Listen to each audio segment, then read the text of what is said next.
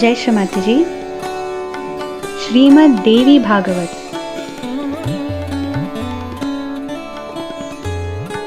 If you want to know who Adi Shakti is, read Devi Bhagavath, read by Her Holiness Srimati Ji Nirmala Devi. Sankalpam. Mama Atmanaha Sahajayogi Kutumbanam Atmonnati Prityartham Moksha Prapti Prityartham Sakshat Shri Adi Shakti Mataji Shri Nirmala Devyai Pujanam Karishe. The holy recital of Srimad Devi Bhagavath.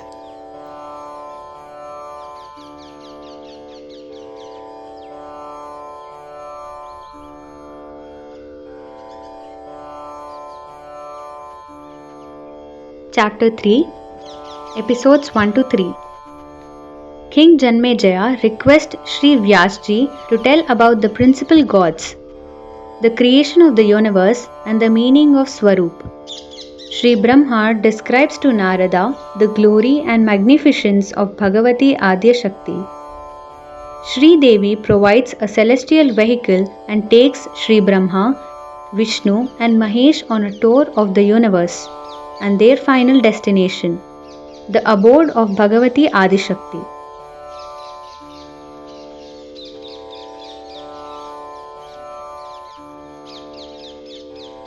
King Janmejay said, O foremost of sages, you have given us permission to perform the most holy rites of Navratra, 9 nights of worship to the goddess.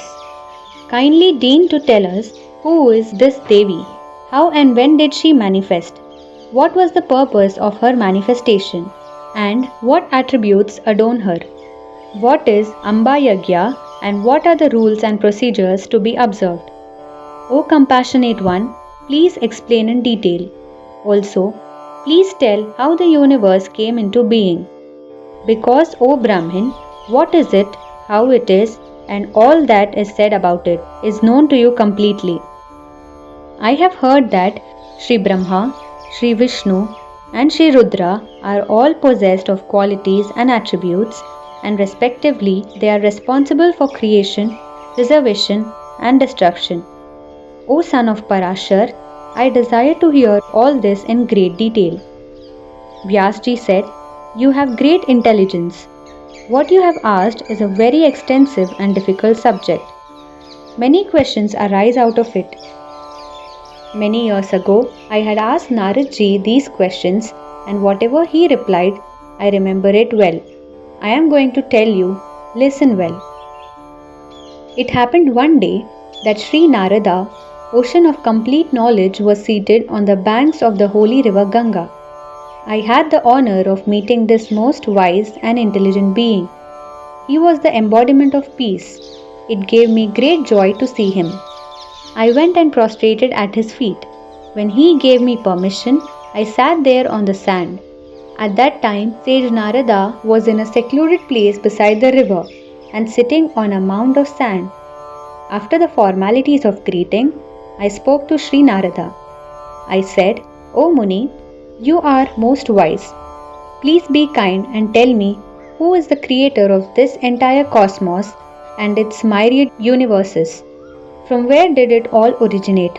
Also, please tell me, is it eternal or will it be annihilated?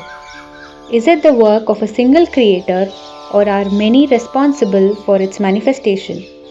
Without a doer, nothing can happen. Some people believe Sri Shankar to be the cause and the creator of the world. They say he is imperishable and immortal. He neither takes birth nor does he die. He is engrossed in Atma. He governs all the gods. He is possessed of all the 3 modes, but he is detached from them. He is ever ready to deliver us from the worldly illusions. Therefore, he is the primary cause of the creation, preservation, and destruction. There are others who extol the glories of Shri Vishnu. He is beyond perception. He is possessed of majestic glory and supremacy. He is omnipotent. By his grace, you get faith, devotion in your worship, and mukti, freedom from bondage. He is omnipresent, all-pervading, refugee of the world. He is unborn and does not die. Some others name Brahma as the prime cause of the cosmos. The credit for creation of all living and non-living things is given to him. This most superior of gods, having 4 faces, manifested from the lotus of the Nabhi of Sri Vishnu. Surya is worshipped as the creator by sun worshippers who sing his praises morning and evening. Those who worship Indra sing his praises at Yagyas. He has 1,000 eyes and he is verily the god of all living beings. He has the titles Receiver of Yagyas and Lord of Trilok, 3 worlds. He is the enjoyer of the sacrifice and is entitled to drink Somras, ambrosia. Various others worship as the creator Varun, god of rain, Agni, fire, Pavan, wind, Yama, god of death, Kuber, god of wealth, and Sri Ganesh. They maintain that the god with the face of an elephant removes all obstacles and gives success to all actions. And then there are the wise and learned who say that Bhavani fulfills all desires. She is Adi Maya, the many-faceted Devi whose form and character are beyond the mind. Adi, beyond, primordial. She is the great power and she resides within the creation and pervades it. There is no difference between her and Brahma. She is engaged in creation, preservation and dissolution. She is the mother of the gods and all living beings. She is unborn and does not die. She rules the cosmos. Some of her names are Vaishnavi, Shakti of Vishnu, Shambhavi, Shakti of Shiva, Brahmi, Shakti of Brahma, Varuni, Shakti of Varun, Varahi, Shakti of Vishnu as a boar, Narasimhi, Shakti of Vishnu as Narasimhan, Parameshwari, goddess with 4 arms worshipped by Shiva, and Mahalakshmi, the great Lord and ruler of the universe. She is the source of the Vedas. She is pure knowledge, Nirmal Vidya. She is the support of the universe. She destroys the greatest of sins. She removes the afflictions of the universe. She is the foundation of all the organs of beings and is ever present within all beings. She grants moksha to those who wish to be liberated, and she grants victory and success and good fortune according to their desires. When she becomes the creation, she assumes the form of the 3 gunas, sattva, rajo and tamo. These gunas expand from her and pervade the cosmos. She is also beyond the gunas. She is of the form of attributes and yet she is devoid of attributes. Some of her aspects are Vaishnavi, Shakti of Vishnu, Shambhavi, Shakti of Shiva, Brahmi, Shakti of Brahma, Vasavi, Shakti of Indra, Varuni, Shakti of Varun, Varahi, Shakti of Vishnu in the form of a boar, Narasimhi, Shakti of Narasimhan, and the most worshipful Mahalakshmi. The whole universe is her form. She is the support of the universe. When she is pleased, she eradicates all diseases and woes. Holy and learned sages say that she who is Niranjana, unstained by any limitations whatsoever, Nirakara, formless, Nirlepa, untouched by various karmas and dualisms, Nirguna, attributeless, beyond the 3 gunas and the 3 nadis. She is consciousness, devoid of qualities and attributes of the mind, and the all-pervading divine source of the universe, the Creator. In the Vedas and Upanishads, she is described as the divine source, the brilliant light of divine knowledge. She is the primordial being. She has 1,000 eyes, arms, ears and feet. There are others who call the Creator Purushottam or Virat. Others, atheists, say that there was never any Creator, that the universe has always existed and will continue to exist. They do not recognize Prakriti or Purush to be the creators. King Janmejay said, all the gods are standing on Sattva Guna, but the evil demons trouble them constantly. Then Where is the Maryada of Dharma? My ancestors, the Pandavas, were dharmic people. Still, they had to face so many trials and tribulations from time to time. O Muni Vyasji, you are learned and spiritually strong. Please remove all these misapprehensions and doubts from my mind. This world is an ocean of illusion. Please guide my boat across. I am constantly tossed around and I do not wish to sink. Vyasji said, O strong armed one, among kings you are the foremost. The very same questions that you are asking me, I had asked most respectful Narada and he said, Vyasji, a long time ago I too was beset by these questions. I went to my father, the radiant and effulgent Shri Brahma Deva. I asked him, O revered father, please tell me, from where has this universe come into being? You have created various things. Is Shri Vishnu the supreme creator? Or is Shri Shiva the one who created the cosmos? O great God, you are the soul of the world.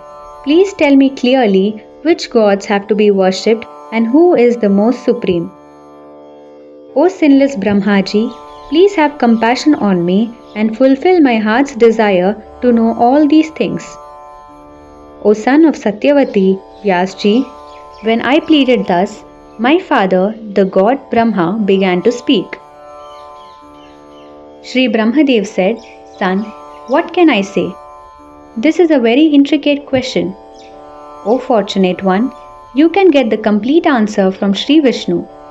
In this whole world, there is no being who has been able to comprehend this mystery. Only the person who has renounced, who is detached, who is desireless, and who is without envy, jealousy, anger and conceit, becomes worthy to receive this knowledge. In the beginning, there was only water all around. There was no life form, movable or immovable. I came into being in a lotus. The sun, moon, trees, mountains, nothing existent. I sat on the stalk of the lotus and began to wonder. In this endless expanse of water, how did I come into existence? Who is my protector? And in this desolate place, who is the supreme being who creates and destroys? There is no earth visible anywhere. Then what is supporting this vast expanse of water? From where did this lotus originate? Whether born or derived, there has to be some causal. If it is derived, then there has to be a connection, and that connection is mire or clay for the roots. But there is no soil anywhere. Contemplating thus, I descended into the water. For 1,000 years I searched, but could not find the beginning or the end of water. Just then, I heard a celestial voice, Meditate, meditate. I returned to the lotus and went into meditation for 1,000 years. At the end of that, the same voice was heard, You must create. I was awestruck. What must I create? What is my responsibility? Suddenly, two demons, Madhu and Kaitab, appeared and stood before me in terrifying form. They challenged me to fight upon the waters. I became terrified. I slid down the lotus stalk into the water. There, a most amazing and wonderful sight met my eyes. I beheld a most magnificent being, dark like a rain-filled cloud. He was clad in a pitambar dhoti, yellow-colored. He had 4 arms. He reclined in a couch on the belly of Sheshnag. He was wearing a garland of Vaijayanti. He carried in his hands his weapons, conch called Panchajanya, discus called Sudarshan Chakra, mace called Kaumodaki, and lotus. I had the unique privilege of a darshan of the Lord sleeping on the coils of the serpent Sheshnag. Under the influence of Yoga Nidra, he was in deep slumber. All his faculties were still. O son Narad, seeing the Lord thus, lying inert made me very anxious. Then I remembered Bhagavati Yoga Nidra. I began to sing her stutis, praises. The most auspicious and benevolent Bhagavati withdrew from every pore of Shri Vishnu and took her seat in the heavens. Immediately Shri Vishnu got up and sat. He engaged in battle with the demons Madhu and Kaitab for 5,000 years and finally killed them. One glance from the Devi sent them into illusion and confusion. Then Shri Vishnu lay them on his lap and beheaded them.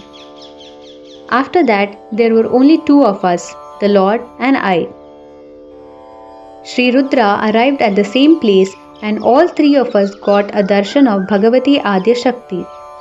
We were completely enamored. We sang the most elevating stutis and pleased the Devi. Then our ears were most fortunate and blessed to hear her divine and most auspicious voice, Vani. Devi, Bhagawati Adya Shakti said, Brahma, Vishnu and Maheshwar, now you can seriously start your execution of duties, creation, protection and dissolution. That is what you have to perform. Now that the demons have been vanquished, you must establish your abodes, lokas. By your powers, you must create 4 kinds of subjects. Brahmaji says, the voice of that most worshipful Adya Shakti was sweet, beautiful and joy-giving. We heard it clearly and distinctly. We said, O wonderful Mother, how are we to accomplish creation of subjects and other activities? There is no earth visible anywhere. There is only endless expanse of water. We would require the 5 elements, qualities and subtle forms of matter, energies. But there are also non-existent. After listening to all the difficulties and hurdles, we were putting forward that most auspicious Devi Bhagavati gave a most beautiful smile, and in a moment, a wonderful airborne vehicle descended from the skies. The Devi beckoned us, Devas, have no fear, come into this vehicle. Brahma, Vishnu and Rudra, I am now going to show you some amazing and wonderful sights. We obeyed with respect and reverence. We entered the gem-studded vehicle and sat down. It was decorated with strings of translucent pearls. There were tiny bells making a tingling sound. The grand vehicle resembled Amravati, abode of Indra. Seeing us seated in full control of our senses, the Devi with her powers caused the vehicle to fly into space. Brahmaji says, travelling with the speed of thought, it arrived at a strange and unrecognizable place which was filled with trees laden with various kinds of fruits. The sight was enhanced by the melodious calls of the cuckoo. The scenery was beautiful, with vast expanses of earth, majestic mountains, dense forest and groves. There were innumerable men and women, animals and birds, holy rivers, lakes, wells, ponds, ditches, springs and waterfalls. Further on we saw an extremely beautiful city. It was surrounded on all 4 sides by imposing walls. There were many stately mansions inside. In a suitable place, a Yagya shala was erected, canopy for performing havans and sacrificial ceremonies. Seeing that beautiful city, we desired to admire it closely. We felt this is heaven, but who created it? The city was magnificent, and the saintly inhabitants were radiant like gods. They were hunting in the forest. We kept staring at them and admiring the goddess Jagadambika seated in the vehicle. Suddenly, our vehicle got empowered and began to hover in the air. In a moment, it landed in another region. There was a grove extremely pleasing in appearance. Under a fragrant parijat tree, the cow Surabhi was sitting. A little distance away, the glorious elephant Airavat, Indra's chief elephant, was standing. Hundreds of apsaras, yakshas, demigod attendants of Kuber, Gandharvas, celestial musicians, and Vidyadhars, demigods, were singing and moving about in the Parijat grove. Also present was god Indra. Enthroned beside him was his Shakti, Sachi. This glimpse of heaven was so wonderful that we were awestruck. The god of the waters Varuna, god of wealth Kuber, god of death Yamraj, the sun god Surya, god of fire Agni, and other gods were all seated on their thrones.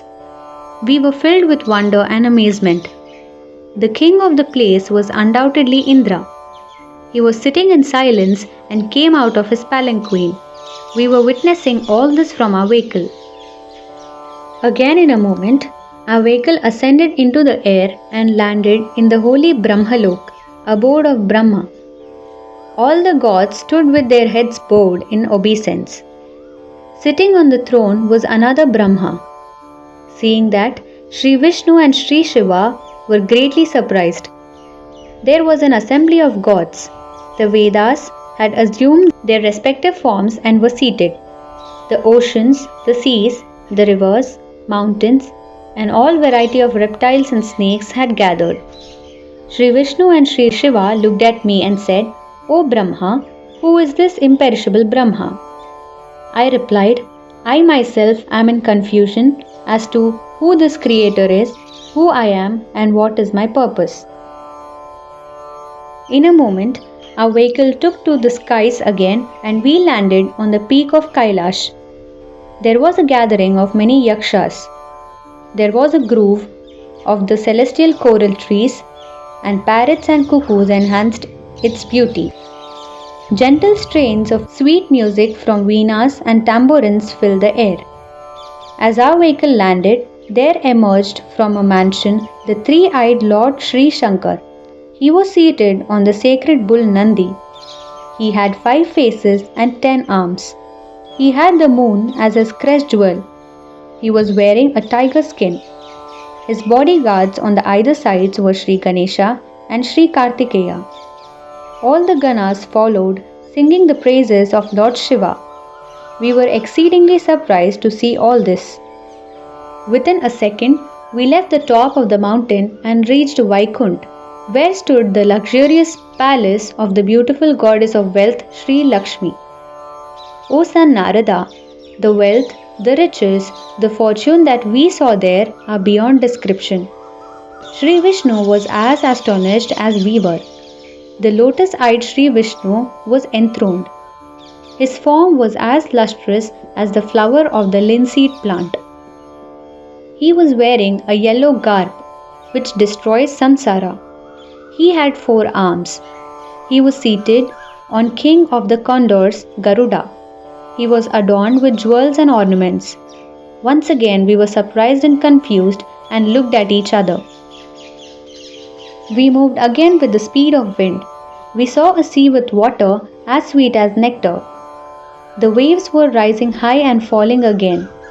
It was filled with aquatic animals. In the middle was a pleasing Dweep island which had beautiful celestial coral trees and sweet-smelling parijats surrounding it. Luxurious rugs covered the floor of the pavilion and exquisite paintings adorned the walls. Strings of iridescent pearls hung like garlands and entwined the pillars. Outside were the trees of Ashoka, Ketki, that is Kevra, Bakul and Champa, which perfumed the air. Cuckoos were singing in the trees and divine fragrances wafted from every corner. The buzzing of bumblebees added to the beauty and peace of the surroundings. In the middle, there was a bed covered with rich silk and satin tapestries. The bedstead was inlaid with gold and studded with precious gems and jewels. We were still seated in the vehicle. From a distance we could see the bed. Many colored sheets, pillows and cushions were strewn on the bed and it shone like a rainbow. And seated on the bed was a most divine and radiant lady. She was bedecked in red robes and red necklaces. Her body was smeared with red sandal paste. Her eyes were of red color, natural white and black of the collyrium. The resplendence of her being was as dazzling as 1,000 suns. She was more beautiful than a crore of Lakshmis. Shri Bhagavati Bhuvaneshwari was holding in two hands her weapons of goad and noose, and the other two hands had assumed the posture of Abhaydan, granting boons and assurance of protection. Her throne had a golden canopy. Different ornaments and jewels of diamonds and other precious stones adorned her.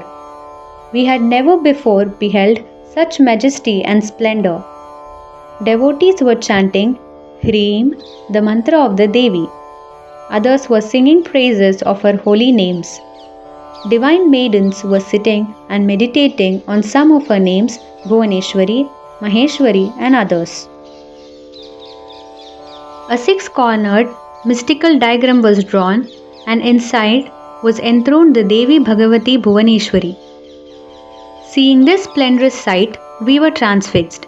We began to speak among ourselves. Who is this divine person? What is her name? We have absolutely no knowledge of her. She has 1,000 eyes, 1,000 hands, 1,000 faces. Even from a distance, she shines like the sun and the moon. She is not an Apsara, nor she is a Gandharva or a divine maiden. Son Narad, making these conjectures, we stayed on there.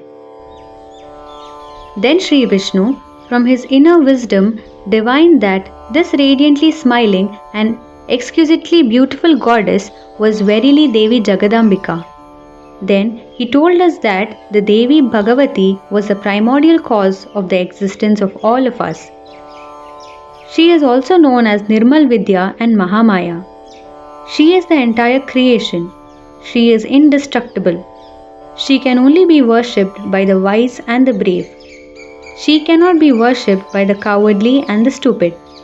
She can be attained by the repeated practice and discipline of yoga.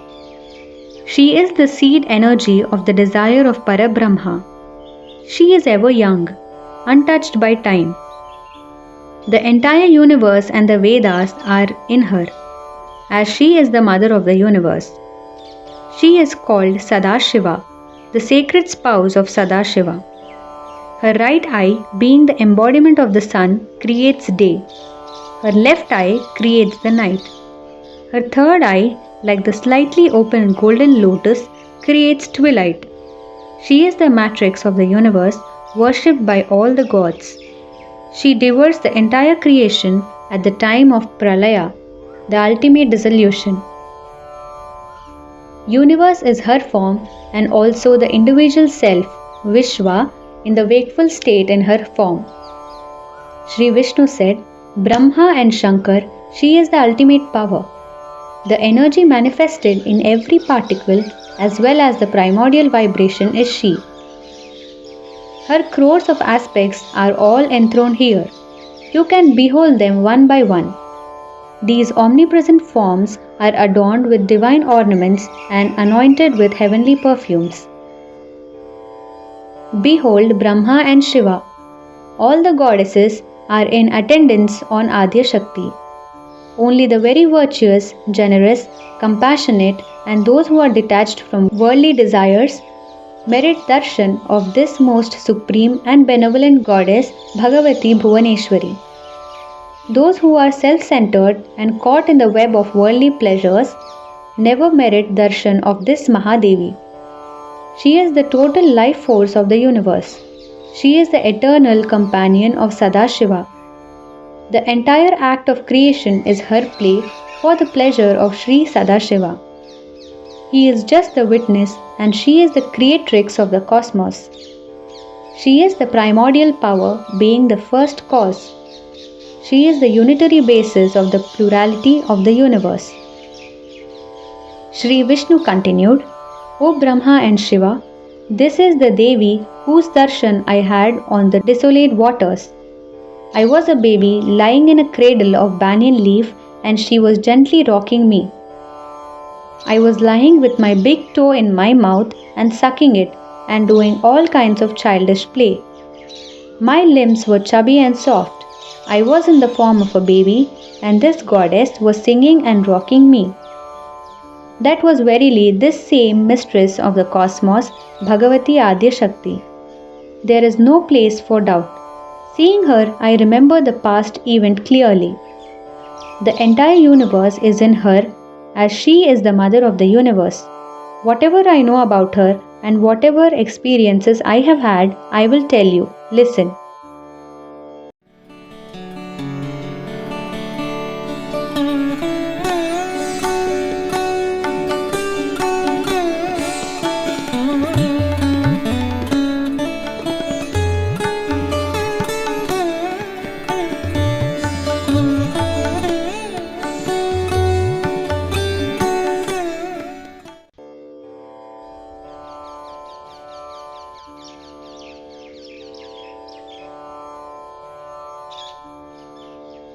Chapter 3, Episode 4 to 5. Brahmaji beholds a vision in the toenails of the Devi. Praises sung by Brahma, Shiva and Vishnu. Brahmaji says, Then Shri Vishnu suggested that we should keep bowing in obeisance and approach the Devi. This most worshipful Mahamaya will certainly grant us boons. We will go fearlessly and start paying homage to her lotus feet. If the doorkeepers restrain us, we will stand there and very respectfully sing her praises.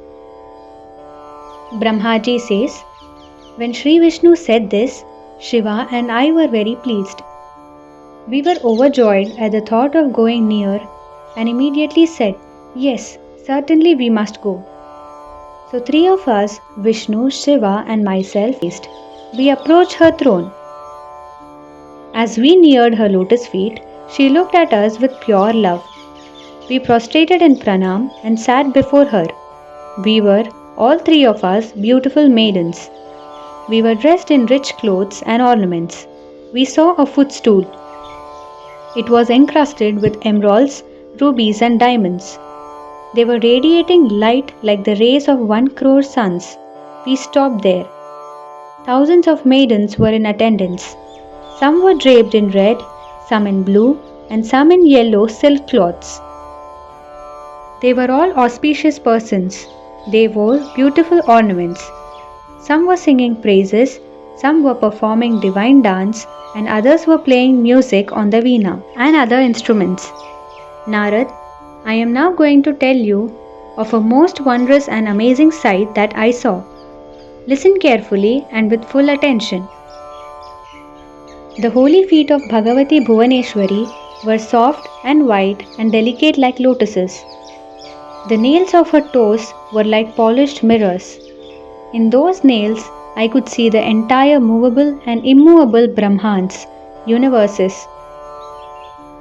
Brahma, Vishnu, Rudra, Vayu, Agni, Yamraj, Surya, Chandrama, Varuna, Kubera, Indra, the mountains, the seas, the rivers, the Gandharvas, Apsaras, Vishwavasus, Chitraketu, Shwet, Chitrangad, Narada, Tumburu, Haha, Huhu, Ashwini Kumars, divine doctors, the Vasus, the assembly of ancestors, Sheshnag and other serpents, Kinnars, a class of demigods having horse heads, reptiles, demons, Brahmalok, Vaikunt, and the principal Mount Kailash. Truly, I saw all this. I also saw my birthplace, the lotus. I, the four-faced Brahma, was seated on this lotus. I could see Shri Vishnu reclining on the coils of Sheshnag. The demons, Madhu and Kaitab, were also visible. The most auspicious Brahma said, In this way, I got this most awesome vision in the nails of the holy lotus feet of Devi Bhagavati. What wonderful blessing is this! All three of us were filled with awe and gratitude. We knew that this indeed was the mother of the entire creation. We kept glancing at this most adorable mother with love and worship. 100 years passed.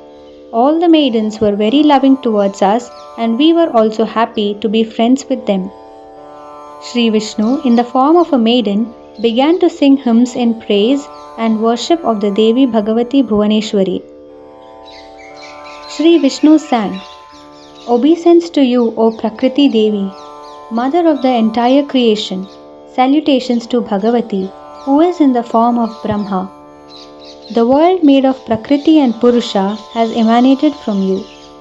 You who are auspicious, you who fulfill all desires, you who are of the form of Vriddhis and Siddhis, astral beings. Salutations to you again and again. You who are the three components of the ultimate, Sat, absolute truth, Chit, consciousness, and Anand, bliss. Obeisance to you again and again. You who are joy and beyond the joy, you who are knowledge and beyond the knowledge, you who are the Brahma that everyone should know, and also the illusion, you who are the world made of 5 elements and also beyond that world, you who are this entire visible world, obeisance to you again and again. You are the Vedas and beyond the Vedas. You are the pure knowledge as you are the source. This entire creation lies within you. Salutations to you again and again. The universe is your sport and the entire creation is your play. You are the supreme creator of illusion. You create all 5 elements from your own form. Your place is in the intellect that is enlightened with the light of the Atma, and that enlightened intellect receives the wealth of knowledge. Salutations to the goddess, the bestower of auspiciousness. O Devi, your feet are rubbed by the gems of the crowns worn by the gods and demons. We worship you again and again. O Mother, the divine knowledge has come into my awareness that you are the receptacle of the entire universe. You create and destroy at your pleasure. The created world is a proof of your existence. All moving and non-moving things function with your Shakti. If they become separated from your Shakti, they cease to be. Knowledgeable men have said that without your Shakti, even God cannot perform the act of creation, protection, and annihilation. You are constantly engaged in comforting, counseling, and nourishing your creation. The universe was born of you, and at that time of dissolution, it attains back to you. O Devi, who can fully comprehend the nature of your grandeur and magnificence? Mother, you saved us from the clutches of Madhu and Kaitap. You have shown us the splendor of Manidweep and crores of amazing sights. Bhavani, this is all out of your compassion. O great and glorious Mother, when Brahma, Shiva and I are not able to fully comprehend your supreme nature, how can a mortal even try? Thank you, Mother, again and again for giving us a glimpse of your creation in the nails of your holy lotus feet. O Devi, you showed us another world in which another Brahma, Shiva and Vishnu were enthroned and were filled with your Shakti. Mother, how can we ever understand your myriad creations? Mother, we prostrate at your lotus feet and pray that you forever keep the sacred form of yours in our hearts. May your praises always be on our lips, and may our eyes always preserve the sight of your holy lotus feet. May you always look upon me as your servant, and may I always worship you as my golden goddess. May the relationship of mother and child always be established between us. You have full knowledge of the universe because you are the source of all knowledge. What can I ask of you, O benevolent Mother? Do with me what you will. May your holy will prevail. Brahma creates, Vishnu preserves and Shiva destroys. But only when it pleases you to energize us with your Shakti can we become capable of executing these actions. O Giriraj Nandini, daughter of the King of the Himalayas, you are the universal mother. You are the creator and the support of universe. O beneficent mother, when you fill Surya with your energy, he is able to give light and heat to the cosmos. You are the embodiment of purity. From you, the whole universe gets energized and activated. O Mother, Brahma, Shiva, and I exist only because it is your desire. Sometimes we are invisible and sometimes we manifest. Only you are eternal, ancient, and permanent. It is clear that you are the intelligence in the intellectual and the strength in the mighty. Some of your names are beauty, effulgence, and honor. You are faultless brilliance. You confer happiness and moksha, bliss of liberation. You are untouched by karmas. It is your nature to be compassionate and benevolent. You have all the Vedas and mantras within yourself. You are the most sacred Gayatri. You are the force that creates, the energy that pervades, and the spirit that protects. You are the Omkara. You created the Vedas for the sake of gods. All life forms are mortal and transient like the waves of the ocean. They are all a manifestation of the Creator. You are consciousness devoid of the qualities of the mind. In your generosity, you have given energy and vibrations to every particle. O Devi, you are the embodiment of knowledge, Nirmal Vidya. Your form is pleasing and joy-giving. You fulfill all desires. I place my head at your lotus feet and worship you again and again. Brahma says, praising the Devi in this way, Shri Vishnu became silent. Then the most auspicious Shri Shankar approached the lotus feet and began his praises of the Devi. The Lord Shiva said, Devi, the most fortunate Shri Vishnu has manifested from you. So also Shri Brahma was born of you. That makes them your sons. Then most certainly, I who perform the work of Tamoguna am also your son, meaning I have been created by you. You have created the entire universe with expertise and dexterity. O Mother, the earth, fire, water, air, ether, intelligence, organs of action, mind and ego, whatever exists has been created by you. After that, Brahma, Vishnu and I became engaged in maintaining it, again with the help of your Shakti.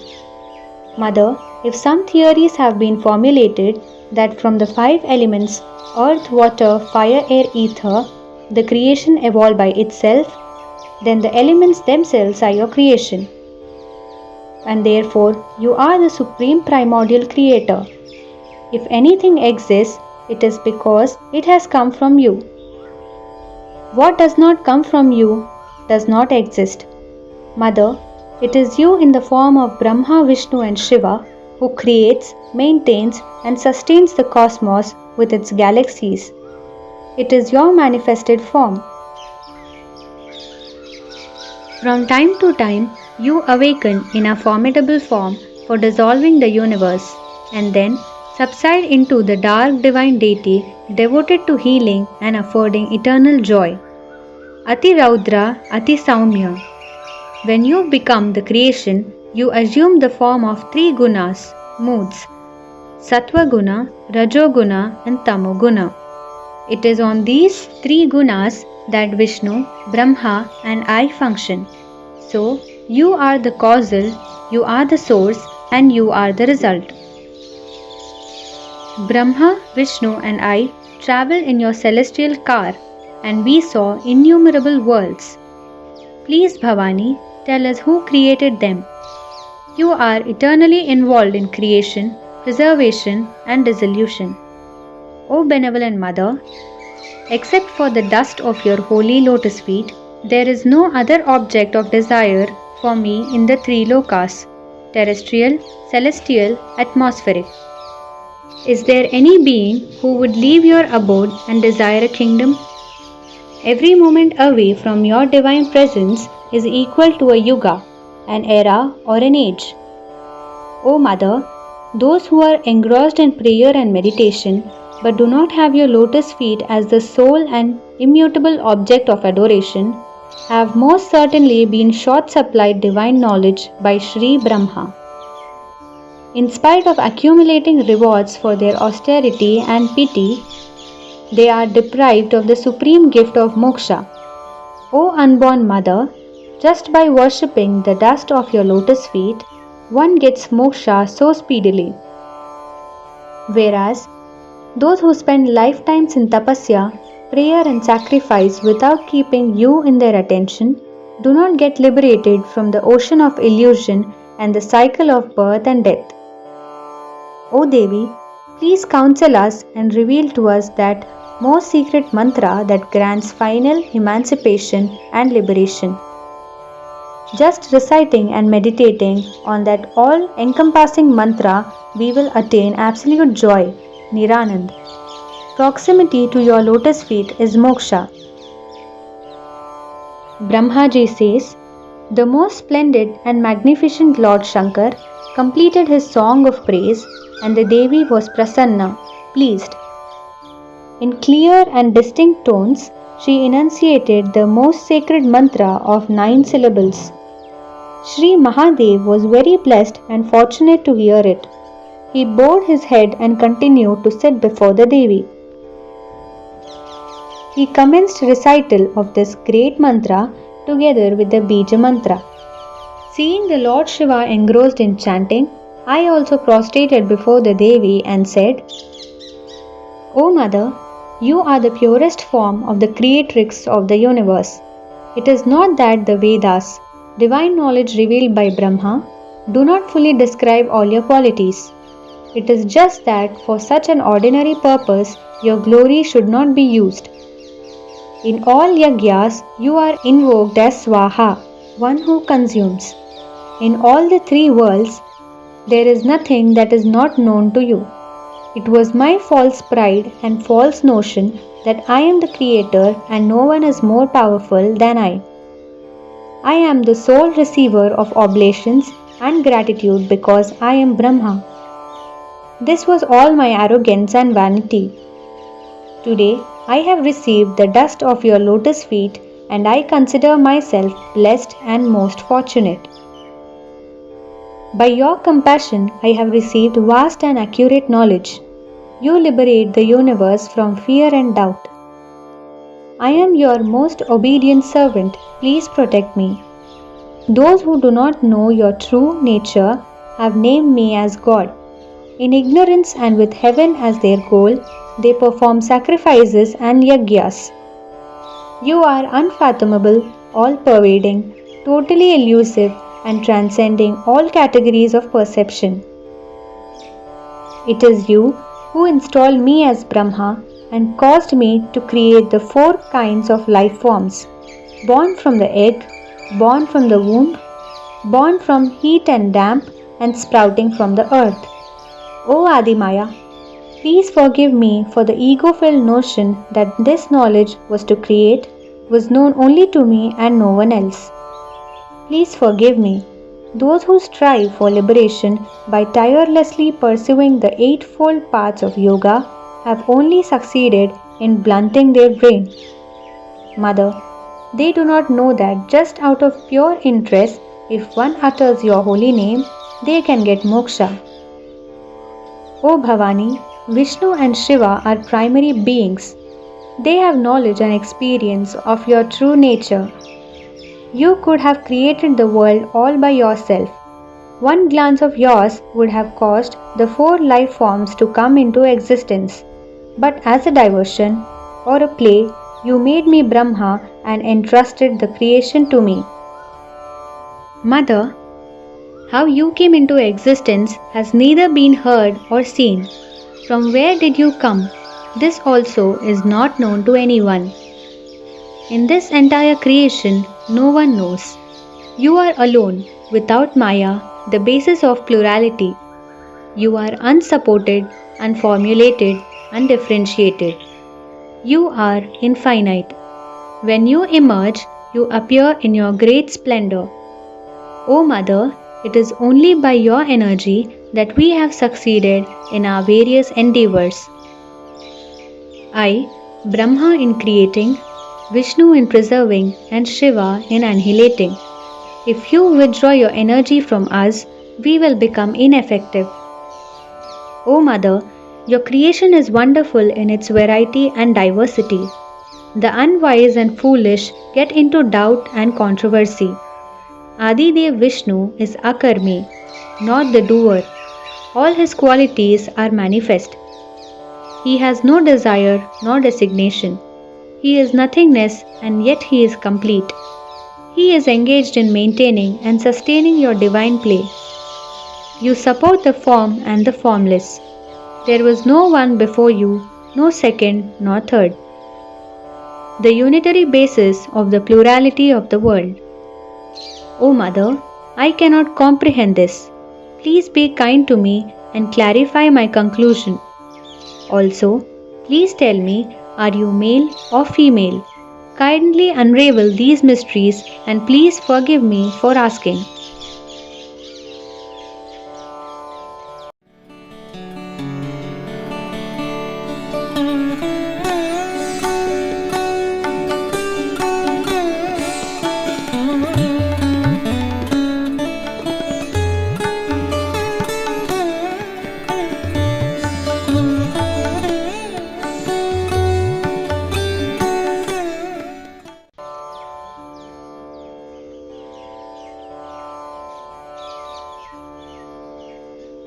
Chapter 3, Episode 6. Shri Jagadambika describes her form. Shakti is given to Brahma, Vishnu and Shankar. Injunctions to the three gods. Shri Brahma says, in this way I prayed and entreated the Devi to enlighten me. She began to speak to me in a sweet divine voice. The Devi said, Brahma and I are one. There is not even an iota of difference between Brahma and me. Whatever he is, I am, and whatever I am, he is. The deception and delusion of the intellect perceives a difference.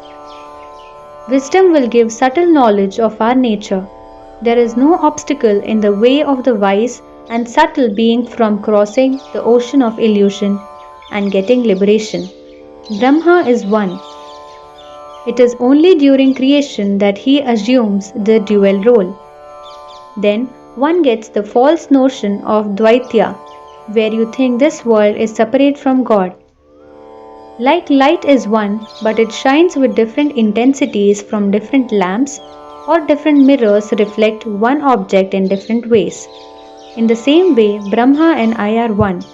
Still, because different transactions and undertakings are done under different designations and titles in the creation of this illusory world, one gets different images and impressions of the same doer.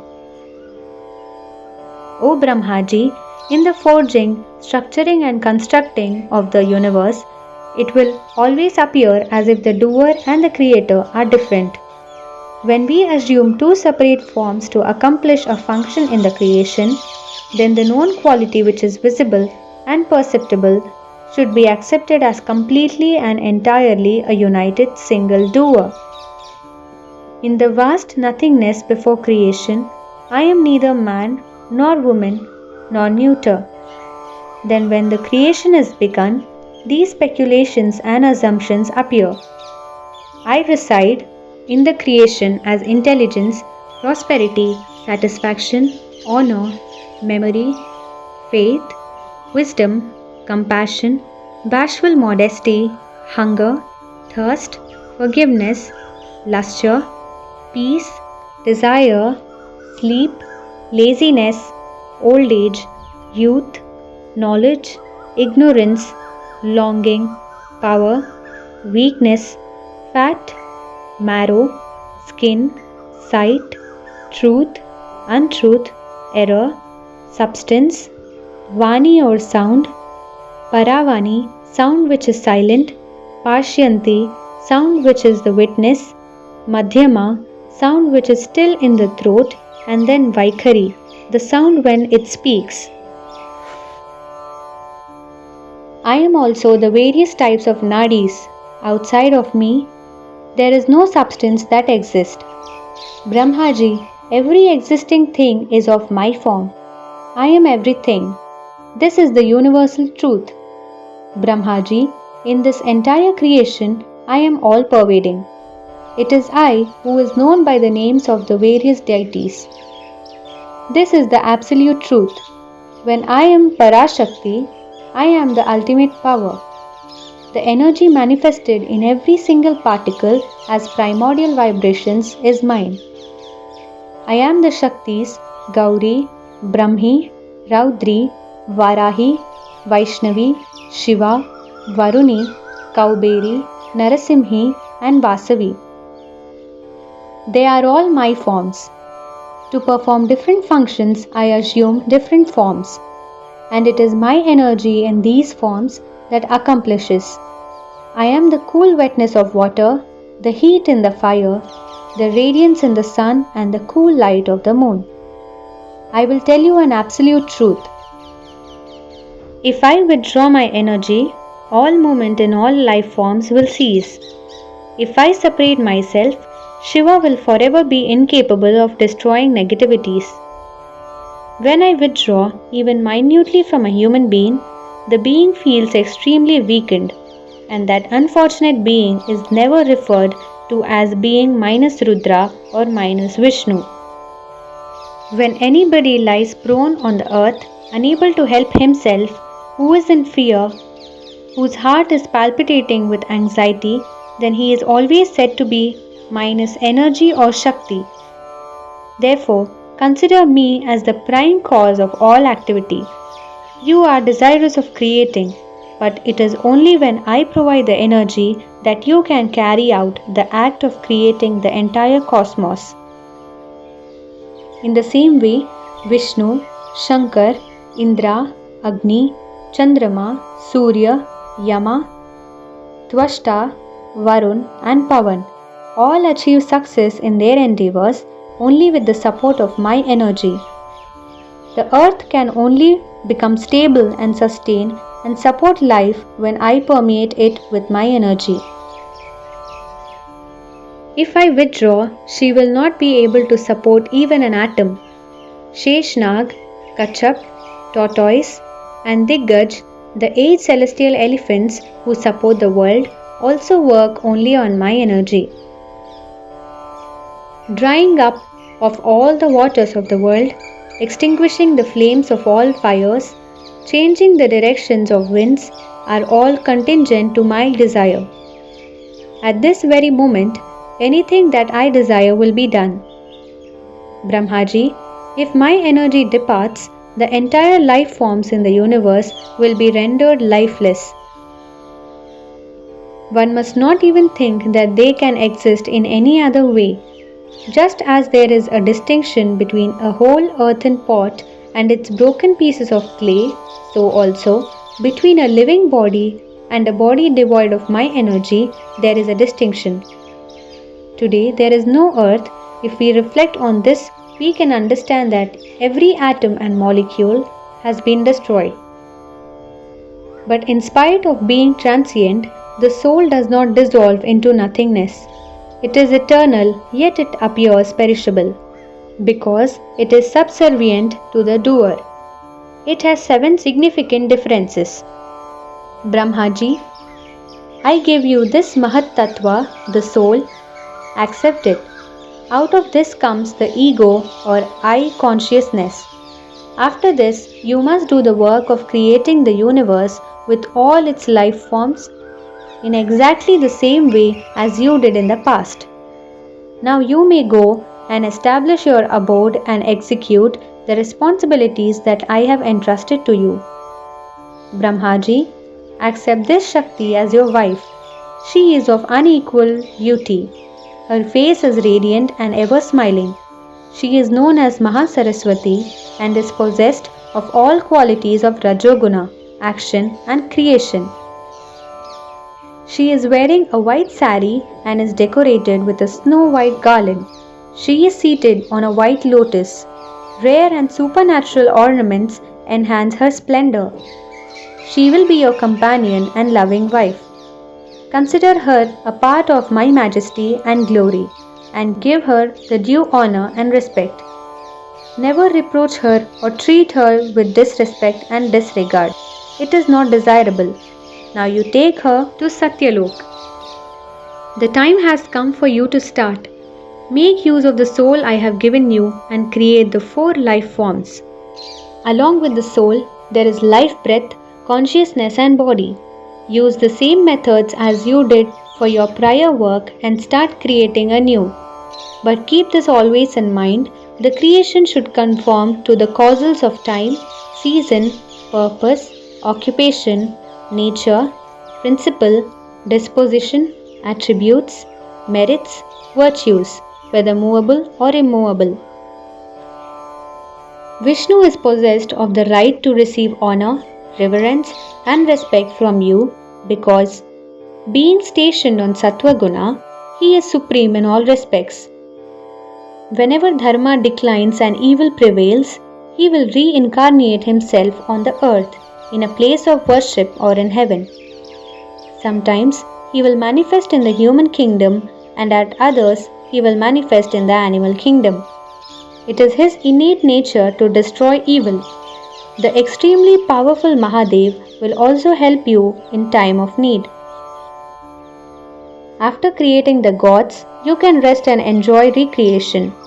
The Brahmins, Kshatriyas and Vaishyas will perform Yagyas and sacrifices with great care and devotion and worship the gods. At these sacrifices, gifts will be distributed in abundance as dakshina. During every ceremony or sacrifice, my names will be uttered with reverence and devotion. It is certain, without doubt, that this worship of me will gratify the gods and give them satisfaction and contentment. Shankar is also to be respected and honored. In every puja, he is to be worshipped. I repeat that whenever the demons and negative forces surround you and terrorize you, my Shaktis will assume forms of dazzling beauty and defeat and devour the enemy. Varahi, Shakti of Vishnu in the form of a boar; Vaishnavi, Shakti of Vishnu; Gauri, Mother of Ganesha; Narasimhi, Shakti of Vishnu in the form of half man, half lion; Shiva, Shakti of Shiva, and besides these, there are innumerable Shaktis that emanate from me. Brahma, start the creation of the universe and the cosmos. I endow upon you the seed and the attributes of the most powerful mantra of 9 syllables. It bestows liberation and complete happiness. With full attention and deep meditation, you must chant it constantly while you engage yourself in the act of creation. Recognize and accept this as the most supreme of all mantras. Enthrone this mantra in your heart and you will accomplish the creation with perfection. Brahma says, speaking thus to me, the most worshipful and divine goddess Bhagavati Jagadamba turned to Vishnu. The goddess said, Vishnu, take this most dazzling and resplendent Mahalakshmi. Enthrone her in your heart. She will reign supreme. She is auspicious and generous and fulfills all desires. I give her to you as your partner and companion. You must never insult, disrespect, or treat her with contempt. Respect and honor her. For her sake, I give you the name Lakshmi Narayan. For the support and maintenance of the gods, I have instituted various forms of worship and sacrifice. All 3 of you graciously accept your share of offerings and oblations. You, Brahma and Shiva, and all these gods have all come into existence as my manifestations. Therefore, all are equally entitled to receive honor and worship and a share of sacrifices. There is no place for doubt in this.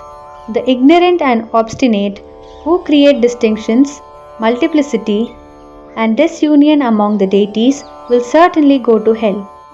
He who is Vishnu is verily Shiva, and Shiva is Sri Hari himself. He who makes distinction and differentiates between them gets thrown into hell. Brahma should also be considered as one with Vishnu and Shiva. It is inadvisable and undesirable to have any thought contrary to this. Vishnu, I will clearly tell you the variances in moods and attributes.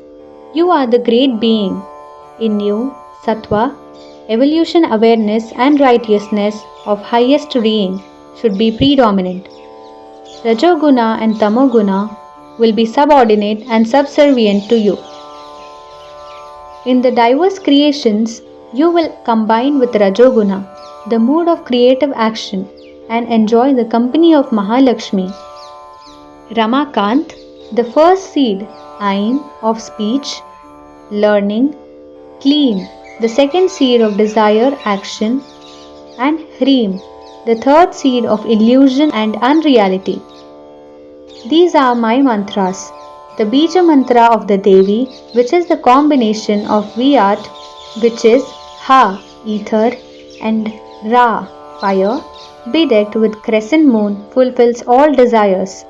This Bija mantra, Hreem, is described as a single letter containing the Brahman and is meditated upon by yogis of pure attention who are verily the knowledge with great bliss. The mantra Aim Hreem Kleem Chamundaya Viche gives Brahman realization. The third mantra unveils the knowledge of the significance of the mantra. Chant this mantra unceasingly and experience the pure joy, the Niranand. At the time of dissolution, when I absorb the entire creation within myself, you all will enter into my being. This mantra bestows bhakti, devotion and faith, and mukti, freedom, and should be preserved close to your heart. Those who desire auspiciousness should also chant the life breath holy monosyllable Om. You shall create Vaikunt and reside there. I am the constant, immovable, motionless, steadfast, eternal Adya Shakti. Keeping me constantly in your attention, you must meditate and reflect. Brahmaji says, the goddess Bhagavati is attributeless. She is beyond the three gunas and beyond the Prakriti, material cause of the universe. After saying all these things to Vishnu, the great goddess turned to Shiva and spoke to him in sweet tones. The Devi said, Shankar, this most enchanting Mahakali is also known as Gauri. Accept her as your wife. Create your abode Kailash and go there and live in joy with her. In your functioning, Tamoguna, pure desire, existence, will be the predominant aspect. Sattva-guna and Rajoguna will be subordinate. Together with Rajoguna, you must start the destruction of the Asuras. You have already performed the necessary tapasya to get permission to meditate on the primordial being. Mahadev, you are a very auspicious being. God is the embodiment of peace and tranquility. In him, Sattva Guna, that is, evolution awareness and righteousness abounds. You must seek his protection. The three of you are fully endowed with the three attributes. Creation, protection, and dissolution are your functions. In the entire universe, there is no substance that is without these three qualities.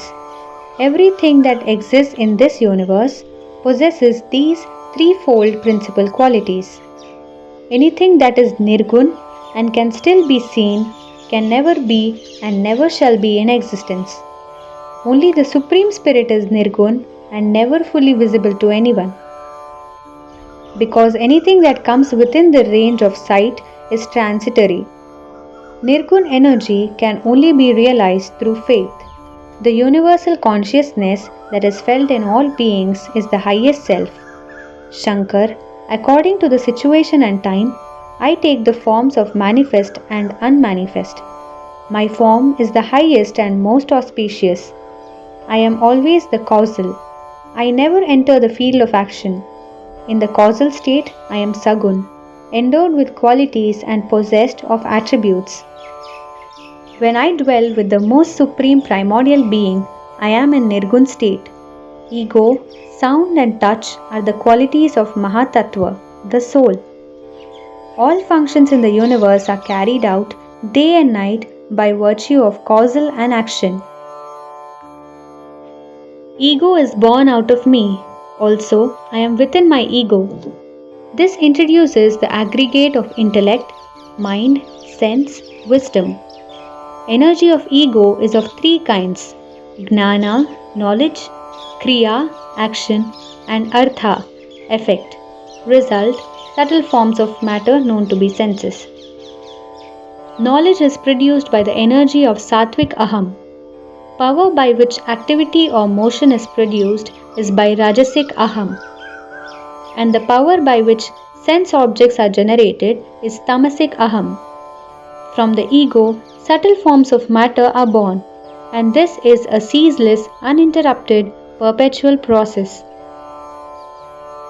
These subtle forms of matter become the causal of the Panchabhutis, 5 elements: earth, water, fire, air, ether. By different combinations and computations of the 3 gunas, come the 5 tanmatras or primary atoms, which are the building blocks of the entire creation. From these are produced the 5 karmendriyas, organs of actions: hands, feet, larynx, and generative organs, excretory organs. The 5 gnanendriyas, organs of senses or perception: eyes, ears, tongue, nose, skin. The 5 vasus or vital breaths: pran, apan, vyan, saman, and udan. And the 16th is the mind. Out of these, some are causals and some are functions. It is the assemblage of these 16 different inclinations in different proportions and combinations which becomes the life. Paramatma is the primordial being. He is neither the causal nor the action. Shambho, I have given you a concise account of the mode and order in which creation is accomplished. O glorious and illustrious gods, now you must go to your respective abodes and start your functions. Whenever you face any difficulty or obstacle, remember me with faith and pure attention, and I will appear before you. O Devas, you must constantly meditate and reflect on the Supreme Being and on me. If you do this, all your actions will be blessed with success and auspiciousness. Brahmaji says, after this, the Devi gave us permission to leave her presence. From among her Shaktis of good and pure moral character, she gave Mahalakshmi to Vishnu, Mahakali to Shankar, and Mahasaraswati to me as our spouses. As soon as we left, she restored us to male forms, and then she and the beautiful island disappeared from our sight. The only thing we could see was our airborne vehicle. Then we reached the ocean where Sri Hari had destroyed the demons Madhu and Kaitap.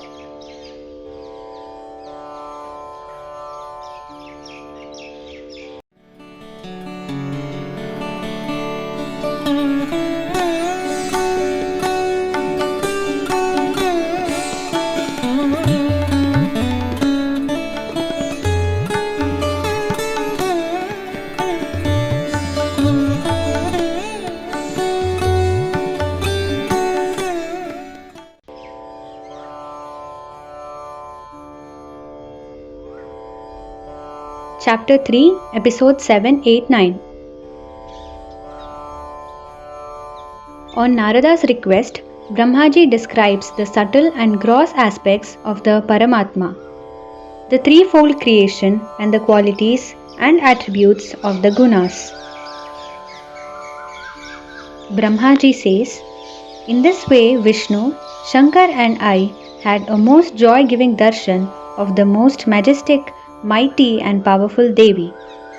O most fortunate Narada, all her hidden aspects began to manifest as most beautiful goddesses. Vyasji says, hearing his father speak thus, Narada was very pleased. He began to ask Brahmaji, Father, please be kind to tell me about the primordial being who is the first, who is indestructible, who is without attributes, who is eternal, absolute and imperishable. Tell me what you saw and what you experienced. O you who were manifested from a lotus, I have already had a darshan of Trigunatmika. Now please tell me about the Nirgun Shakti. Tell me both the forms together. In order to obtain their darshan, I went to Shweddeep, abode of Vishnu, and performed many austerities. I had a darshan of perfect yogis, Mahatmas, and saints who had conquered anger and lust. But that Parabrahma, Paramatma, eluded my sight. Please describe that Supreme Being to me. Vyasji says, this is how Narada pleaded with his father, the Lord of creation, Prajapati Brahmaji. Then Brahmaji smiled, and the Vaikhari, power of speaking, flowed from his mouth equivalent to a mantra. Brahmaji said, Muni, the Nirgun form cannot be seen with the eyes because Nirgun is formless. How can formless come within the range of sight? The Nirguna energy or Param Purush can only be realized through faith. It is felt as universal consciousness on the central nervous system. One who meditates with complete faith and devotion can have the experience. It can never be felt by those who doubt or have feeble faith. The universal consciousness that pervades all beings is the highest self. The most glorious, radiant, and lustrous Paramatma dwells in many-sided forms in different living beings. Narada, Paramatma and Adya Shakti are all pervading. They exist everywhere and there is no place where they do not exist. They exist together within all beings and no being can exist without them. They are both indestructible, equal, almighty, attributeless and pure. Shakti is Paramatma and Paramatma is Shakti. This is the truth. Even after making a comprehensive study of the Shastras and the Vedas and its branches, if the desire for ascent is not awakened within, or one does not achieve freedom from worldly desires, that being can never experience the subtle forms of Purusha and Prakriti. Son, you belong to the eminent class of knowledgeable persons. How can a gross, material body know the subtlest, formless Brahman? Therefore, you must worship God in a form. Naradji said, Father, you are the most respected of gods. I want to know what form the three gunas take. Please elucidate clearly how Sattvic, Rajas and Tamogunas come out of Ahankar, ego. O Supreme One, please enlighten me with this knowledge.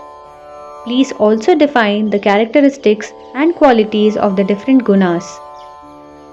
Brahmaji says, O sinless Narada, Ahankar has three kinds of energies. Jnana Shakti, rationality and understanding, Kriya Shakti, action and movement, and Artha Shakti, known by the senses. The Jnana or knowledge is produced by the power of Sattvic Ahankar. The power by which action or movement is produced is by Rajasic Ahankar, and that by which objects of the senses are produced is the Tamasic Ahankar. Now, I have told you about the three energies or Shaktis. I am going to tell you about their merits and workings. Listen carefully and with full attention. Out of the Dravya Shakti, energy in matter of Tamas, comes sound, touch, form, taste and smell.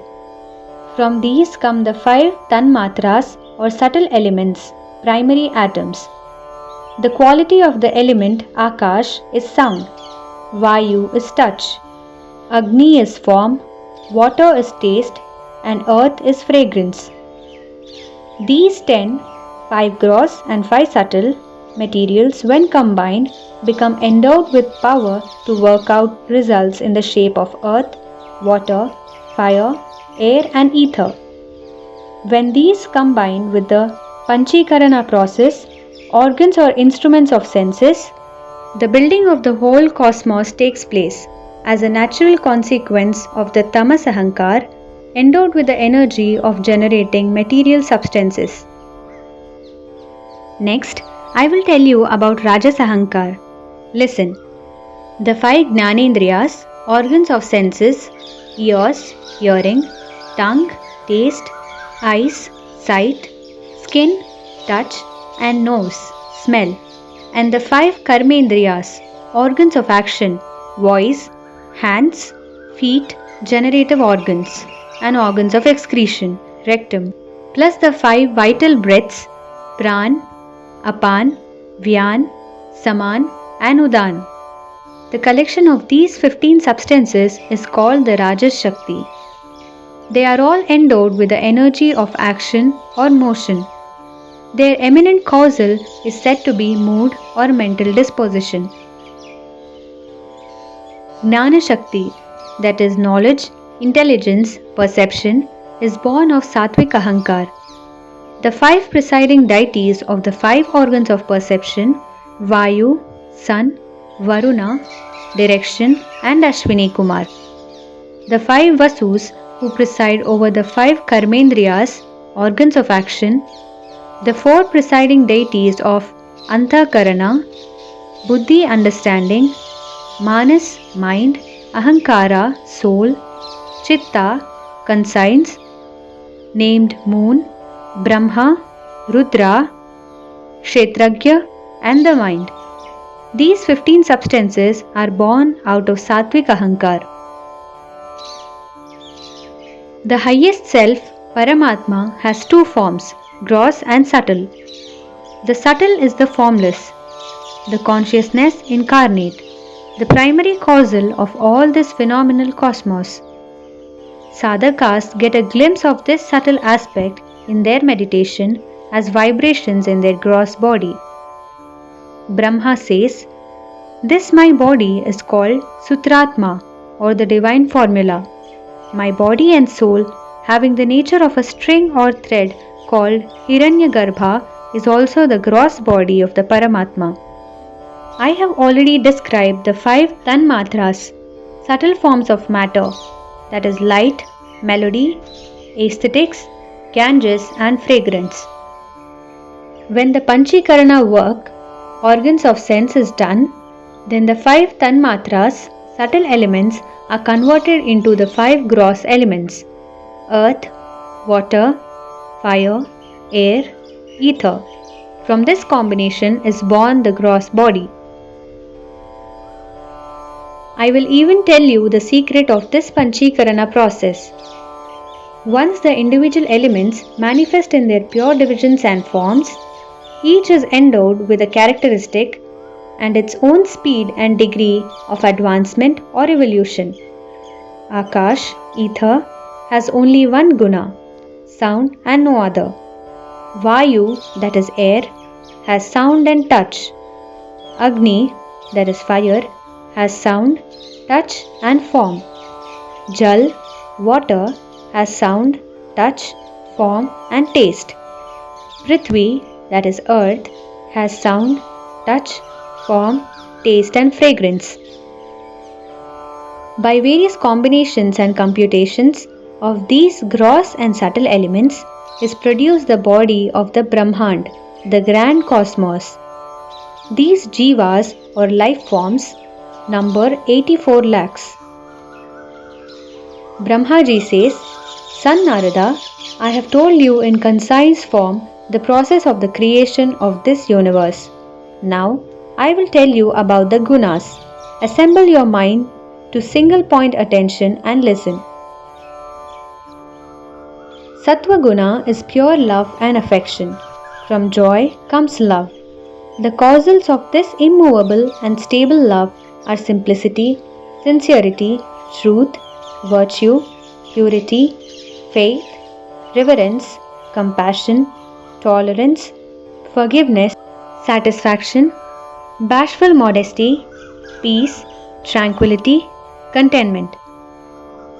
Sattva guna is resplendent and lustrous and of a bright white color. Sattva guna promotes righteousness, faith, observation of dharmas, codes of good conduct. Those whose faith, reverence, trust and confidence is pervaded by Sattva guna are endowed with a continuous flow of grace and inspiring love. Those who are asattvic suffer deficiency or complete disappearance of affection and pure love. Munis and philosophers have named 3 kinds of Shraddha: faith, Sattvic, Rajasic and Tamasic. Rajasic Shraddha is of the color of blood. It does not produce love or affection. It has grief and sorrow as its causals. This is the truth. Where there is Rajasic Shraddha, there will arise hatred, malice, ill will, resentment, spite, venom, malevolence, rebellion, avarice, obstinacy, disobedience, concern only about obtaining the desired fruits or object of the sacrifice, and sleep. The main aim is to establish authority or superiority. Rajas is the source of arrogance, self-conceit, haughtiness, vanity, mental perversion and deterioration and restlessness. The wise man can recognize a Rajas temperament from these symptoms. Tamasic Shraddha is black and dark. It flounders in delusion and confusion and results in melancholy, depression, gloom and inactivity. Unlettered ignorance, wretchedness, misfortune, fear, quarrelsome nature, argumentative tendency, cowardice, anger, rage, cruelty, crookery, deception, slyness, radical, skeptical, enjoys listening to gossip. These are the characteristics of tamas. Under its influence, a person indulges into tormenting, teasing, inflicting pain and grief, causing anxiety and cannot live in collectivity. It is advisable for those who desire auspiciousness and righteousness to be sattvic, to gain control and check rajas, and to completely renounce and relinquish tamas. Sattva, rajas and tamas are inimical to each other. They are hostile, but sometimes they get fused or mixed up. There is no being in which only one guna exists. All the three gunas bind the embodied being and they coexist, interdependent on each other. Narada listened. Anger, lust, greed, spiritual ignorance, mistaking unreal for real, ambition, hatred, arrogance, intoxication, jealousy, envy are all defects and evils. As long as one does not renounce and relinquish them, he cannot become a punyatma, realized soul. Unless one discards these evil tendencies, all pilgrimages and sacrifices will only bear fruits of strain, exertion, fatigue, and more desires. For example, a farmer toils by ploughing the uneven, rough and disagreeable land and makes it fit for sowing. Then he buys costly seeds and sows them. Day and night he labors tirelessly guarding the field, and all the time he is full of expectation of rich returns. Then the winter season comes. The grain is ripening. At that time, the guardian of the field is overcome with sleep. Deer, antelope, and other foraging animals come and eat away all the crops. The poor cultivator is full of despair and sorrow. Son, in the same way, all spiritual pursuits come to naught if evil tendencies are not removed from within. Knowledge of the Shastras gives birth to the preeminent principle Sattva-guna. On account of its stainlessness, it is luminous and free from evil. It does not get attached to tamasic qualities or substances. Sattva manifests by overpowering rajas and tamas. Greed and avarice cause rajas to overcome sattva and tamas. Delusion and spiritual ignorance give predominance to tamas, and gradually, step by step, it progresses and advances and overcomes sattva and rajas. I will now tell you in detail how one guna overpowers another. When sattva manifests and advances in a being, then it binds one to religious sentiments, pious thoughts, chaste behavior, and through all the sense openings of the body, the light of knowledge radiates. In this state, None of the Rajas or Tamas qualities in matter or perception enter his awareness. He is indifferent and does not get disturbed or disappointed. He is alike in pleasure and in pain. He is absorbed in the self. The same in honor and dishonor, the same towards friend and foe. Habituated to renounce all actions, such a person transcends the gunas. When Rajogun predominates, the person abandons ancient and traditional religion and follows new and diverse practices and customs. He pursues pleasures and enjoyments and gets attached to work which promises riches. Then Sattva Guna recedes and even Tamoguna does not reside in the vicinity. When Tamoguna prevails excessively, the being is unable to have faith in the Vedas and scriptures. Darkness, ignorance, inactivity and delusion makes him indulge in wasteful extravagance. He spreads the disease of animosity, hatred and revenge. He is always restless and finds no peace anywhere. He indulges into deceit, dishonesty and cunning.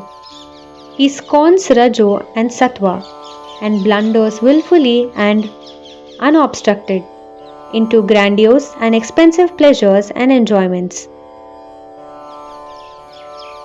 There is no place where Sattva exists alone or Rajo or Tamo.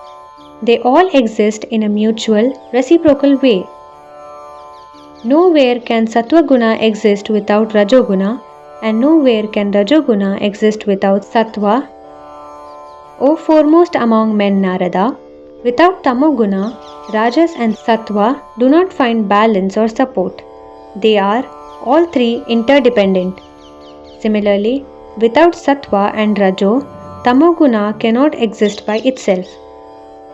The law of this trio is like Mithun Dharma, like male-female or pairs. But their functions are different from each other. They stay as supports to each other and never separate. One guna gives birth to the others as they are governed by the prasav dharma, natural laws of begetting.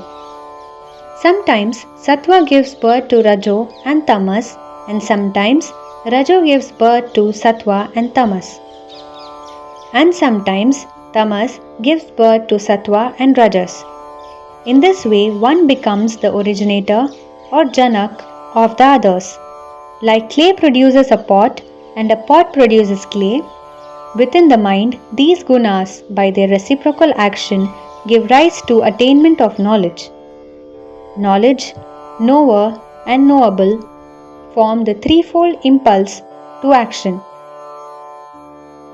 The instrument, the object, and the agent form the threefold basis of action. For example, in a sacrifice, the Devadut presiding deity, Yagya, giver of the boon, and Vishnu Mitra, the boon itself, all combine to execute the performance and completion of the Yagya. It is said that from Rajo is born Sattva, from Sattva is born Rajo, and from Tamo are born both Rajo and Sattva. Narada says, in this way, Father described the three gunas to me. After hearing all, I questioned him again. Most revered Father, you have been kind to describe me, the gunas. That which came out of your divine voice was so eloquent and sweet like nectar that I still thirst for more. I desire to know distinctly and completely the true nature of these gunas. This knowledge will give satisfaction, peace and tranquility to my soul. Vyasji says, born of Rajogun, Brahma the creator and father of the universe, and also father of Narada, spoke thus to his son. Brahmaji said, Narada, I am going to elaborate on the gunas. Hear me carefully. Sattva guna alone is not conceived anywhere. Threefold is the natural gunas of embodied beings. All the gunas exist together. For example, a beautiful woman adorned with rich clothes and jewels, and endowed with charm and pleasing manners, gives pleasure to her husband. Also, she is the source of various kinds of happiness to her parents, brothers, sisters, and friends. But she also causes great distress to the co-wives. In the same way, when Sattva Guna is in the female role and combines with Rajo and Tamo, then the states of Rajas and Tamas temperaments are born. When Rajo and Tamo are in the female form and they combine with Sattva, then Sattvic state is born. The combination of one with the other produces the corresponding state or attribute or guna. A person does not get classified into subdivisions of caste by virtue of the guna that is supporting at a given time. The state changes according to which guna is dominating. For example, there is a pretty maiden. She is possessed of all good qualities of bashful modesty, sweet disposition, humility, and other manners. According to the requirements of the codes of good conduct, Dharma Shastras, she is also conversant with the arts of giving pleasure to her husband. She gives pleasure and happiness to her husband, but gives heartburn and jealousy to her co-wives. Even though she manifests Sattva Guna qualities, still people say that she causes pain and distress to others. Similarly, Sattvic Guna sometimes give the suggestion of tamasic traits or effects.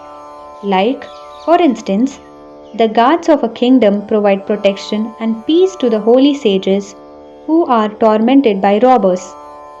But to the robbers, the guards are a source of fear and misery. So, according to the stuff that a person is comprised of, according to his natural faith, the guna combines and produces a state. A person is verily what his faith is. For example, clouds cover the sky and make the day cloudy.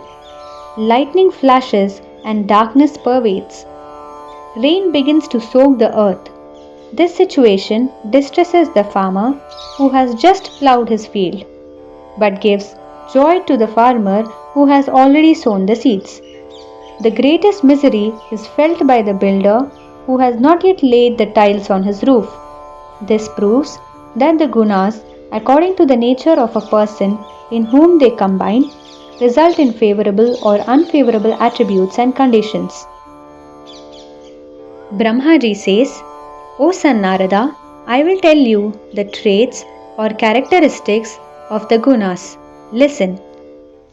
Sattva is luminous, stainless, that is nirmal, and free from evil.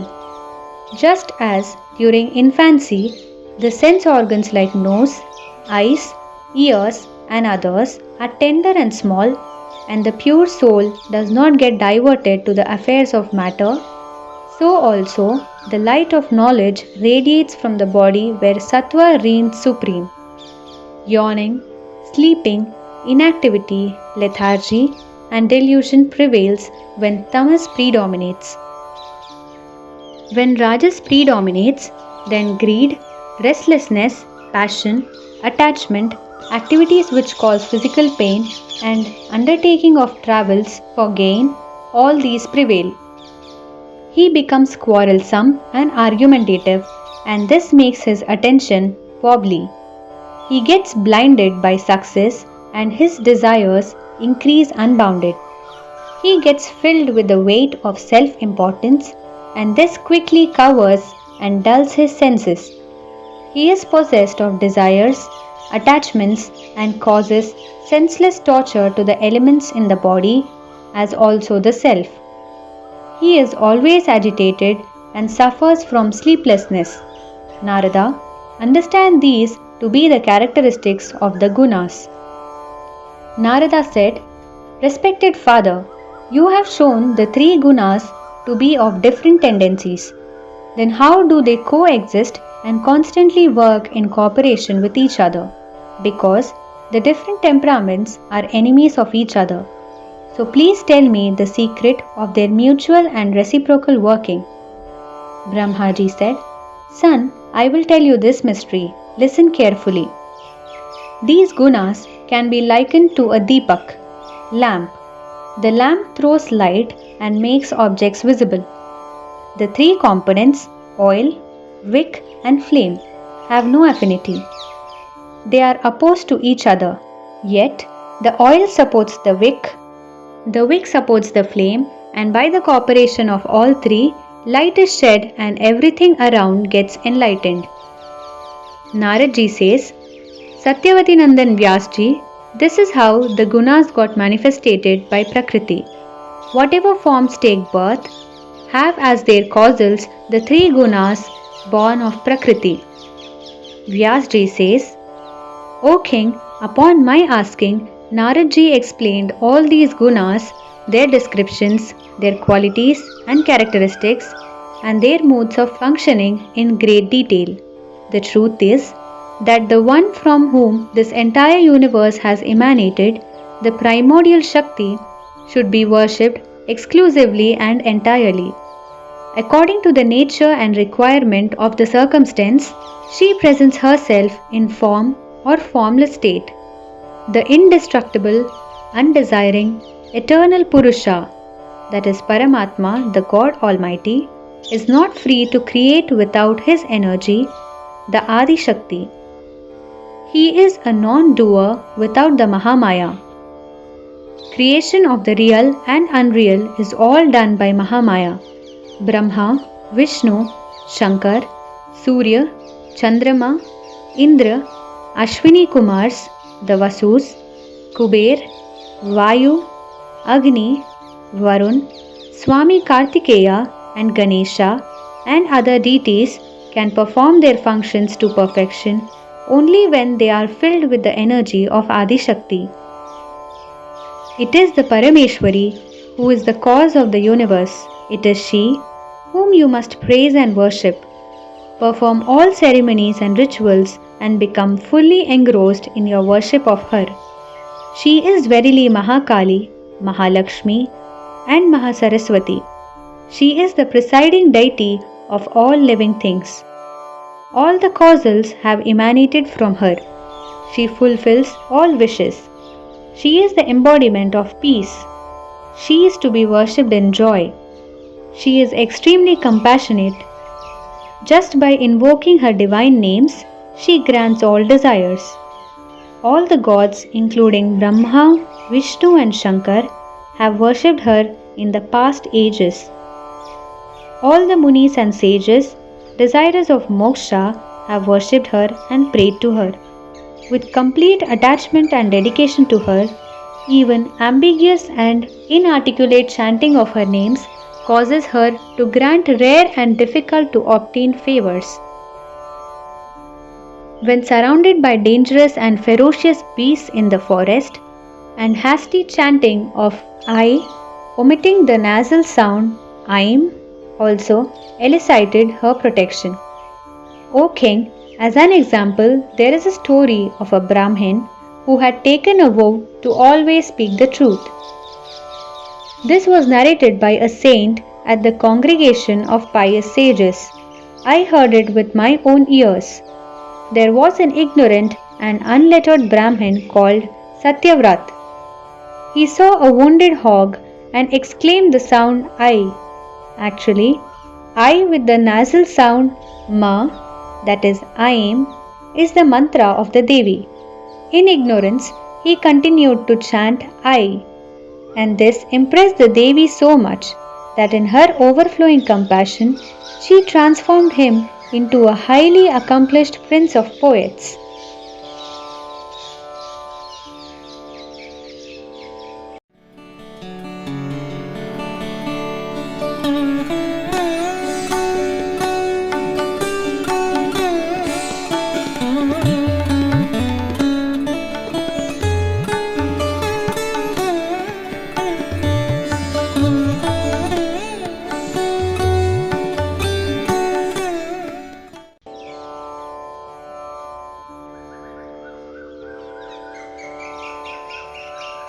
Chapter 3, Episodes 10 to 11.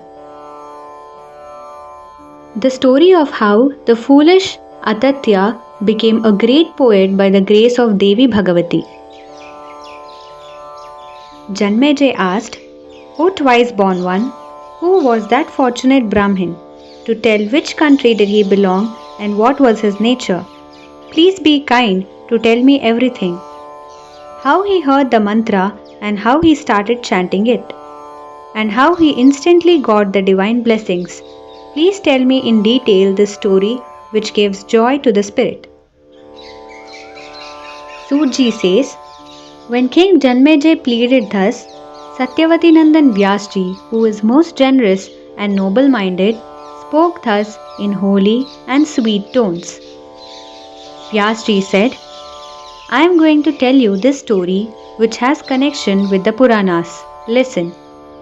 A long time ago, I heard this story in a gathering of Munis. I had been on a pilgrimage and reached the holy forest of Naimisharanya. Many Munis had gathered there, and after paying obeisance, I sat among them.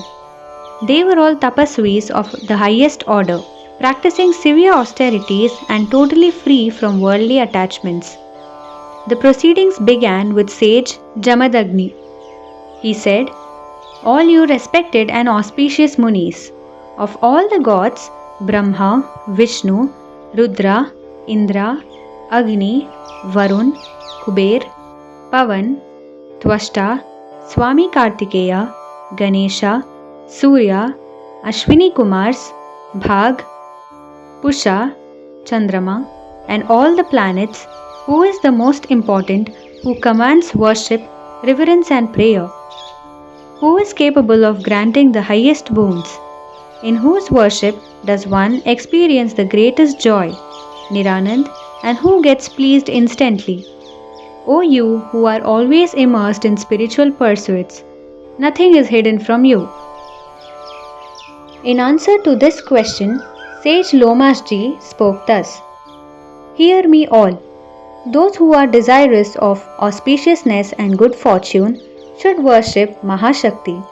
She is primordial, omnipresent, omniscient, that is, has knowledge of things which are beyond the range of perception, the material cause of the universe. She is the matrix, and from her all the illustrious and glorious gods emanate. She is the foundation and the causal of the tree of life. She is overflowing with compassion, and the simple utterance of her praises causes her to grant all desires. I am going to narrate a simple, pure and holy story of how, just by uttering one syllable, a simple-minded Brahmin got his moksha. Listen carefully. A Brahmin called Devdutt lived in a country called Kosal Desh. He had no children. He conducted the Putroshti Yagya with the desire of obtaining the boon of a son. Very elaborate arrangements were made. A canopy was erected on the banks of the Tamsa river. The Havan Kund was prepared according to prescribed dimensions and requirements. All Brahmins who were well versed in the procedures of Havan were invited. The Havan fire was established according to custom. Devdutt invited sage Suhotra to be the presiding priest. Yagyavalkya was named Brihaspati to offer articles of oblation to the sacred fire, Pile to sing the hymns of praise, and Gobhil to chant Samaveda. He also invited many other sages to come as participants. The Yagya began with sage Gobhil chanting Samaved in 7 heavenly swaras which should reverberate with sound, neither too long nor too short. But he kept taking constant intakes of breath which spoiled the swaras of the mantras, and consequently he said the mantras without the correct intonation. This upset Devdutt, and in anger he scolded sage Gobhil, "You are very foolish. You have spoiled my sacrifice by wrong intonation of mantras." Hearing this, sage Gobhil was overcome with fury and he pronounced a curse. "May you get a son who is foolish, devoid of intelligence, and also who is sly and cunning. Every living thing has to breathe, and air comes and goes from the body. So it was no fault of mine if I had to take a breath in the middle of the mantra." Devdutt realized the enormity of the curse and became immediately repentant.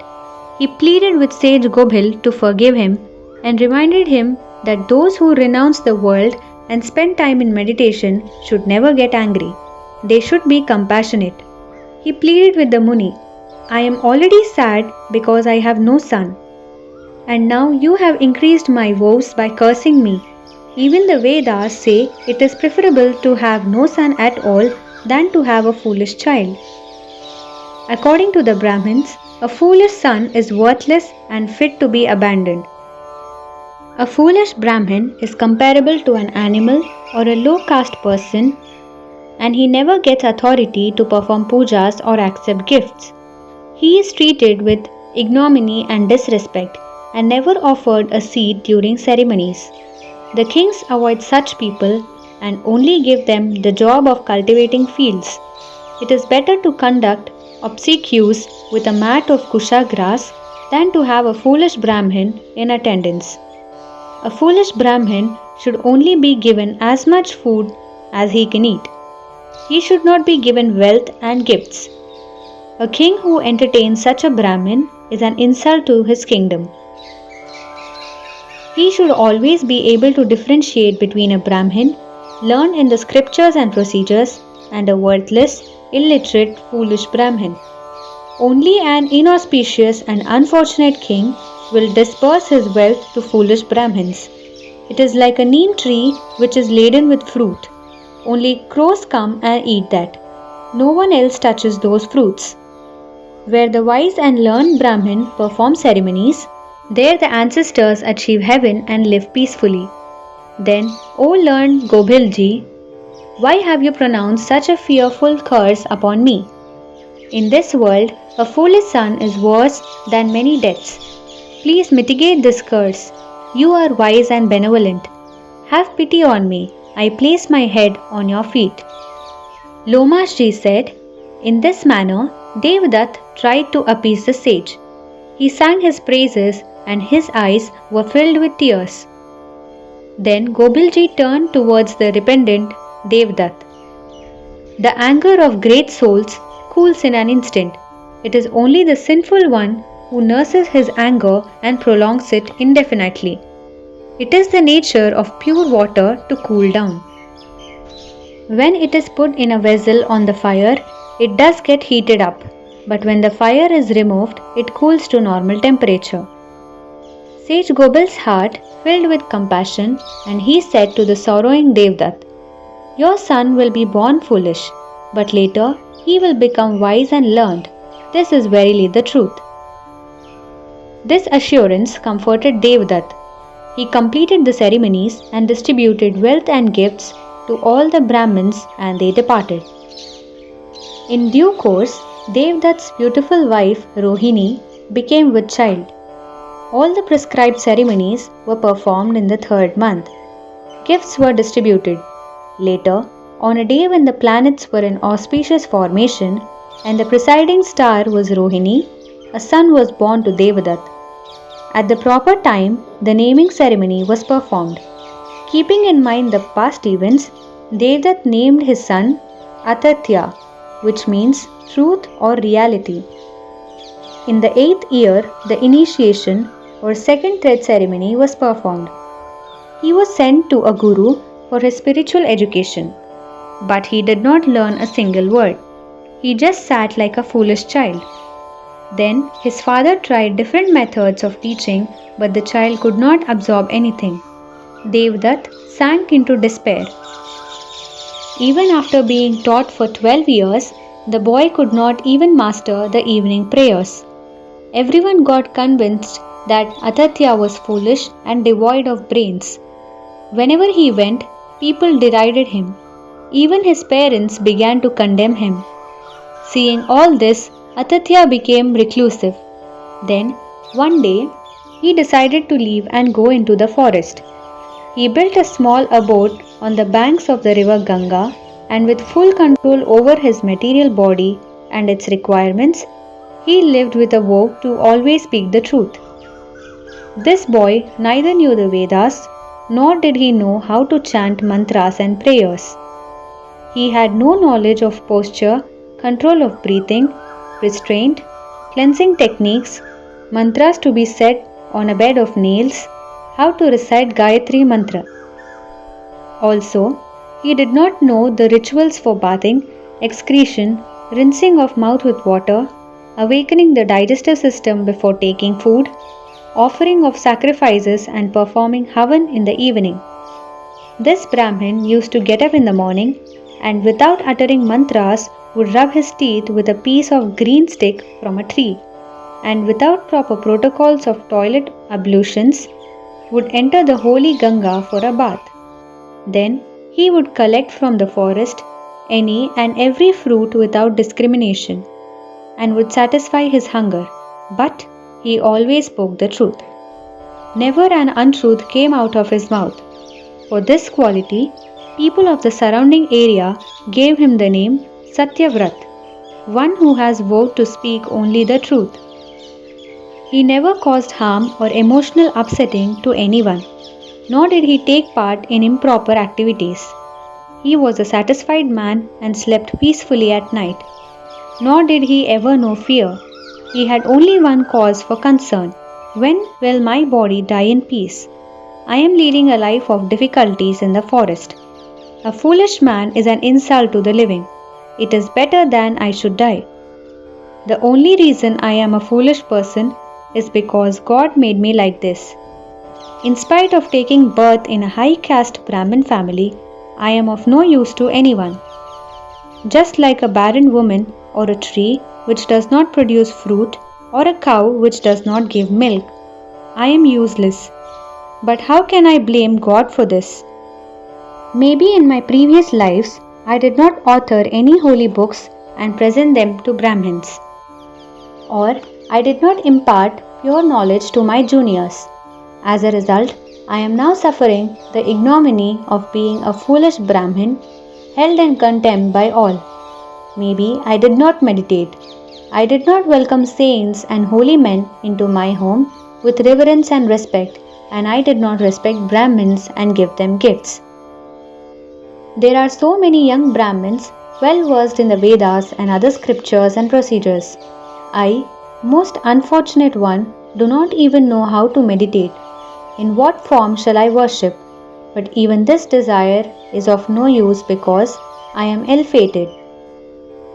Atathya passed his days with these thoughts always in his mind. He had his humble abode in a sacred space on the banks of the holy river Ganga, far from human habitation. Even at his young age, he was sitting and waiting for death to release him. 14 years passed, and he neither performed any pujas or rituals, nor did he recite any mantras or hymns of praise. But he never spoke an untruth, and he was known all over the world as the sage who has vowed to speak only the truth, Satyavrat. It happened one day that a tribal hunter chanced to come near his ashram. He was armed with bow and arrow, and in this lonely place he looked like Yama, the god of death himself. He had a fearsome appearance and seemed to be an expert hunter. A wild boar had been wounded by his arrow and had rushed in pain and fear to Atathya's grove.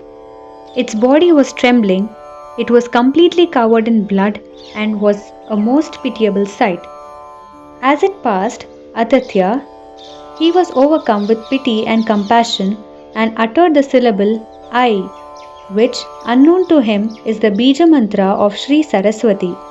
He had never heard, nor did he have previous knowledge of this most sacred mantra, but by some good fortune it came out of his mouth. He was ignorant and had no knowledge of the Saraswati Bija mantra, but in a moment of intense compassion, he uttered the sacred syllable. In one corner of a grove, the wounded boar hid, shivering with fear and pain. The hunter came and stood in front of Atathya with his arrow drawn to his ear. He asked him, "O realized soul, where is the boar? I know that you are the famous Satyavrat. I ask you, where is the boar that has been wounded by my arrow? My family is suffering from hunger pangs and I have to provide sustenance for them. Brahma has entrusted to me the care of those who depend on me by whatever means available. My children are dying of hunger. Please tell me where that boar went. While the hunter was questioning him, many thoughts rose and fell in Atathya's mind. In what manner can I tell him that I have not seen the boar and still not break my vow to speak the truth? And also, how can I point to the boar because he will surely kill him? That is not truth which causes bodily harm to someone. Even an untruth can be considered truth if it is for the benevolence of a being. Still, he could not reach any decision. When he uttered the syllable I, the Devi Bhagavati heard it and was instantly pleased. At the moment, she bestowed on Atathya Nirmal Vidya or pure knowledge. He became inspired and knowledgeable in the same way as sage Valmiki. He looked at the hunter and uttered a shloka. The eyes that see do not have the capacity to speak, and the organ that has the power of speech does not have the power to see. So, why are you questioning me again and again?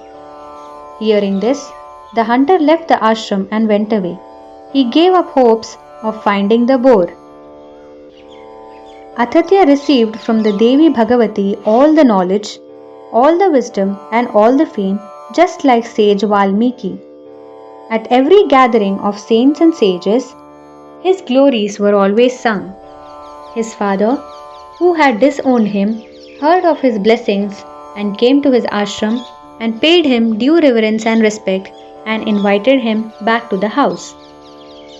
So Rajan, one must always worship with full bhakti and total surrender the Adi Shakti Bhagavati Jagadambika.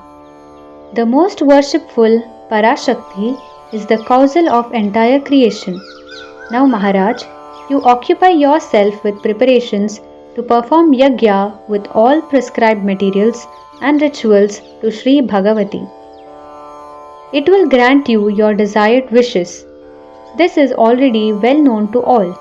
If you invoke with full faith and devotion the holy names of the Devi, if you perform puja to her lotus feet, if you meditate on her most beautiful forms, and if you recite with full respect and reverence the praises of her holy names, she grants even the most impossible requests. O King, those who are afflicted with ill health, in pitiable condition, starving, steeped in poverty, foolish, surrounded by adversaries, in the bondage of slavery, lowly caste, without limbs, madness, never satisfied, constantly engrossed in sense pleasures, slave to desires, greedy, physically weak and sick, should be recognized by the wise as those who did not worship the Shakti.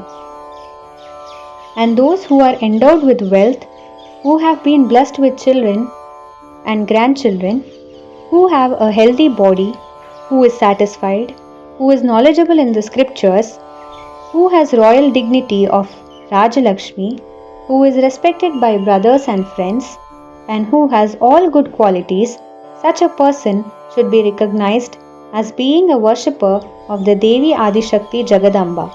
They have worshipped with full faith, devotion and surrender. Hence, they are happy. Vyasji said, O King, all the Munis had congregated in Naimisharanya.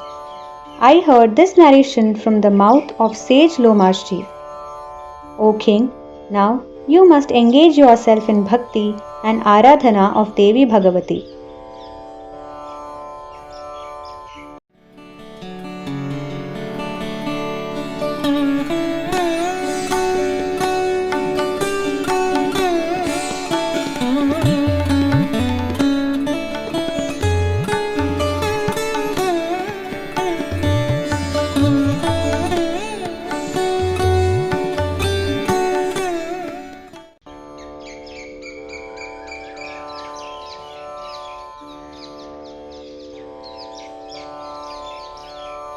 Chapter 3, Episode 12.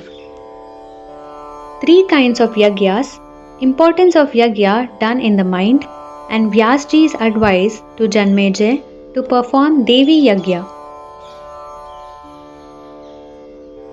Raja Janmejay said, O Holy One, kindly tell me the proper and correct manner of performing worship and the rituals and ingredients necessary for the Yagya to Devi Bhagavati Jagadambika. How many Brahmins should participate and how the gifts and wealth are to be presented.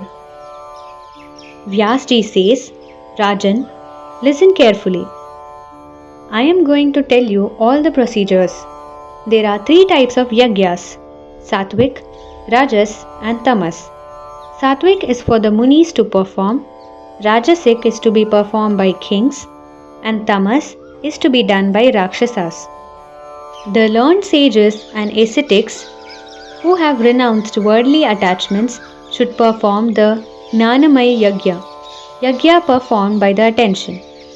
For the Satvik Yagya, it is of utmost importance that the place, time, wealth used, mantras, Brahmins and devotion should all be Satvik. For example, place. A place like Kashi or any other holy spot. Time. Within 6 months from the month of Magha, when the sun is to the north of the equator, summer solstice. Wealth. That which has been honestly earned. Mantras. Those which are prescribed in the Vedas. Brahmins. Those who have Vedic background and knowledge and disposition should be pious and devout. Such a yagya is called as Satvik Yagya.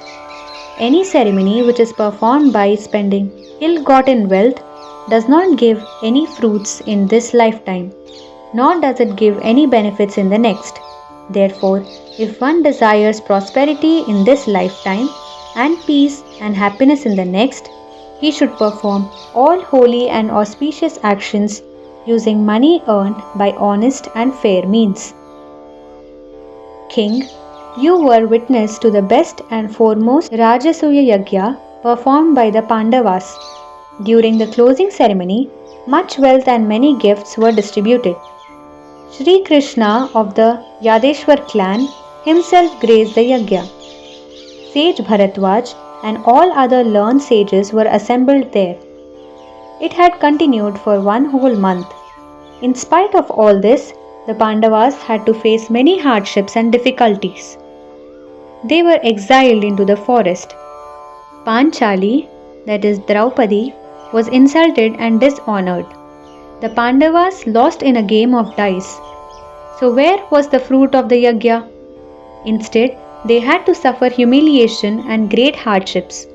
Also, all the Pandavas served as domestic servants in the palace of Raja Virat. Kichak troubled the saintly Draupadi, and when the beautiful and faithful Draupadi was dragged by her hair, not a single Pandava could save her.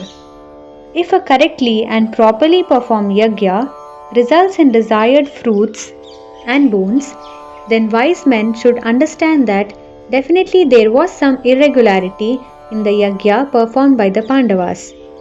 Men who are learned in the rituals and procedures say that any shortcomings in the performer, mantras or wealth used results in negative and reverse fruits. In ancient times, God Indra had invited sage Vishwaroopji to be the main acharya or chief priest in the Yagya. Vishwaroop wanted to benefit the demons who were connected to his maternal side, so he began to chant contrary mantras. Again and again he said, "May this Yagya benefit the Devas and the demons," hoping by this to protect the demons. Seeing the demons healthy and robust, Indra became angry. He took his thunderbolt and removed Vishwaroop's head from his body. From this, it is clear that any defect in the performer of the Yagya will produce negative fruits. If there are still doubts about this, it is not good. When Panchal Naresh king Draupad got angry, he arranged a Yagya to get the boon of a son who would kill Acharya Drona. He got a son, Drishtadyumna, and an additional child, a daughter, Draupadi. In another ancient Yagya, Raja Dashratha performed the Putroshri Yagya for begetting a son as he had no children. As a fruit from the Yagya, he begot 4 sons. So here we see that if a Yagya is done correctly and according to procedures laid down, it definitely grants desired boons.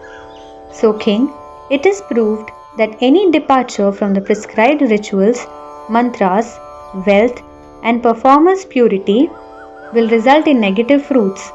So definitely there was some irregularity in the Yagya performed by the Pandavas. King Yudhishthira was a very dharmic king and Queen Draupadi was a saintly lady. The other brothers were also pious souls, but there was something inequitable and questionable in the wealth that they used for the Yagya, which proved to be the obstacle. Or it can also be that they were full of vanity and conceit and this contaminated the Yagya. Maharaj, Satvik Yagya is said to be very rare, unique and extremely exacting. Only those who have renounced this world and retired to a life in the forest can perform this Yagya. Those who are constantly in a state of meditation, those who eat only sattvic food, those who know which fruits ripen naturally are beneficial, and those who prepare kheer and perform havan, those who do not drive a stake into the ground for trying the sacrificial animal, that is, those who do not offer animal sacrifice, and those who are immersed in worship and surrender, such a yagya is called as Sattvic Yagya. A yagya in which a lot of money is spent in spite of being sacred is Rajasic and to be performed by Kshatriyas and Vaishyas. And the yagya which is performed solely for vanity and self-conceit is Tamasic and to be performed by Shudras. The great and learned souls have explained that yagyas performed in vrat or anger for revenge or in self-conceit for recognition, name and fame are the yagyas performed by demons and asuras. Their yagyas are defamatory, filled with malicious intent and quite despicable. For those who are desirous of salvation, who are free from worldly bondages, who have renounced all anti-ascent elements, for them the ultimate yagya is Manasik Yagya, performed in the mind with full attention and single-pointed devotion. In the yagyas of such Mahatmas, great souls, there is no deficiency of any quality or quantity of samagri, that is ingredients. In other yagyas, there is always a possibility of some shortcoming or other, because it is only with the purest wealth, shraddha, devotion, kriya, ceremonies, Brahmin priests, place and time can a yagya be perfectly performed. With the exception of Manas Yagya, in no other yagya is it possible to obtain all materials and requirements in their entirety. First of all, it is important to have a pure and clean mind. It should even be devoid of qualities and attributes. It follows that if the mind is pure, the body also becomes pure. He whose mind has ceased to come under the influence of the senses and who is in balance, he is authorized to perform such a yagya. First of all, in the mind, he should erect a spacious and expansive mandap measuring many yojans, that is, a measure of distance equal to 4, 8 or 16 miles, and he should fortify it by using the wood of sacred trees. Again, in the mind, he should build a grand altar and establish the holy fire on it. Then, in the mind, he should respectfully select and invite the officiating priest, Brahma, the priest who recites the mantras, Adhvaryu, the priest who offers the oblations to the sacred fire, Hota, the priest who sings the hymns of praise, Prastota, one who sings the Samaveda, Udgata, and all other participants. All the senior priests should be ceremoniously received. The 5 vital breaths or forces, Pran, Apan, Vyan, Udan and Saman should be established at their various seats on the altar. They are very illustrious and magnificent forces. Place Pran on the seat of householder, Apan on the place reserved for sacrificial oblations, Vyan on the place where gifts for the priests are kept, Saman to be placed where hymns will be sung, and Udan to be given the most decent place. In the mind, one should picture the desired wealth to be spent. A most pure and holy mind, devoid of qualities and attributes, performs the roles of host and priest offering oblations to the holy fire. The presiding deity of such a yagya is the indestructible, unstained and pure Brahma himself.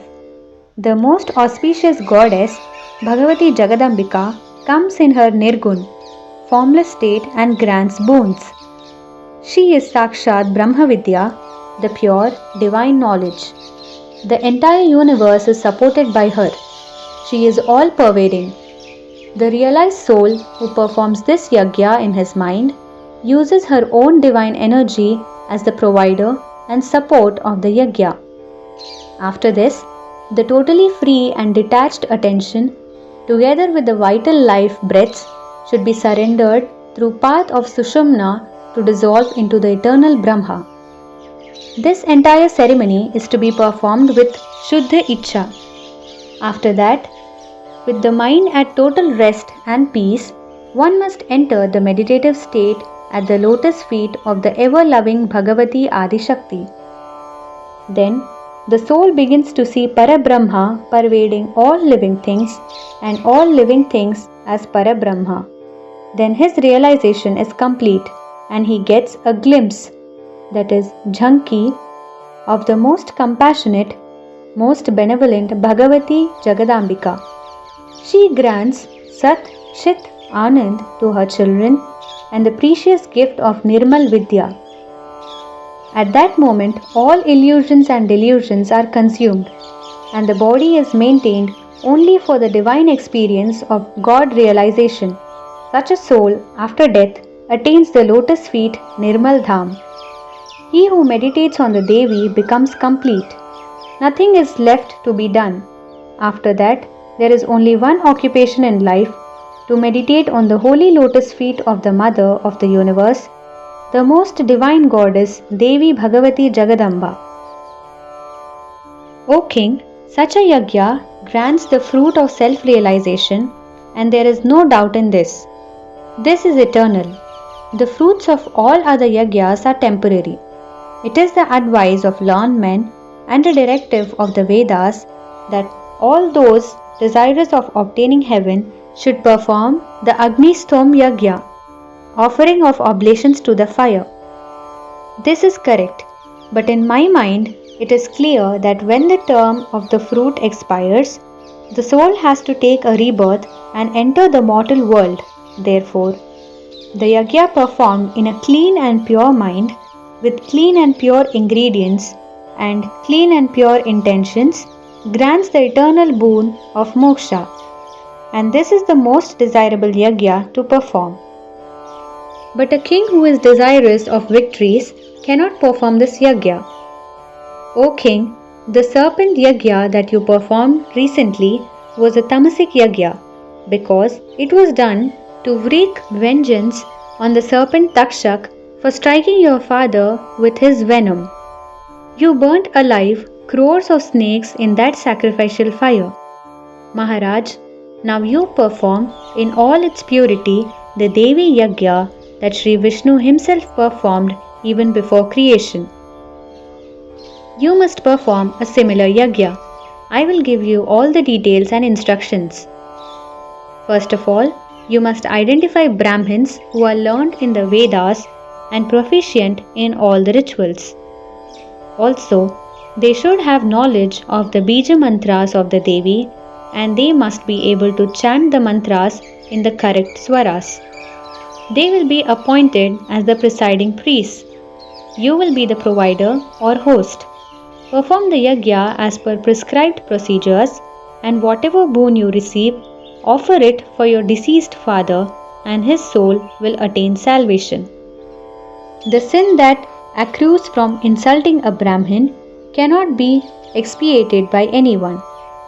O sinless, guiltless one, your father was under such a curse for disrespecting a meditating sage, and even his death due to serpent bite was inauspicious. At the time of death, he was not even laid on a mat of holy kusha grass. He died before that could be accomplished. He did not die like a warrior on the battlefield, nor did he die like a saint on the banks of the holy river Ganga. O foremost of the Kuru clan, your father died without ablutions, snan, or distributing alms, dan. He was in the uppermost room of the palace, and his soul departed from his body in that room. At a time like that, there is every effective measure for peaceful entry into the next world, but he did not make use of that. Every living being should at all times be prepared for death. He should detach his attention from all worldly enticements and attachments and should take refuge in the safe harbor of meditation. He should always be aware of the fact that this body made of 5 elements should not be the cause of sorrow. If not today, even any other chosen time, one has to shed this body like a garment. Why should the indestructible, immortal soul get so attached to it?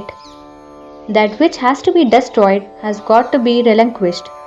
Why should it cause so much concern and fear? Without doubt, I am the eternal, unblemished, undisturbed Atman. Whatever connection I had with this body was the result of previous karmas to be enjoyed or to be paid for, and they are separate from me. Happiness and sorrow are experienced because of these 5 elements which constitute the body. In reality, I am the spirit. In this way, a person is always in readiness to leave the body and never take a birth again. This is the most supreme state to be in and is very difficult even for yogis. O king, the Brahmin cursed your father. Even then, your father did not take recourse to this path of certain salvation. Instead, he explored all other avenues of medicine, gems, mantras and yantras. He made arrangements to live in a secured room on the topmost floor of the palace. As a result, he died in an inauspicious way. So now, you must engage yourself in performing the Yagya for his salvation. Sudji says, hearing these words of advice from the most honorable and highest of noble souls, King Janmejay became frightened. Tears fell in a stream from his eye. He said, my life has been wasted and empty. What must I do this very moment to obtain the right of passage to heaven for my father? Explanation of few words from the previous context. Danava, a human being who does not live by all 10 valencies, becomes a Danava. Rakshasa has no Atma or Kundalini and has cat's eyes. Rajogunis are very active and efficient, but when they get yash, success, it is the beginning of their downfall.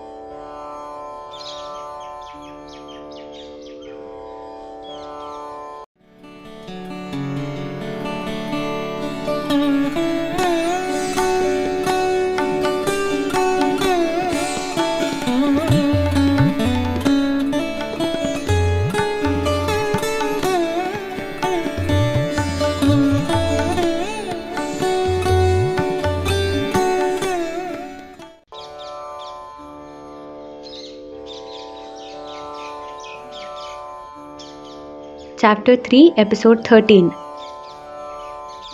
The Ambika Yagya performed by Shri Vishnu and the Akashvani, voice from heaven.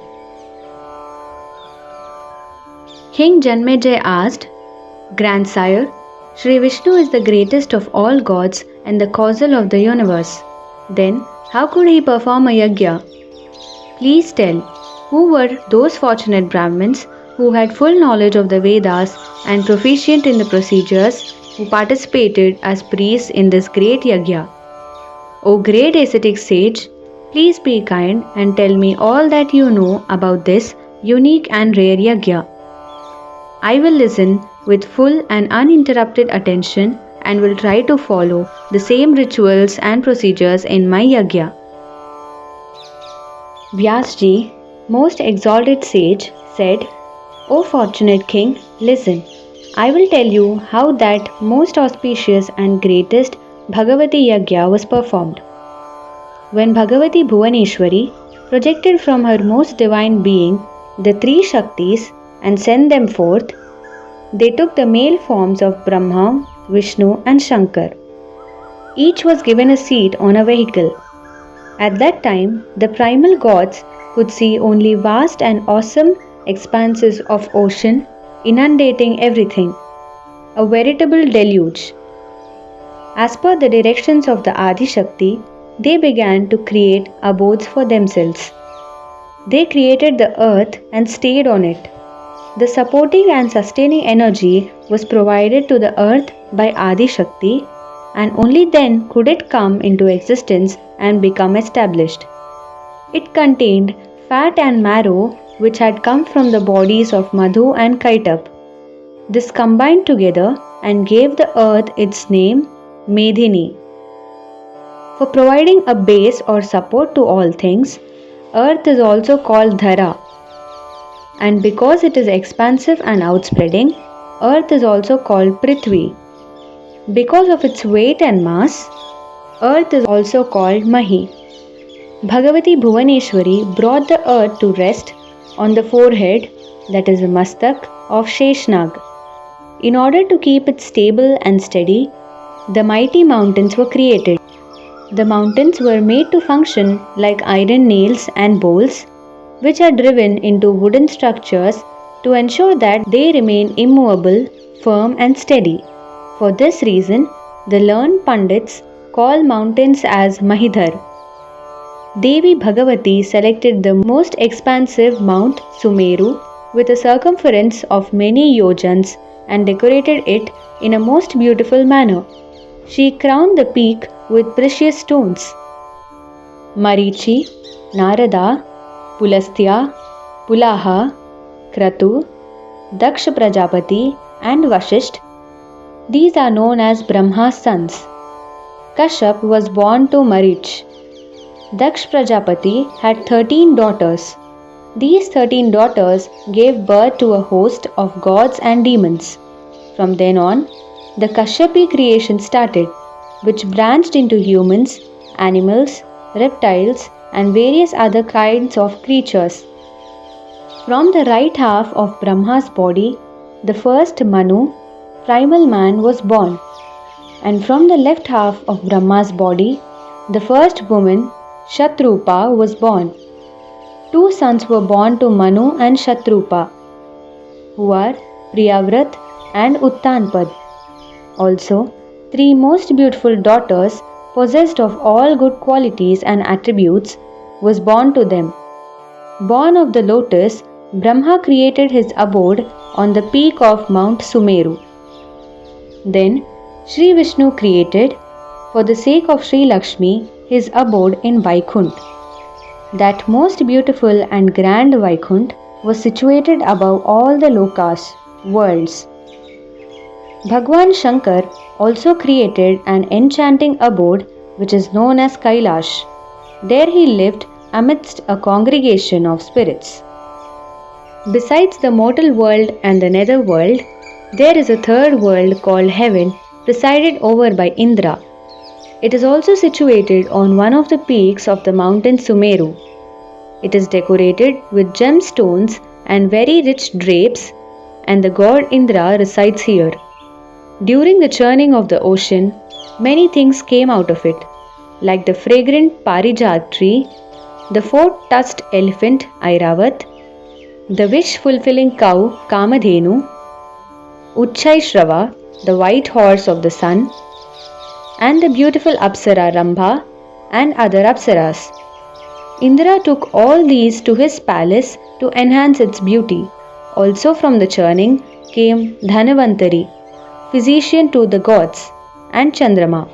They also resided in heaven. O king, in this way, three kinds of creation came into being. This creation consists of gods, animals, and man. It is classified according to the way it comes into existence. Andaj from egg, Pindaj born from the womb, Svedaj from heat and damp, and Udbhij sprouting from the ground. Having completed the work of creation, Brahma, Vishnu, and Shankar settled down in their respective abodes to live in peace and joy. While Vishnu was enjoying the company of Lakshmi in Vaikunth, he suddenly remembered the jeweled island Manidweep in the ocean of nectar, where he was fortunate to get a glimpse of Devi Mahamaya and also the mantra that he had been given. Once this memory came to him, he could not remain separate and aloof from the goddess.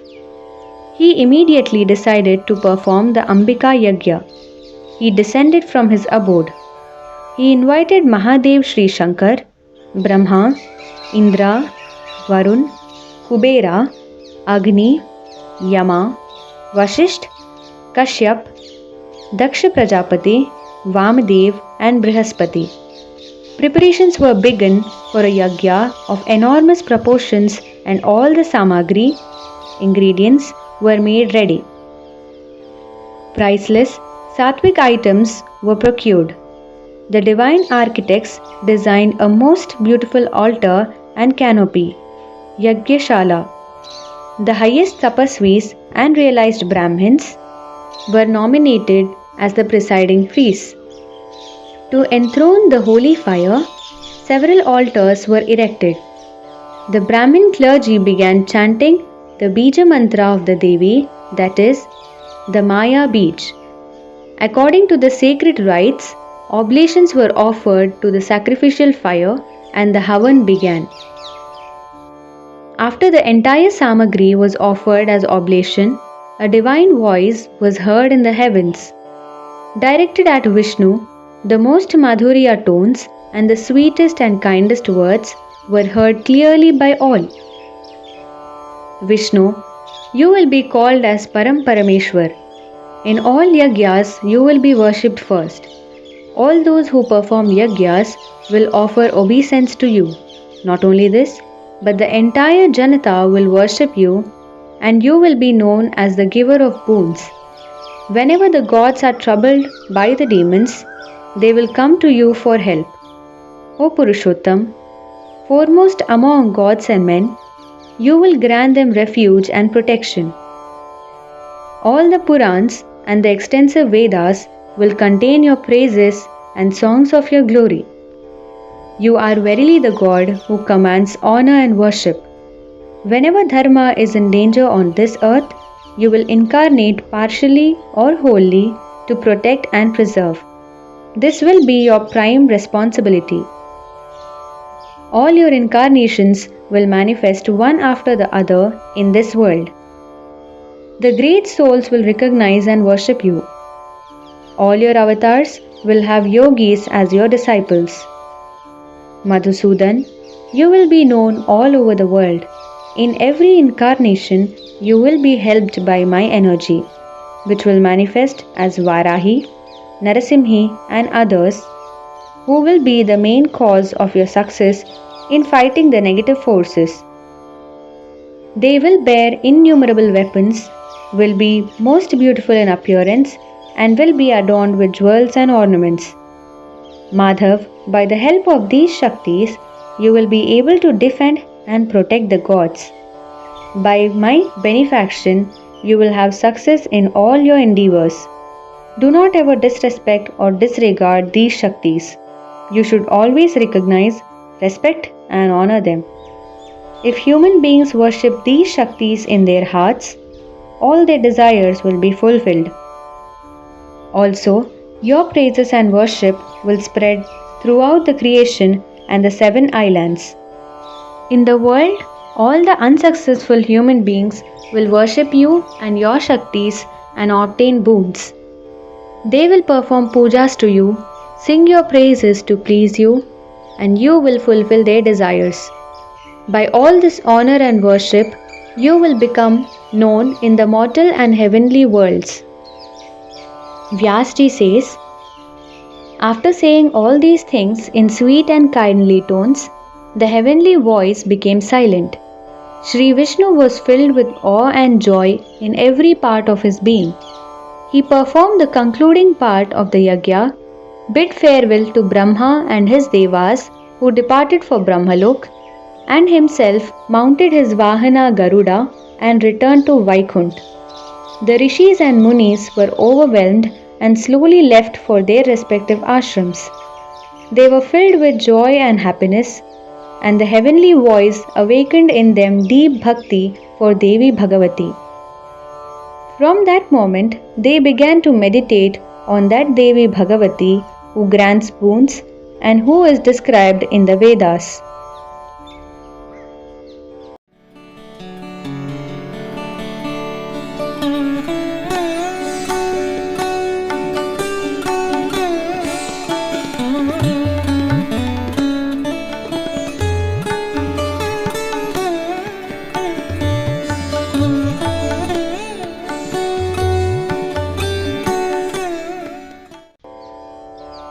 Chapter 3, Episode 14-15.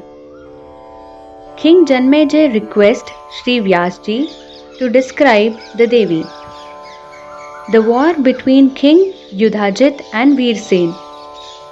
Sojourn of Manorama and son Sudarshan in Seth Bharadwaja's ashram. King Janmejay said, O twice born, Shri Hari performed the Yagya to Bhagavati Jagadambika. You have kindly described the entire proceedings in beautiful detail. Now, please deign to tell me the glory and the divine aspects of the Almighty Devi Bhagavati. It will be like sacred prasad and will transform my life and make it holy. Vyasji says, I am neither fully qualified nor capable, but I will try my best. I will start with an ancient historical event. Listen. In Kosal Desh, there was a king of the Surya dynasty, son of a great king, Pushya. His name was Dhruv Sandhi. He was dharmic, truthful, practiced austerities and fasts, and a supporter of the ashram way of life. His kingdom was the famous and prosperous Ayodhya. During the reign of King Dhruv Sandhi, Brahmins, Kshatriyas, Vaishyas, Shudras, and other communities lived peacefully and righteously within their respective maryadas and boundaries. One could never find a robber, backbiter, fraud, ingrate, miscreant, or foolish man in his kingdom. His rule was just and kind. He had two wives who were named Manorama and Leelavati. For their comfort and pleasure, he used to accompany them to his various palaces, gardens, hills, forests, and lakes. Manorama had a son who had all the royal qualities in him. He was named Sudarshan. Queen Leelavati also had a son, born on an auspicious day and time, and he was named Shatrujit. He was born 1 month after Sudarshan. King Dhruv Sandhi loved both his sons equally. All the ceremonies of induction, holy thread, tonsure were performed as prescribed. Both the princes won the hearts of all in the kingdom. Shatrujit had a winning personality and a sweet-speaking manner like his father, which unfortunately Sudarshan did not seem to have. So, the king grew fonder of Shatrujit. One day, the king went to the forest on a hunting trip. From a thick grove, a huge lion jumped in front of him. The king aimed an arrow and wounded the animal. This made it very ferocious, and with mane speed out and tail up in the air, the lion charged the king. But even though the king bravely fought back with spear and shield, the lion tore him with his sharp claws. The king died. His ministers were distraught and sprayed arrows on the lion and killed it. Soldiers rushed to the palace to convey the sad news, and all the senior ministers and priests came to the forest and performed the last rites for the king. Guru Vasisht performed all the ceremonies that ensure safe passage to heaven. After that, all the ministers and priests started making arrangements to coronate Sudarshan as king, as he was the eldest son and was of calm and peaceful disposition. But Leelavati requested her father, King Yudhajit of Ujjain, to come and wrest the throne for her son Shatrujit. Manorama's father, Veersen, was king of Kalinga, and when he heard of the developments, he came to retain the throne for his grandson. Both kings had large and formidable armies, and the situation became alarming. They had a consultation with the ministers. First, King Yudhajit asked who the elder prince was, as he has the right to the throne. To this, King Veersen replied that Manorama's son Sudarshan was elder, and therefore, by all considerations, he should be crowned as king. Then Yudhajit argued that Shatrujit was endowed with all the qualities of a ruler, and that made him more eligible. He then accused the ministers of conspiring to install Sudarshan so that they could cheat and take away all the wealth from the treasury. The arguments turned into a declaration of war, and neighboring petty kings also arrived in the hopes of looting and attacking the fragmented kingdom to theirs. The news continued to spread that the king had died, the princes were still in their youth, and the grandfathers had engaged in war. All the bandits and robbers arrived to ransack and plunder the war-ravaged kingdom.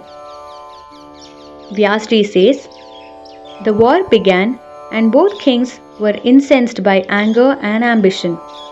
Yudhajit had very strong arms. He stood on the battlefield with huge bow and arrows. He had innumerable chariots and a large army.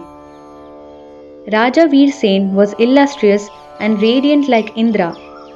He considered it the mission of a Kshatriya to fight for the right, and he was fighting for his grandson to be coronated. He rained arrows upon Yudhajit just as a cloud pours a deluge on a mountain. This king, who always stood for justice, was now filled with anger. He splintered every arrow that Yudhajit sent towards him. The battlefield was a fearsome sight filled with chariots, elephants, horses and soldiers. The gods, the saints and the mortals were watching in awe. Crows and vultures began to circle the sky in anticipation of death. Hundreds of elephants, horses and men were slain, and the blood ran like the river Vaitarni, which flows through Yamlok, instilling fear into the sinners who behold it. It flowed so fast that it cut deep banks, and heads floated on it like gods floating on a river Yamuna, thrown in by children playing on its banks. Clouds of dust rose from the battlefield and blocked the sun like on an eclipse, and day turned into night. Then, when the dust settled onto the red, wet earth, the sun came out again. This fierce fighting continued and became more fearsome as King Yudhajit kept an endless stream of lethal arrows till Veersen fell to the ground lifeless. His head was cut off from his body, most of his army had been demolished, and the remaining soldiers fled from the scene. When Manorama heard that her father died on the battlefield, she was filled with fear. She remembered her father's warnings that King Yudhajit would not hesitate to kill her son Sudarshan to ensure that his grandson Shatrujit became king. What could she do now, and where could she go? Both father and husband were dead, and there was no one in that kingdom who could give her safe refuge for herself and her son Prince Sudarshan. She had heard that greed and ambition gave birth to many sins, and under its evil influence, even eminent kings have been known to kill father, mother, brothers, sisters, friends, and relatives. A greedy man will eat tainted food and go to undesirable places. He abandons dharma for the sake of his desires and ambitions. Even Leelavati was capable of harming them for the sake of her son. She must do something before Yudhajit returned from battle, otherwise he may put her and her son into prison. There is a story of how Indra was overcome with envy and jealousy and cut into 7 pieces the child in Aditi's womb. He reduced his thunderbolt and also assumed a tiny form himself and entered the womb of Aditi to kill her unborn child. He further cut the 7 pieces into 7 pieces each. It is these 49 winds that are now installed in heaven. There is another story of a queen who wanted to destroy the unborn child of a rival wife by putting poison in her food. The child took birth with the poison embedded in him. He came to be called Sagar. King Dashrath, in his lifetime, banished his son Rama to the forest on the instigation of a greedy and ambitious rival queen who wanted the throne for her son. The ministers who were in favor of Sudarshan were powerless, and even Manorama's brothers were not prepared to fight on her behalf. Ill fate and destiny had brought her to this state. However, she decided to try her best to get out of her difficulties and to leave the results to the divine. She sent for a faithful minister Vidhal, who was held in high esteem by all. With great humility, she requested him for his advice and help. He suggested that they should not stay for even a moment in this palace, but should go into the forest near Kashi where his uncle lived. He was a rich and powerful man and would offer protection. He advised her to tell the guards that she wished to go and meet King Yudhajit and this way leave the palace with her son. Taking a trusted maid with her, Manorama left the city and was full of sorrow and fear. She met Yudhajit and performed the last rites for her father. After that, she travelled for 2 days till she reached the bank of the river Holy Ganga. On the way, robbers waylaid them and stole whatever little wealth she was carrying and even took away her chariot. Trembling and weeping, she took her child and maid, sat in a boat and crossed the holy river and reached Chitrakoot. She made her way to Muni Bharadwaja's ashram. On seeing many holy saints meditating in different spots, some of her fear left her. When the sage saw her, he said, "O sinless and virtuous lady, who are you, and whose wife are you? And what has caused you to undertake this difficult journey to come here? Tell me the true facts. Are you celestial or mortal? And who is this child with you? O you with lotus eyes, it appears as if you have lost a kingdom." Manorama was so overcome with grief that she stood dumb and only tears flowed down from her eyes. She pointed to her minister. Then Vidhal explained, "She is Queen Manorama, wife of King Drusandi of the Surya clan. He was on a hunting trip when he was killed by a lion. This is his son, Prince Sudarshan. Queen Manorama's father, the most illustrious Veer Sen, died in battle, trying to get the throne for his grandson. For fear of King Yudhajit, the queen has come into hiding to this forest. O great Muni, only you can give her protection. It is written that one gets greater punyas by protecting and giving refuge to a helpless being than by just performing prayers and yagyas." The sage offered full protection to Manorama and her son and told her to have no more fear. So, Manorama and her son began to live in peace in the sage's ashram together with her maid and minister Vidhal.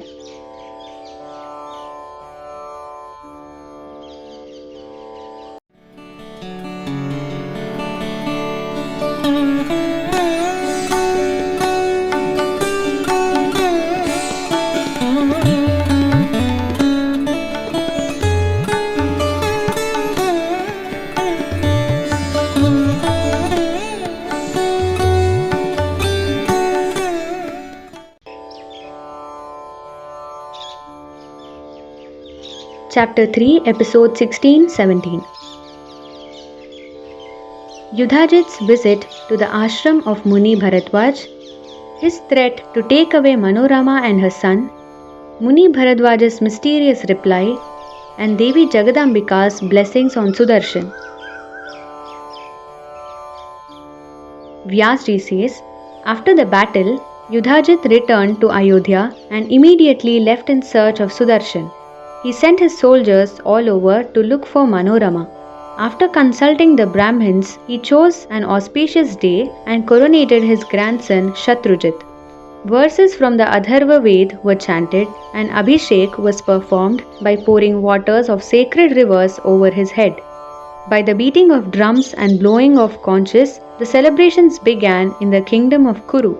Brahmins read the Vedas, Pandits recited invocations, and all instruments were playing tunes of victory. The whole Ayodhya seemed to be celebrating the new king's ascension to the throne. But there were some who remained in their houses grieving over the whereabouts of Prince Sudarshan and the saintly Queen Mother Manorama. They also deplored the death of King Veersen at the hands of the greedy and ambitious King Yudhajit. After installing his grandson Shatrujit on the throne, he went back to Ujjain. After reaching home, he got the news that Sudarshan was in the ashram of a Muni. He immediately set out for Chitrakoot. There was a non-Aryan king called Durdarsh who ruled over Shringaverpur. He was very strong and brave. Yudhajit appointed him as his chief and took him along. When Manorama heard that the king was coming with an army, she became terrified. She went to Muni Bharadwaj and pleaded with him to do something. Yudhajit had already killed her father and now he was going to harm her son. Then she narrated to the Muni an ancient story that she had heard. The Pandavas lived in the forest in the ashram of saints and Munis. Devi Draupadi was with them. One day, all the 5 Pandava brothers went hunting and Draupadi was left alone.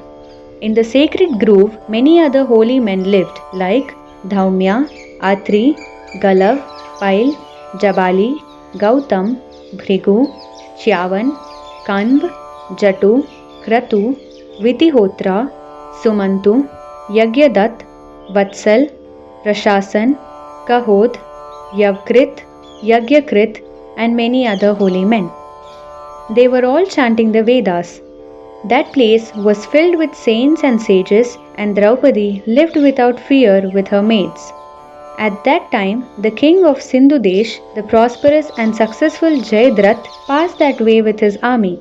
Hearing the chanting, he approached the ashram and alighted from his chariot to go and pay homage to the saints. Seeing the saints engrossed in singing, he sat there with folded hands. All the maidens of the ashram and also the wives of the Munis came to have a glimpse of the king. Among them was Draupadi. Her beauty was so exquisite that she appeared like a second Lakshmi. Jayadratha's glance fell on her, and taking her to be a divine maiden, he asked sage Dhaumya who the maiden was with a beautiful face and dusky complexion, whose daughter she was and what her name was. He said she looked like royalty and not like a sage's wife. Dhaumya replied, O ruler of Sindhudesh, this is the pure wife of the Pandavas, Devi Draupadi. She is a princess from Panchal and is possessed of all auspicious qualities. At this moment, she resides in the ashram. Jayadratha inquired where the Pandavas were, and on being told that they were out hunting, he approached Draupadi. He greeted her with respect and folded hands and said that the Pandavas had probably gone out because their sojourn of 11 years in the forest had ended. She thanked him for his kind inquiry and requested him to wait in the ashram till the Pandavas returned. Suddenly, the king was overcome by evil thoughts which were an insult to the sanctity of the ashram. He desired to abduct Draupadi. It has rightly been said that an intelligent person should not blindly trust strangers. Those who blindly trust usually come to harm. A prime example of this is Raja Bali.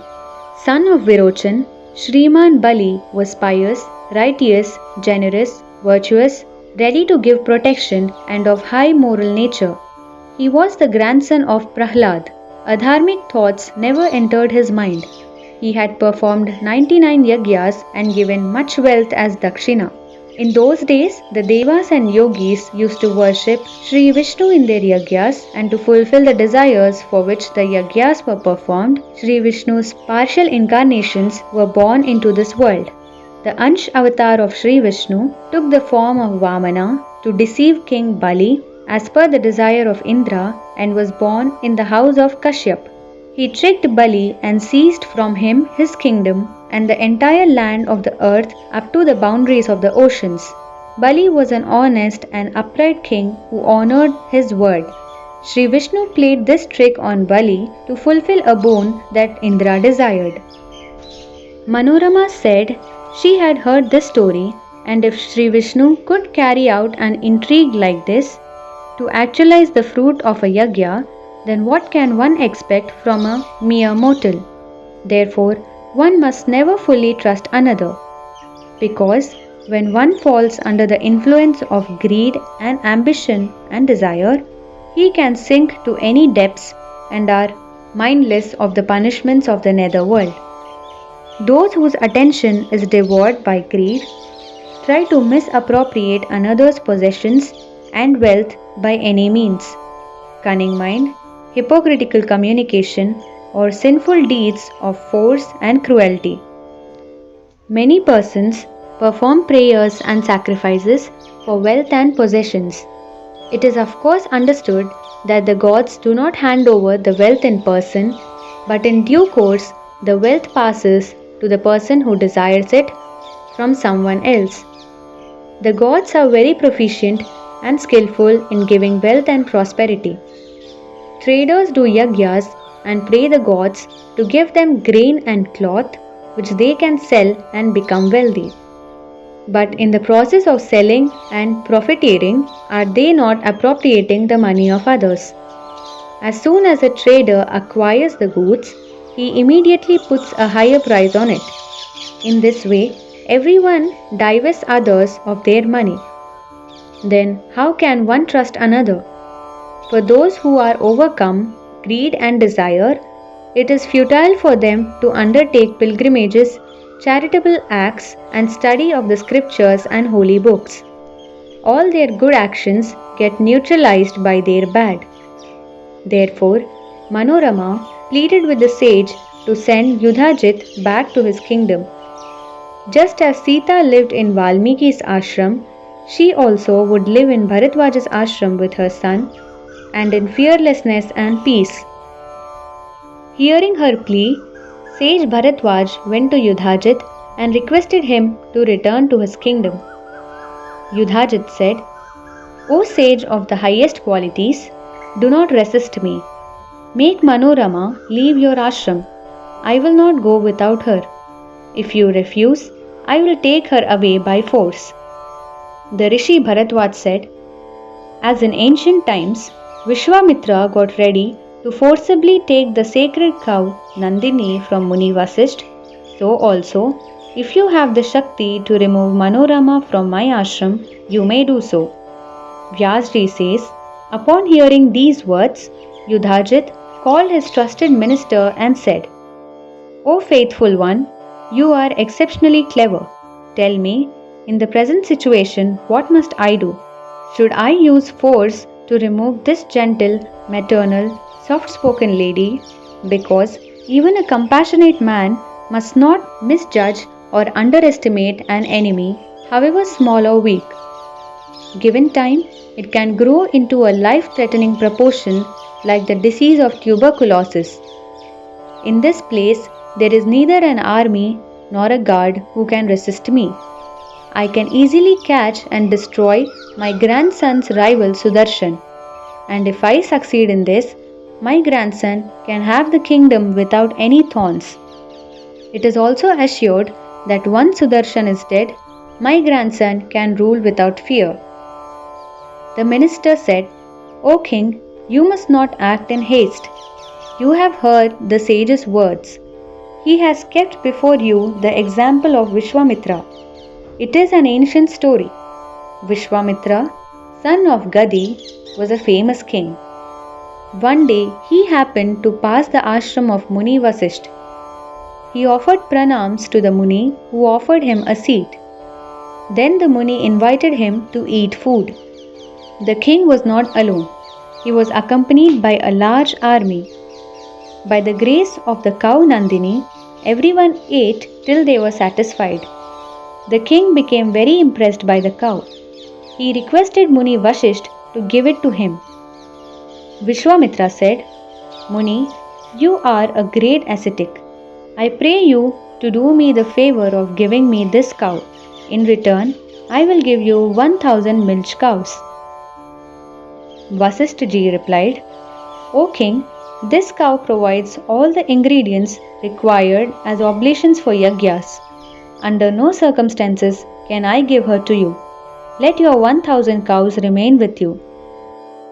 Vishwamitra said, Sadhu, I am willing to give you 10,000 or even 1 lakh cows of your choice, but you must give me this cow Nandini, otherwise I will take her by force. Vasishtha said, Rajan, as you please, you may remove her from here by your force, because by my will I cannot send her away from the ashram to your palace. Hearing these words of the saint, the king ordered his army to seize the cow.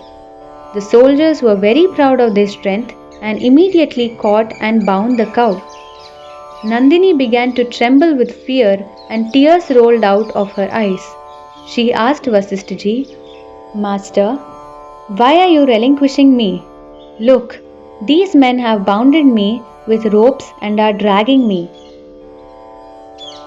Then sage Vasishtha said, O sacred cow that produces milk of the purest quality, I am not abandoning you. It is this king who is taking you away by force. And only just now I had welcomed him into the ashram. I had no intentions of parting with you. When she heard this, every cell in her body became filled with anger and she began to bellow furiously. Frightening sounds came out of her mouth and fearsome demons appeared from her body, bearing arms and covered in armor. They shouted, Wait, wait, stop, stop. And in a short while they had completely destroyed King Vishwamitra's army. They rescued Nandini and freed her from her bonds. The king was dejected and went home disappointed. In his depressed state, he condemned the courage and strength of the Kshatriyas and the meekness of the Brahmins and decided to go into tapasya. He went into a dense forest and performed severe penance and renunciation. He gave up the Kshatriya status and at the end of his sojourn in the forest he became a rishi. The minister said, Therefore, O king, do not incur the anger of this highly evolved sage Bharatvaj. To enter into a dispute with a saint is virtually pushing your clan into the mouth of Kala, destruction. It is my humble advice that you go to sage Bharatvaj and give him an assurance that in future you will not disturb the peace in his ashram, and you will allow Sudarshan to dwell there in peace. How can that poor boy, who has no worldly possessions, be any threat to a powerful king like you? It is not good to bear ill will towards a weak orphan. Maharaj, you should be forever compassionate. This entire universe is controlled by God. So, there is no use in bearing malice and rancor towards anyone. Whatever has to happen will happen. One command from God can cause a thunderbolt to become as harmless as a blade of grass, and at another time cause a blade of grass to become as powerful and devastating as a spear or thunderbolt. There is no doubt in this. This same divine energy can cause a hare to become the destroyer of a lion or a mosquito to destroy an elephant. Therefore, O king, don't let your mind get clouded by anger and haste. Ponder over my advice, which is for your benevolence, and turn away from this undesirable act. Vyasji says, on hearing his prime minister's words of wisdom, The famous king Yudhajit prostrated before Muni Bharadwaj and placed his head at his feet. Then he left for his home. This gave Manorama great relief and laid all her fears at rest. She spent her days in the ashram looking after the child. Sudarshan grew into a young boy and played with his mother. One day, Sudarshan was with Vidhal when the little son of a Muni playfully called Vidhal as Kleeb.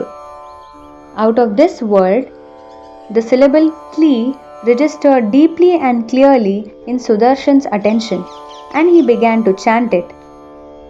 Actually, Kleem, with a nasal sound, is a mantra containing the seed energy of the desire of Bhagavati Jagadambika. This mantra got embedded into him and he chanted it continuously with full respect and attention. Maharaj, as a result of auspiciousness unknown to him, he was endowed with this invaluable and priceless Bija mantra. At that time, Sudarshan was only 5 years old. He was already well versed in Rishi, a sage who composed a Vedic mantra, Chand, the meter in which the Vedas are to be sung, meditation and renunciation. The child Sudarshan repeated this mantra in his mind while eating, playing and even sleeping because it had become a part of him. When he completed 11 years of age, Rishi Bharadwaj performed his initiation and sacred thread ceremony and inducted him into the study of the Vedas. By the grace received from chanting the mantra, he easily absorbed all the divine knowledge from the scriptures and also the art and science of archery and the skills of political administration. And then, one day, he was blessed with a Sakshat Darshan, personal apparition of Devi Bhagavati. The Devi was dressed in red-colored garments, her form emitted a red glow, and even her ornaments shone with a red radiance.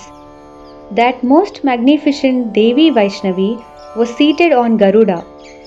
On beholding this vision, Sudarshan's face lit up with joy and adoration.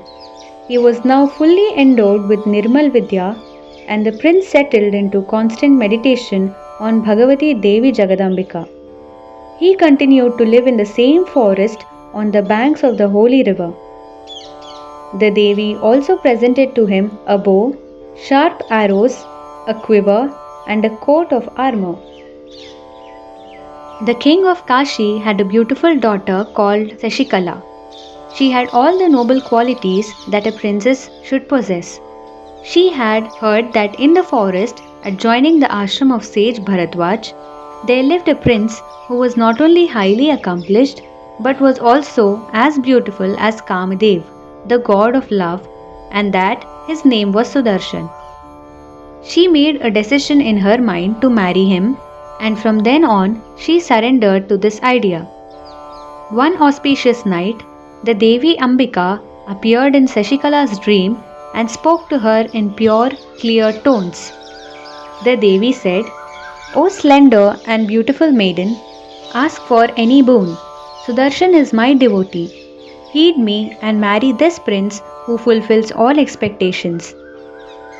Sashikala was filled with awe and joy at receiving this auspicious vision that she kept laughing aloud. Each time she remembered the dream, her face would light up with joy. Her mother asked again and again the reason for her happiness, but she was too shy to tell. She narrated her entire dream to her close friend. One day, the doe-eyed princess, accompanied by her friends and attendants, strolled into the forest. The perfume of champa flowers pervaded the air, and the princess began plucking the flowers. Just then, she saw a young Brahmin seated on a deer coming towards her. She asked him in gentle tones from which region he had come. The Brahmin said, "I come from the ashram of sage Bharadwaj on a very important errand. Is there something you want to know?" Sashikala said, "O most fortunate one, what object is there in the ashram which is most wonderful, most valuable, most praiseworthy and most pleasing to the eye?" The Brahmin replied, O auspicious one, there resides in that ashram a prince called Sudarshan, son of King Sandhi. His qualities match his name. Truly, he is most beautiful to behold, and those who have not seen him have deprived their eyes of a most pleasing sight. The Creator, Shri Brahma, seems to have concentrated all the good qualities in him. I consider him the ocean of goodness. He is the most suitable husband for you. Your union has been preordained just like a precious stone and gold.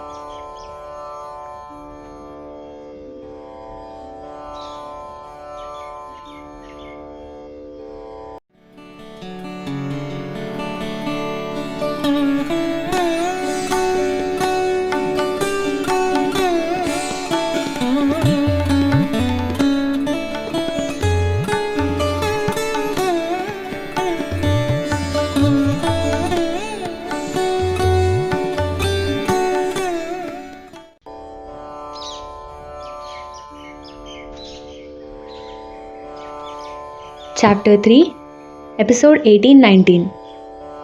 Princess Sashikala, in her mind, acknowledges Sudarshan as her husband. Her mother, Queen of Kashi's advice to her, Sashikala's declaration and holding of Swayamvara.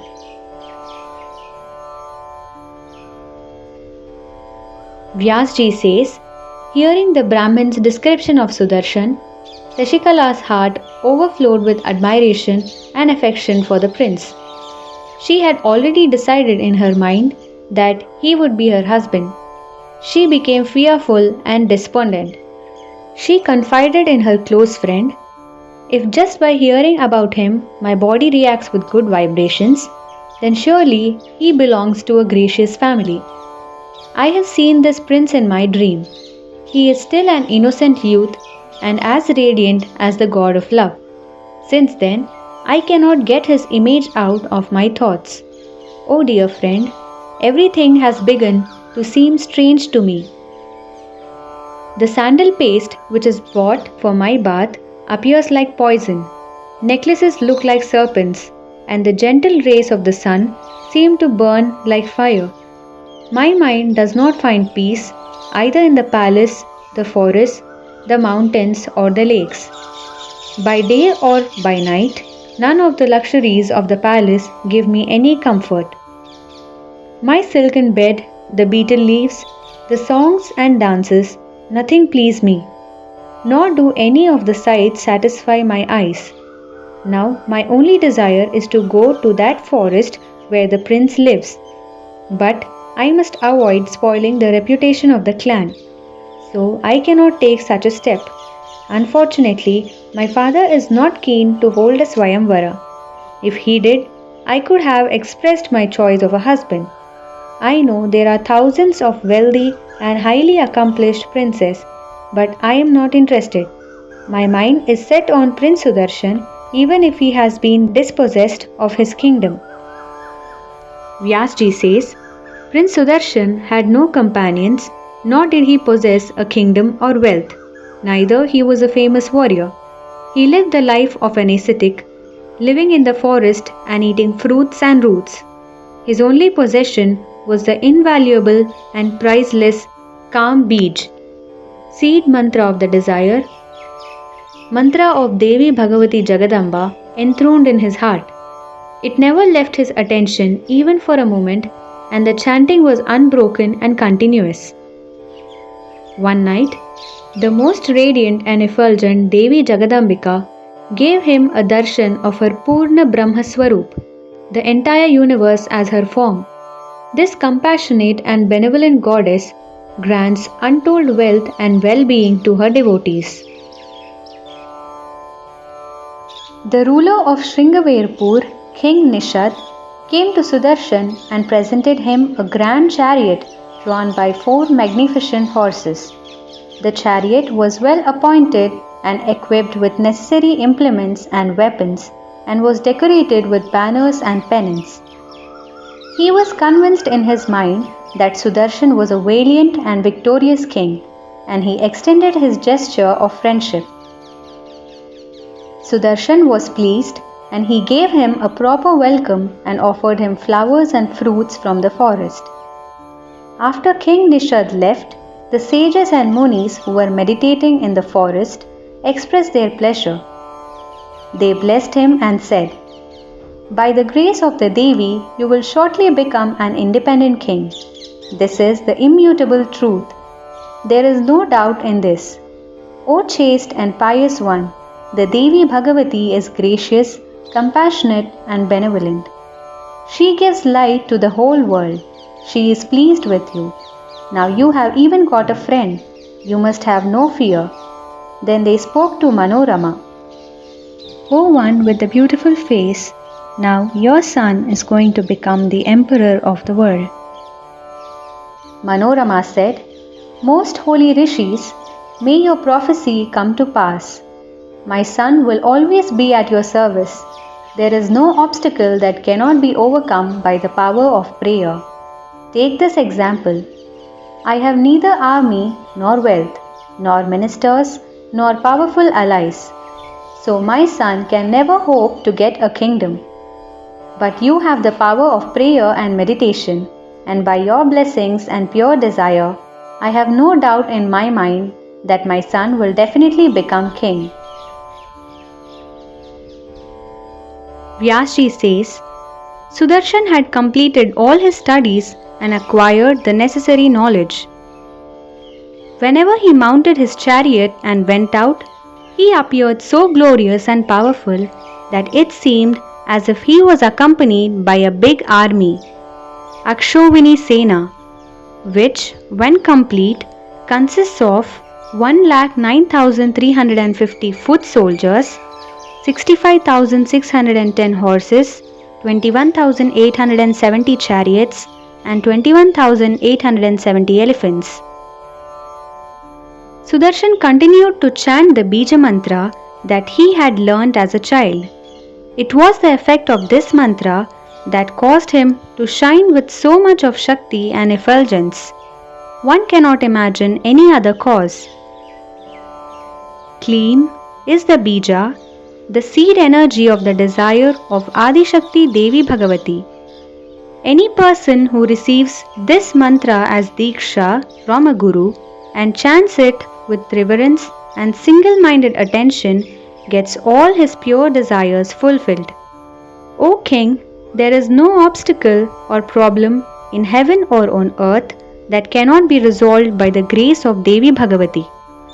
They are most unfortunate, ill-fated and afflicted by disease and disorder who cannot maintain deep and constant devotion to Adi Shakti Bhagavati Jagadambika while performing puja to her holy lotus feet. She is the same Devi who in ancient times was worshipped as the source, the mother of all the gods. She has descended on this earth and abides in all in the form of Buddhi, wisdom, Mati, intellect, Kirti, fame and honor, Dhriti, firmness and steadiness, Lakshmi, prosperity, Smriti, memory, Shakti, strength and energy, Shraddha, faith. This is the absolute truth.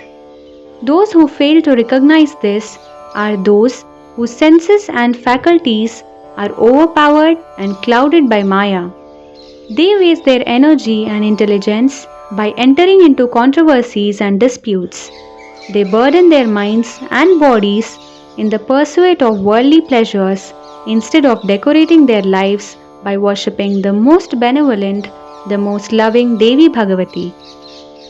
Brahma, Vishnu, Mahesh, Indra, Yama, Kuber, Vayu, Agni, Sun, Ashwini Kumars, Adityas, that is 12 forms of the sun appearing distinct in each of the 12 months of the year, Vasus, Rudra, Vishwadev and Marudgan, deities of the wind, all of whom are entrusted with the creation, preservation and dissolution of the universe, are all constantly engrossed in worshipping and meditating on Devi Bhagavati Jagadamba.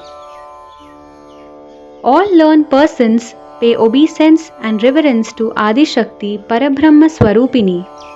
The entire universe is her form. Sudarshan forever enthroned this magnificent goddess in his heart and in his attention. She who exists as Vidya and Avidya, that is knowledge and non-knowledge, is the very same Parabrahma.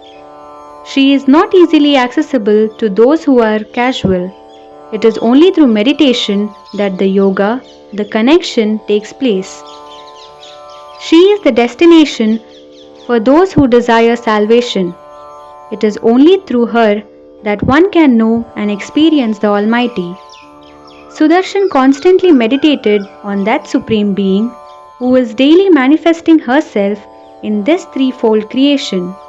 He lived in the forest and experienced more peace and joy than he could ever have got by possessing a kingdom. Shashikala's father, realizing that his daughter was of marriageable age, started careful preparations for the holding of a Swayamvara.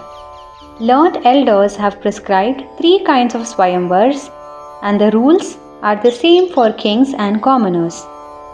Ichha Swayamvar, where the bride chooses the husband herself by garlanding him. Prana Swayamvar, where the contenders have to fulfill a condition, like Shri Rama strung the bow of Shri Shiva to marry Sita, and Shaurya Shulk Swayamvar, where the most valiant and brave hero becomes the bridegroom. This last Swayamvar is only for warriors. In King Subahu's Darbar, arrangements were made for Ichha Swayamvar. Architects and artisans built many platforms, and these were draped in rich silks. Many canopies and pavilions were installed. All materials and essential requirements for the marriage ceremony were collected. Shashikala began to be afraid. She called her trusted friend and requested her to go and tell her mother in confidence that in her heart she had already chosen the son of King Dhruvsandhi to be her husband. She could not choose anyone else, and it was with the blessings of Bhagavati Jagadamba that Sudarshan was already her husband. Vyasji says, Shashikala's friend was very gentle and soft-spoken. She took the mother to a private place and told her in sweet tones, "O chaste and virtuous one, your daughter is very distressed. She has sent me to you with a prayer. Please hear it and try to do something that will be benevolent for her. There lives in the holy ashram of sage Bharatwaj a prince called Sudarshan, son of King Dhruvsandhi, and in her heart she has acknowledged him as her husband. Therefore, she cannot accept any of the princes who will be coming for the Swayamvara." Vyasji says, after hearing Shashikala's friend, the queen met her husband at the earliest opportunity and told him of their daughter's decision. The king began to laugh and addressed his wife, that is the daughter of King of Vidarbha.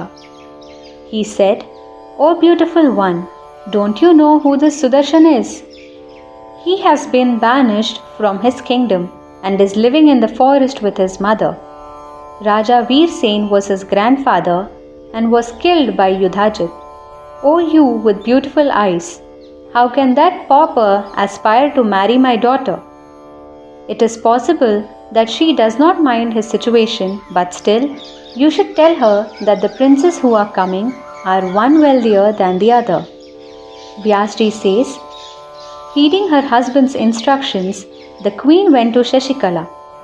She affectionately placed her on her lap and gave her comfort and encouragement and said, "Daughter, why are you thinking unpleasant and improper thoughts?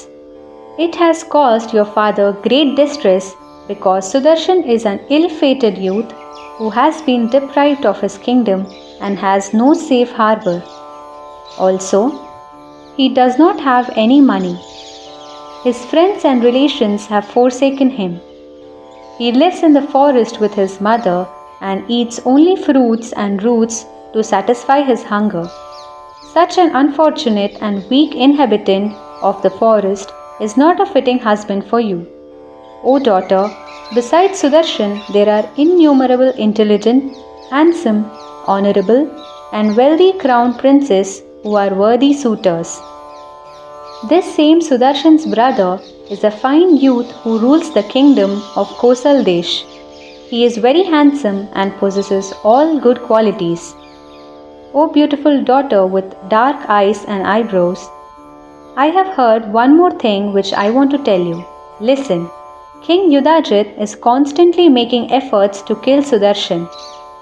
He had fought a mighty battle with Veersen and killed him to crown his grandson Shatrujit as king.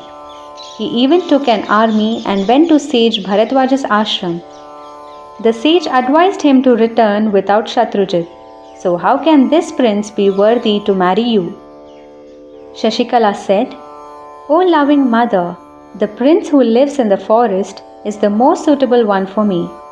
Just like Sukanya obeyed her father Sharyati and married Chyavan Muni and spent her life attending on him, so also I wish to spend my life in the service of Sudarshan. Women who are virtuous and devoted wives not only attain heaven but also receive the gift of moksha. Unconditional devotion to the husband brings blessings and happiness. Devi Jagadambika herself appeared in my dream and directed me to marry Sudarshan. So how can I even think of choosing any other prince? Vyasji says, in this way, the princess placed before her mother her reasons for her decision. The queen conveyed all this to the king, but arrangements for the Swayamvar continued. The day drew near and the princess became restless. She secretly sent a Brahmin with a message to the ashram of sage Bharadwaj. The message was for Sudarshan. My father and mother have made arrangements for a Swayamvara for me. Many rich and famous kings will be attending. In my heart and in every way, I have acknowledged you as my husband. The Devi Bhagavati appeared in my dream and advised me that you, who possess all divine qualities, will become my husband. I would rather consume poison or immolate myself in the holy fire than marry any prince that my parents choose. I have promised myself to you through my mind, voice and actions. By the grace of Devi Bhagavati, everything will work out. Please come to the palace today. Nothing and no one can change what has been ordained by the Devi, who is the supreme creator of this universe. Even Shankar and all the gods are under her control. The Brahmin immediately went and gave the message to Sudarshan and convinced him to come to the palace the same day. Vyasji says, seeing her son making preparations to go to the Swayamvara, Manorama began to worry.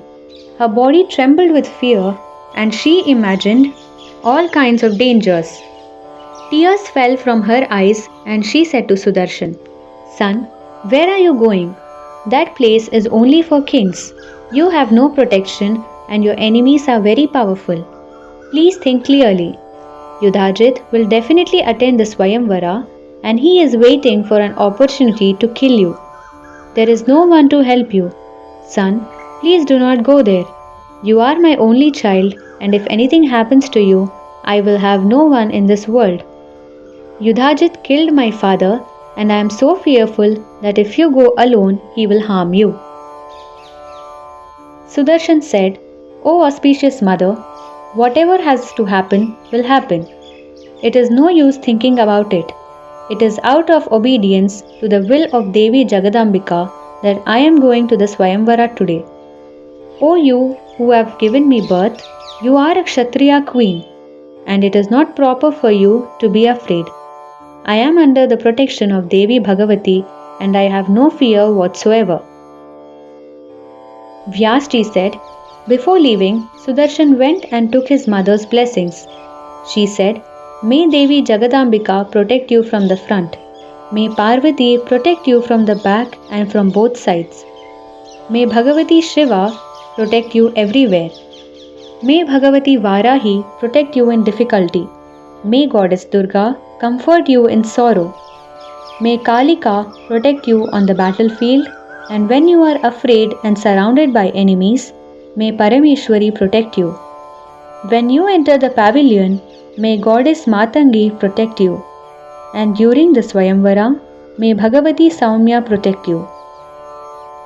May Bhagavati Bhavani, who cuts the knot of Maya, protect you in the court of kings. May Devi Girija protect you in the mountains. Devi Chamunda protect you on the crossroads, and in the jungles, the eternal Shri Kamaga protect you. O son, you who are a descendant of the clan of Raghu, in the event of battle, may Bhagavati Vaishnavi protect you. When surrounded by enemies on the battlefield, may Bhagavati Bhairavi protect you. Mahamaya Bhagavati Bhuvaneshwari is the mother of the whole world. She is Satchit Anand.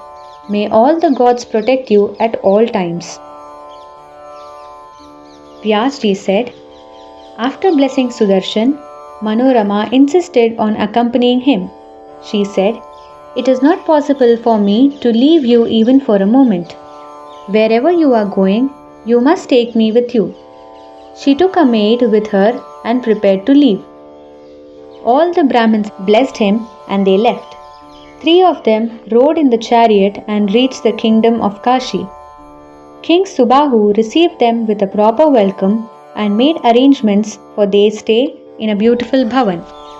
Food and water were immediately put before them, and attendants looked after their needs. Many kings and princes had come from far and near, and Sudarshan met them. King Yudhajit was there with his grandson Shatrujit. Kings also came from Karush, referred to in the Ramayana as being on the banks of the Ganga, Madra, an ancient country lying between the rivers Ravi and Jhelum, Sindhu, Mahishmati, ancient kingdom in southern India. They were all valiant and brave kings. Splendid warriors had also come from the kingdoms of Panchal, Karnataka, Chola, Vidarbha, and other mountainous regions. All of them had brought armies with them, complete with foot soldiers, cavalry, horses and elephants. Hosts of soldiers moved all over the area. Other petty chiefs had also come to witness the Swayamvara, and they had arrived on caparisoned elephants and decorated horses. Princes met each other cordially, and many observed that Prince Sudarshan had come in a very simple and quiet manner and had come alone with his mother. All the other princes and kings had come with large armies and impressive weapons. They wondered how Sudarshan could even think that the princes would choose him. Just then, King Yudhajit joined them. He said, in order to win the princess, I will even push Sudarshan into the jaws of death. There is no doubt in this. The king of Kerala, who was well versed in the ethics and codes of conduct, said, O king, this Swayamvara is being held so that the princess can choose freely whichever king or prince she wishes to marry. It is neither right nor desirable to enter into any dispute or violence. This is not a Swayamvara where the bride is won by force. It is also not proper to offer wealth to obtain the bride. Here, the princess has the freedom to marry whomever she chooses. So, there is no cause for debate or dispute. O king, it is well known that you caused Prince Sudarshan to go into exile and unjustly installed your grandson on the throne. Prince Sudarshan, born in the Raghu dynasty, is the son of the king of Kosala and the rightful heir. How can you kill him? If you do, you will have to pay a heavy price for the crime you are committing. You must know that there presides over all the Supreme Almighty, Father of the universe. Good always prevails over evil. King, heed my advice. Do not commit this sin. Overcome the temptation and renounce your evil plan. Your grandson is also here, and he is a fine, accomplished king. It is possible that the princess may choose him. There are many mighty kings and princes here, and she is free to choose any of them also. So there is no question of dispute or dishonor, and a wise and intelligent person should not harbor intentions of using force in this matter. Vyasji says, to this Yudhajit replied, O King of Kerala, you are known as a chaste, truthful and virtuous king. You have described the correct ethics for a Swayamvara. But O King of noble birth and gentle breeding, when there are such grand and powerful kings present, would you approve of some unworthy suitor marrying this jewel of a princess?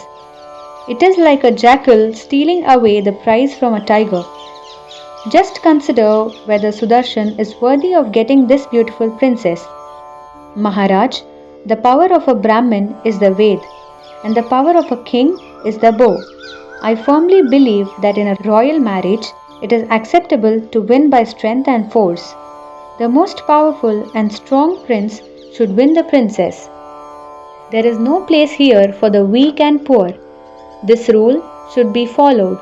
Otherwise, there may be an unpleasant reaction and even fighting might erupt. This caused a stir among the assembled kings and princes. King Subahu was called to the council hall. They said, O king, in this Swayamvara, all the rules governing royalty should be observed. Please tell us clearly what kind of a Swayamvara you are conducting. Have you already decided on whom your daughter is going to marry? King Subahu said, O most honorable kings, the truth of the matter is that my daughter has decided in her heart that she is going to marry Sudarshan. I have tried my best to advise her, but she is not changing her decision. What can I do? I am not able to influence her in any way. Also, Sudarshan has already arrived, and even though he has no army or guards, there is no sign of fear in him. Vyasji says, then all the kings requested that Sudarshan should be brought to meet them. He came alone and unattended, and took his seat in a peaceful and dignified manner. They spoke to him in gentle tones. O Prince who is most auspicious, you have lived a life of great renunciation and penance. Did you receive an invitation, or have you just come here on your own? You have no army or ministers, kingdom or wealth, nor are you physically strong or powerful. Then why have you come? Please tell us the truth. Many kings have come prepared for battle and have brought large armies with them. They have all come with the intention of winning the beautiful princess. Your brother, the brave Shatrujit, has also come for the same purpose. His grandfather, Yudhajit, is here to give him all support. What prompted you to come to a place like this without support or protection? After you answer all our questions, you can desire whether you wish to stay or leave. You are free to do whatever you wish. Sudarshan replied, army, power, wealth, kingdom, fortress, friends, guards, kings and allies. Even though I do not possess any of these, on hearing about the Swayamvara, I have come to watch. Devi Bhagawati appeared in my dream and directed me to come here. I obeyed without any hesitation. I do not have any other ambition. I am only carrying out the directive of the Devi Jagadambika. Whatever the Devi Jagadishwari has ordained, only that will come to pass and nothing else. There should be no doubt about this. O royal kings, in this whole wide world, I have no enemies. I see this whole creation as a reflection of Bhagavati Jagadambika. If anyone bears enmity towards me or wishes to harm me, even there Bhagavati Mahamaya presides over the action. I do not put my attention on the ill feelings of others. Most respected kings, whatever has to happen will happen. No one can erase a single moment. Then why should I worry? I am always surrendered to the lotus feet of the Mother. It is this Bhagavati Jagadamba who gives Shakti to all gods, demons and human beings as well as all living things. Without this Shakti nothing is possible. Whomever she wishes to make a king, he becomes king, and whomever she wishes to become a pauper, he becomes a pauper. So do not worry about anything. She is the most powerful mother. She is the primordial Shakti, and without her energy, even the gods cannot move. I am just an ordinary mortal. Whether there is adequate strength in me or not, whatever situation I am in, I am satisfied. It is in obedience to her command that I have come here today. Whatever she wills will happen. I have no doubt in my mind. By worrying, I cannot achieve anything. You also should not worry. I am telling you, I have no fear. It is the concern of that Devi Bhagavati, Jagadamba, who has directed me to come here. Vyasji says, the kings listened very carefully to Sudarshan, and when he finished, they looked at each other. They said, Prince, you are very gentle and respectable, but Yudhajit, king of Ujjain, intends to kill you. We feel sad for you, and that is why we are informing you. Give this matter careful consideration and then take whatever action you deem fit. Sudarshan said, You are all so kind and unselfish. You have given me good advice, but my mind is made up. I need not repeat all what I said earlier, but no living thing can die at the hands of another because the entire universe is under the control of the divine. Nothing and no one can be independent of this energy because it pervades the entire creation. The rule of action and reaction governs all beings, and everyone has to pay for his deeds and misdeeds. Philosophers and learned men have mentioned 3 kinds of karmas: by thought or attention, by present actions, and by destiny or fate.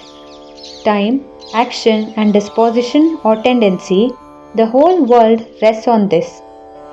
Without the advent of time, even the gods cannot kill a human being. If at all a human being is killed by another, then it is merely the efficient causal. The great destroyer is the indestructible Kal or time. For example, my father, who was merciful to his enemies, was killed by a lion, and my grandfather died at the hands of Yudhajit. One may take crores of precautions and protections, but when Kal or destined time comes, death is inevitable. On the other hand, if it is the will of God, a man may also live for 1,000 years. O you dharmic kings, I am never in fear of Yudhajit. I have faith in the greatness of God, and my mind is always at peace. My attention never strays, even for a second, from the lotus feet of Devi Bhagavati Jagadambika. The one who has created this universe will look after my benevolence. Whatever good or evil a person has done in his previous life, he will get the fruits in this lifetime. There is no doubt in this. Then why should a person be afraid? When the fruit of previous action comes in the form of punishment, he tries his best to prevent or neutralize it. Unlike these unwise people, I feel neither fear nor apprehension. Therefore, I have come to this assembly of kings without any fear in my heart. As per the advice of the Devi Jagadambika, I have come here alone and unattended to witness this grand Swayamvara. I only recognize instructions from Devi Bhagavati. I do not know anyone else. Whatever happiness or sorrow she has ordained for me, I accept. O kings, I desire that Yudhajit is always happy. I have no enmity with him. Vyasji says, the kings were very impressed and pleased with Sudarshan. They all went back to their bhavans. Sudarshan also went back quietly and peacefully. The next day, at the auspicious hour, King Subahu invited all the kings and princes to the main hall. Many platforms had been erected and draped with rich silks and velvet cloths. All the kings arrived, resplendent in jewels and decorations. They all looked like gods seated on their vahanas. They presented a grand spectacle. The hall was filled with guests who had come to witness the Swayamvara. There was eager anticipation to see the beautiful princess. They all wondered who the fortunate king would be. If she placed the garland on the prince in exile, then surely fighting would erupt. The musicians began to play and the sound of music rose to the sky. The princess was being adorned by her maids and friends. She wore a rich and heavy silk sari, and jewels enhanced her radiance. She also wore a garland of fragrant flowers. She was in full bridal finery and looked like the goddess Lakshmi herself. Her father said to her, "Daughter, take this varmala and come with me to the assembly hall. Listen, my daughter, there are assembled there many kings and princes. Choose wisely a king or prince who is possessed of virtues and dignity and who comes from a good clan. All of them are seated in a decorated pavilion. You may choose a husband according to your desire." Vyasji says, Princess Shashikala was a quiet person and didn't speak much, but she felt she had to express her chaste and holy sentiments to her father. She spoke in sweet and respectful tones. "O revered father, it is my earnest prayer that I do not wish to appear before the gathering. Other maidens may not object to acting like puppets and going in front of aspiring tutors. But I have read in the holy scriptures that a woman should only lay eyes on the man she is going to marry and no other. A woman who appears in front of a large gathering of men endangers her chastity because the men cast adulterous and covetous eyes on her, desiring her as a wife. Even when a noble-born maiden reaches the Swayamvara hall with a garland in her hand, she is no different from a woman of low moral character.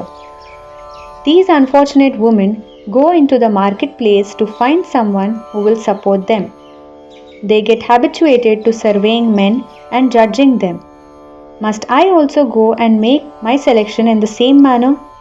Can I not observe the procedure laid down by our ancestors? It is not proper for me to go there. I wish to follow the principles of a virtuous wife. I cannot go there. Survey the men with a view to selecting a husband and then place the garland on the one I have chosen.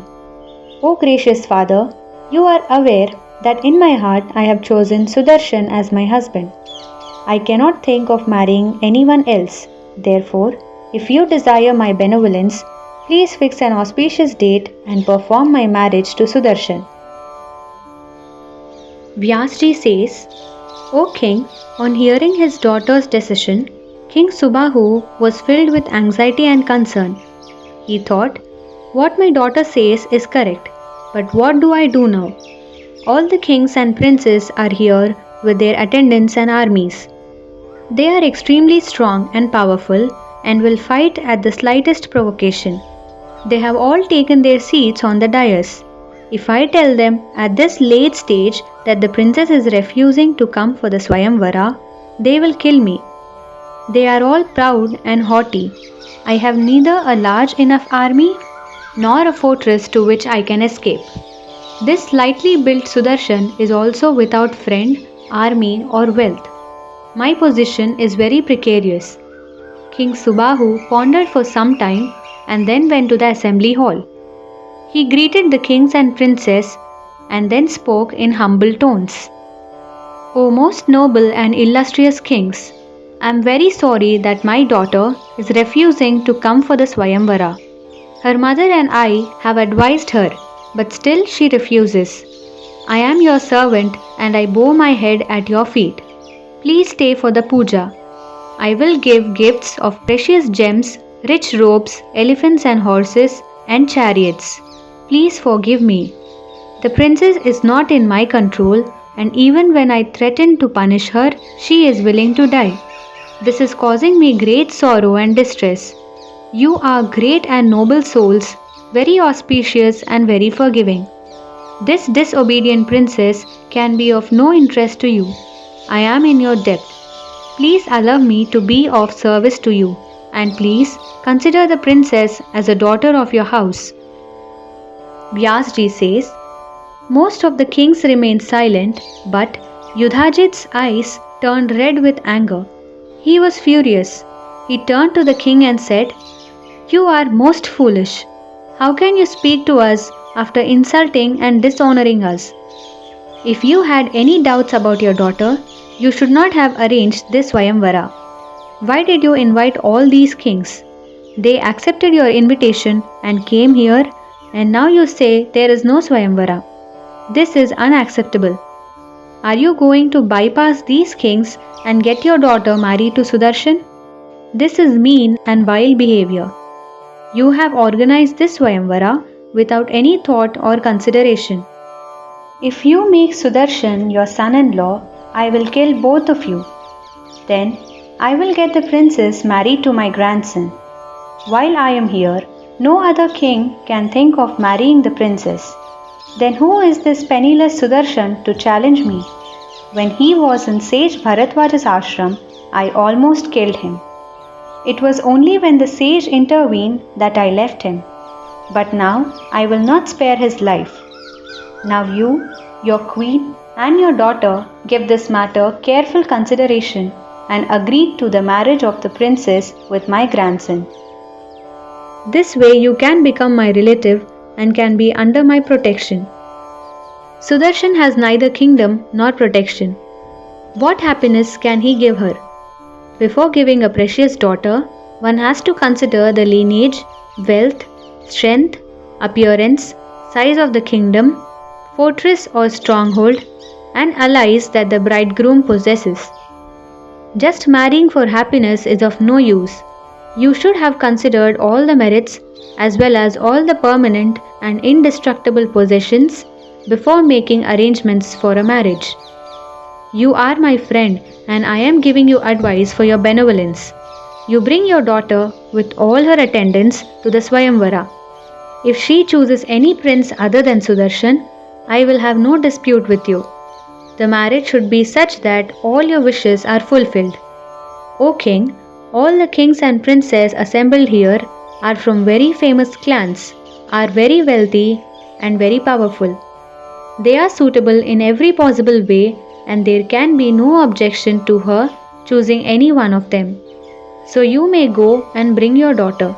Do not get into unnecessary conflict with all of us. Vyasji says, hearing Yudhajit's threats, Subahu was very perturbed. Breathing heavily, he went to his palace and spoke to his wife. Most gracious wife, you are aware of all virtues and merits. Go and tell our daughter that there is turbulence and conflict in the assembly hall. What action am I to take? I cannot take a decision alone, as I am subject to your wishes. Vyasji says, the queen immediately went to the princess and said, your father is extremely distressed. The assembled kings have reacted very strongly to your refusal to come for the Swayamvara. The situation has become serious and a source of great tension for your father. Please give up Sudarshan and choose some other king.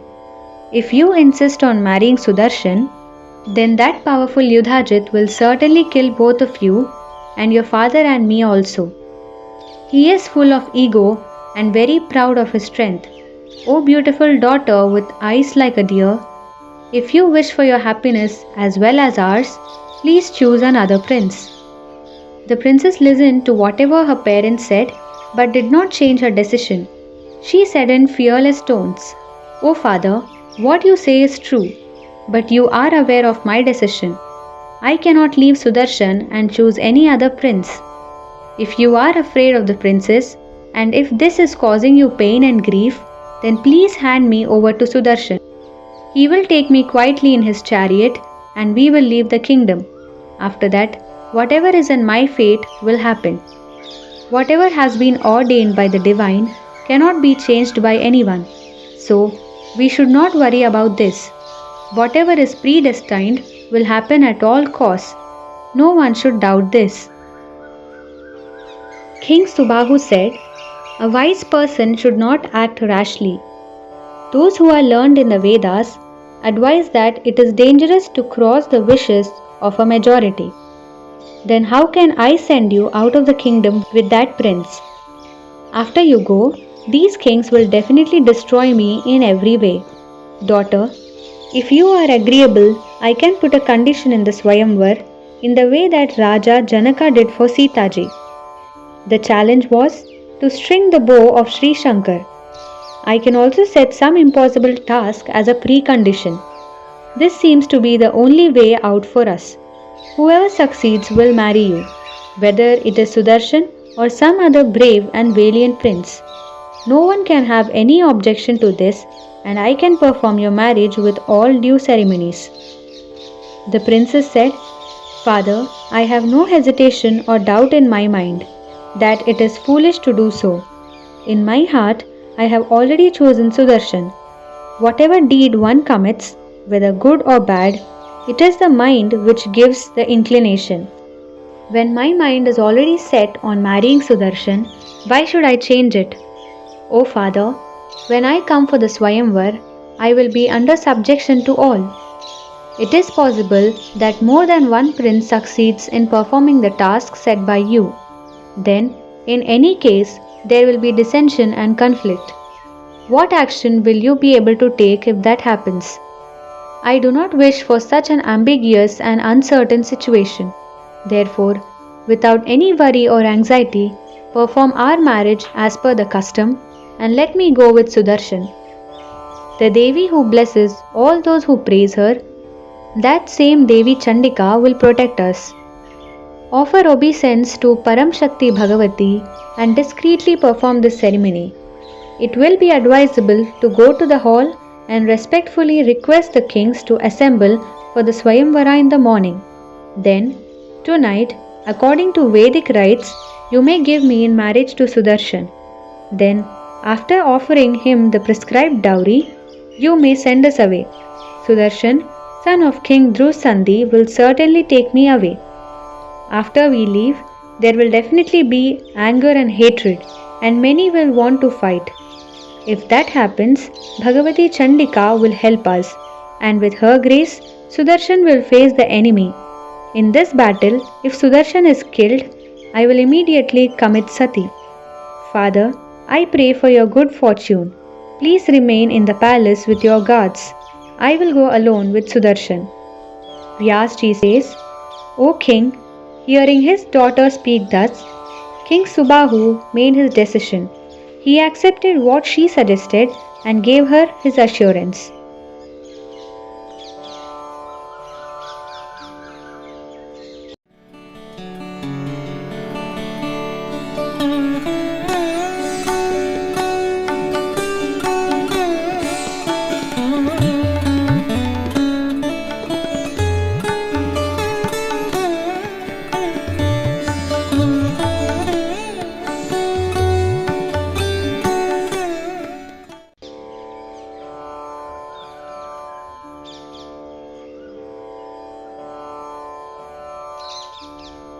Chapter 3, Episode 20-21.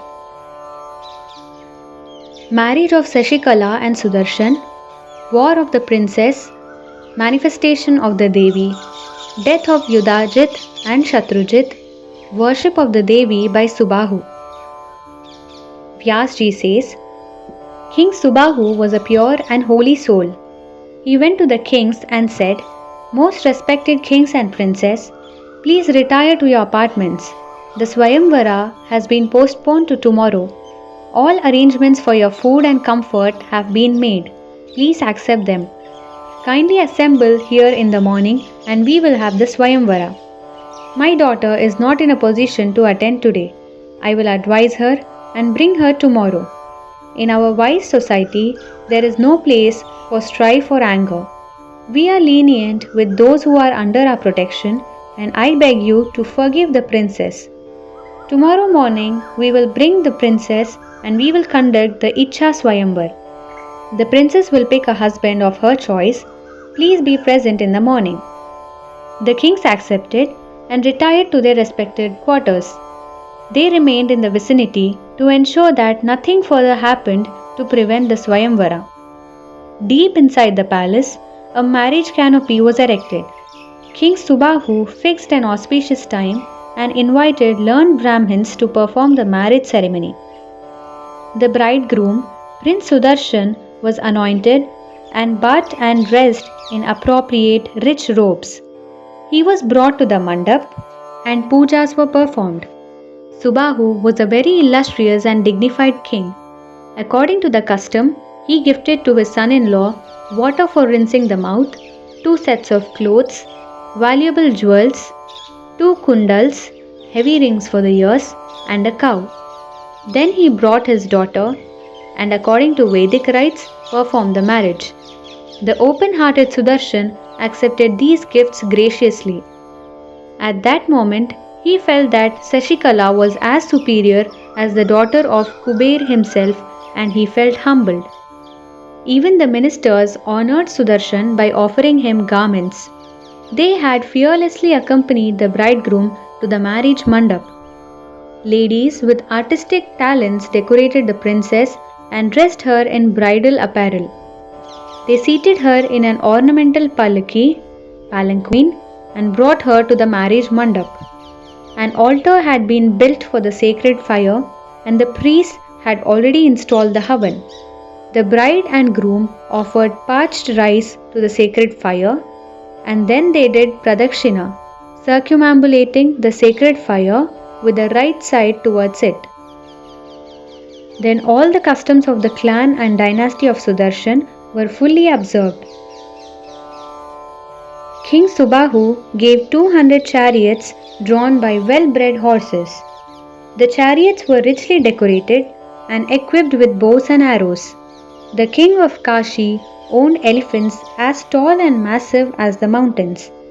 With great love, he presented to Sudarshan as dowry 125 caparisoned elephants decorated with golden ornaments, 100 maids complete with gold ornaments, and an equal number of female elephants were also given.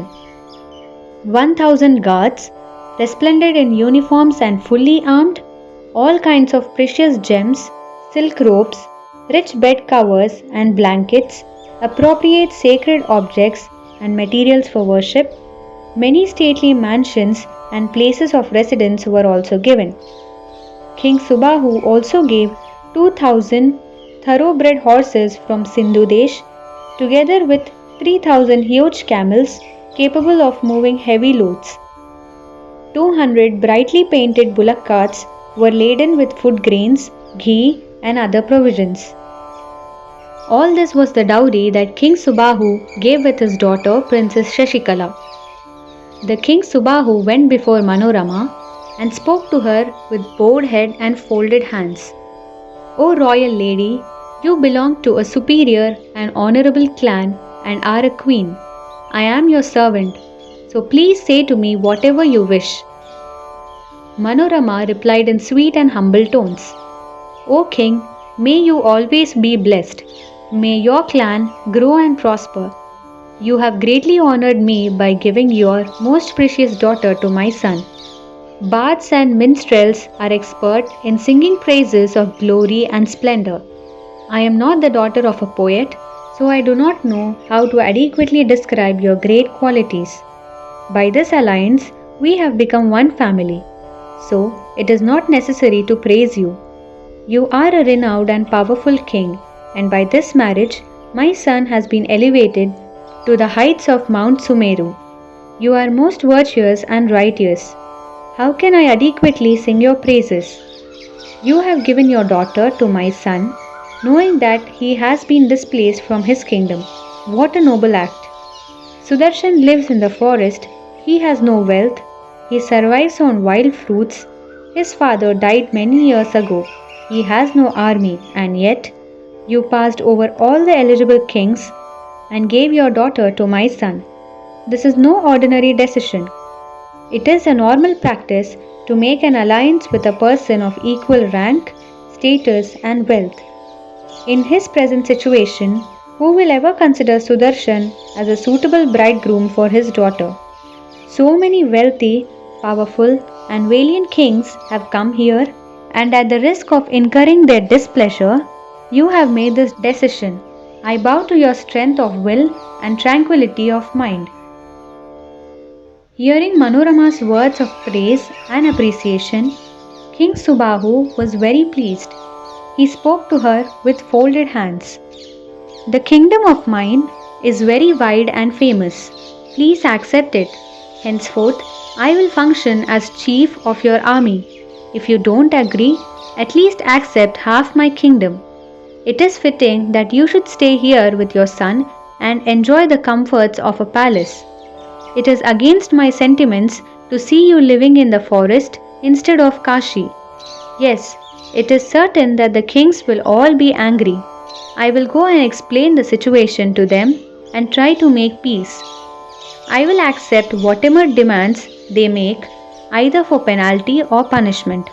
If they do not agree, then of course, there will be war. Good always triumphs over evil. So the side which is dharmic will win. Those who fight an unjust war cannot be victorious. Those who support adharma are wrong and cannot win. Subahu's pronouncement was firm and unwavering. Manorama was in a meditative state and began to speak of his benevolence. She said, "O king, may you prosper. May you and your progeny rule long and fearlessly. My son also will rule the kingdom of Ayodhya. There is no doubt in this. Now please give me permission to return to my abode. Devi Bhagavati Jagadambika will bless you. I always worship the most adorable Devi Bhagavati Jagadambika. Therefore, you need not have any worries about me." In this way, Subahu and Manorama addressed other with utmost respect. Morning dawned, and when the kings discovered that the marriage had already taken place, they burst into fiery rage. They came out of their rooms and shouted angrily that Sudarshan was not fit to marry a princess. They said, "Today we will kill that dishonorable and disgraceful Subahu and Prince Sudarshan and snatch away the princess and the kingdom. Otherwise, we will have to return to our kingdoms in shame. Can all of you hear the sounds of drums, tambourines and conch? Songs and music are floating in the air. It is evident that King Subahu has completed the marriage ceremony. He has deceived us with sweet talk and has carried out all the formalities of the marriage. So now, what should we do? Let us give this matter due consideration, make a decision and act accordingly." Just then Subahu, unparalleled in dignity and majesty and matches in virtues, approached them. He had just completed the marriage ceremony of his daughter and he had come to invite them for a reception. He was accompanied by prominent citizens and close friends. Seeing him, the kings did not move. They were silent with anger and remained seated. Subahu bowed before them and spoke humbly and with folded hands. "I respectfully invite all of you to come to my house and have food. The princess has married Sudarshan. In the circumstances, there is nothing that I can do now. I would request you to be gracious and pardon her." Hearing this, the kings shook with rage. They said, "King, we have eaten. You may go to your house. You have taken your own decision and acted accordingly. Now go home and complete any other task that is still to be done." King Subahu became apprehensive and fearful and turned towards his house. He thought, "All these kings are filled with rancor and hatred. They are capable of doing anything in their anger." His mind was filled with foreboding. After he left, the kings made a decision. "We will block the road and kill Sudarshan and take away his bride." There were others who just wanted to leave the place and go home. They did not wish to take revenge on Sudarshan. The other kings formed a barrier across Sudarshan's route. King Subahu returned to his palace and set about completing all the formalities. For 6 days, feasts were prepared for Sudarshan. Then, in consultation with his ministers, the appropriate dowry was given. When the king heard from his emissaries that the other kings and princes had blocked all roads, he was overcome with sadness. Seeing this, his virtuous son-in-law said, "Please give us permission to leave. We will go without any fear. We will go to the holy ashram of sage Bharadwaj and select a place nearby to live. O faultless one, do not fear the kings and princes. Bhagavati Jaganmata will protect us all." Vyasji says, the king gave due consideration to what Sudarshan said. Then he surrendered to Mother Jagadamba and made arrangements for their departure. Sudarshan left and Subahu followed with a large army. Sudarshan was wearing all the adornments of a royal bridegroom and was seated in the chariot with his bride. He was escorted by many chariots. As he left the palace, he noticed the armies of all the kings. Subahu also saw the armies and he felt alarmed. But Sudarshan looked calm and peaceful.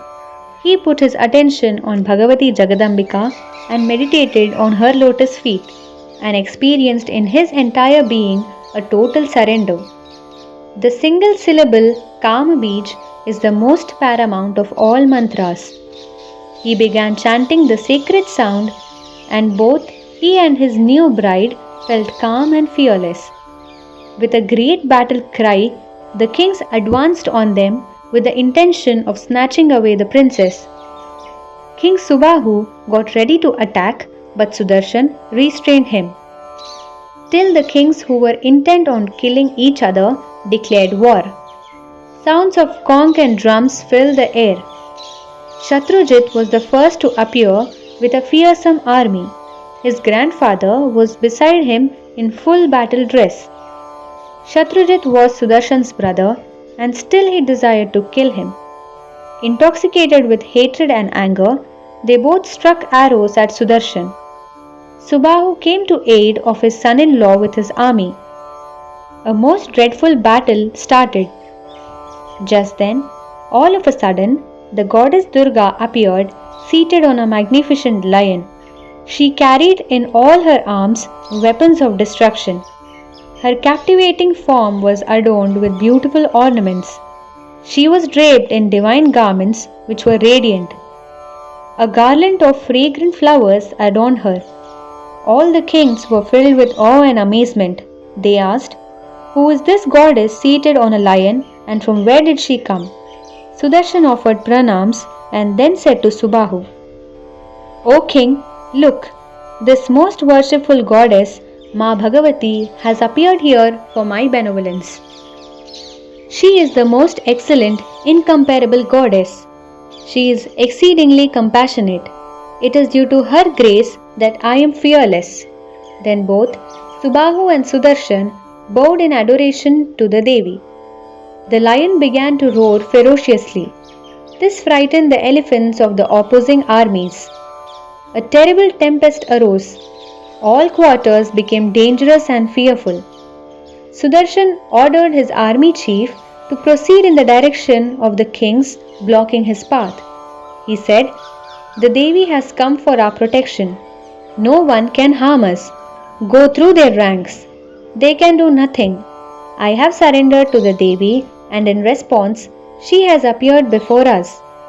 Have no fear whatsoever." Obeying instructions, the army went forward through the enemy. Yudhajit was furious with the other kings. He said, "Why are you so afraid? This is the right time to kill Sudarshan and take away the bride. This youngster has insulted us and is now fearlessly passing through us with his bride. Are you afraid of a woman seated on a lion? Show your strength and prowess and kill Sudarshan and take away the princess. Don't allow a fox to run away with the lion's prize." Yudhajit rounded up with his army.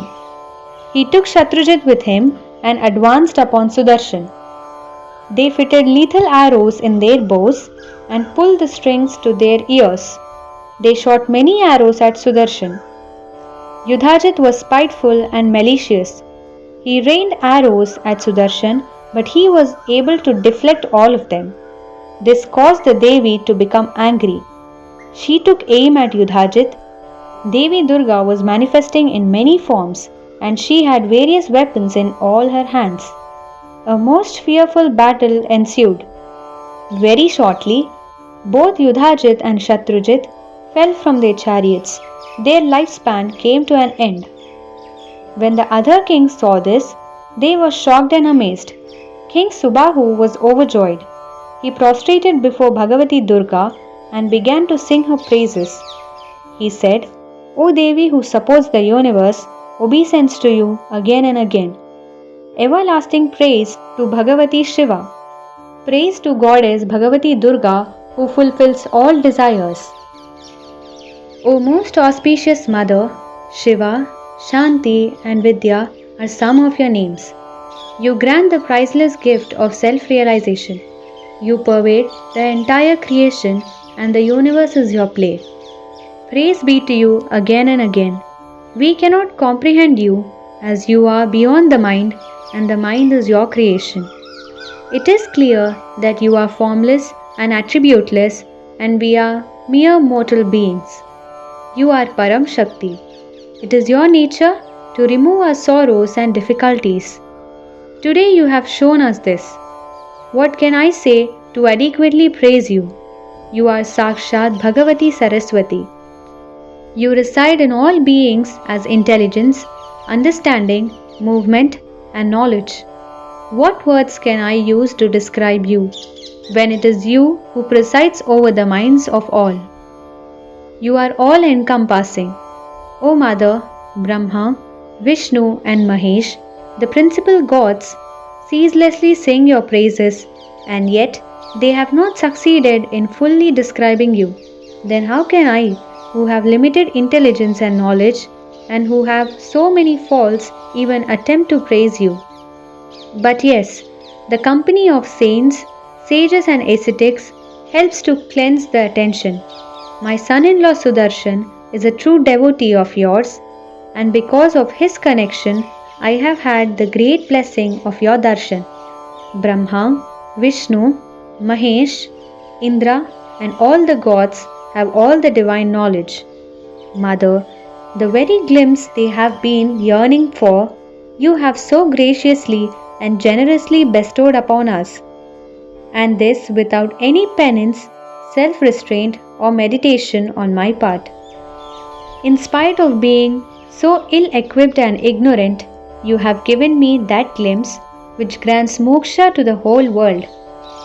O Devi, nothing is hidden from you. You are omniscient. The Ganas are constantly engaged in your worship. It is your nature to be merciful, and that is how I received this priceless gift. How can I fully describe the mercy you have shown to Sudarshan in his most difficult hour? Both his enemies were very strong and powerful, and you killed them in such a short time. You have shown how merciful you are to your devotees. But this is no difficult task for you, because it is you who sustains and protects the universe. In your great love and concern for your devotee Sudarshan, you destroyed his enemies. You did this to illumine and beautify the total surrender of a devotee. For this reason, Sudarshan married my daughter and was victorious in battle.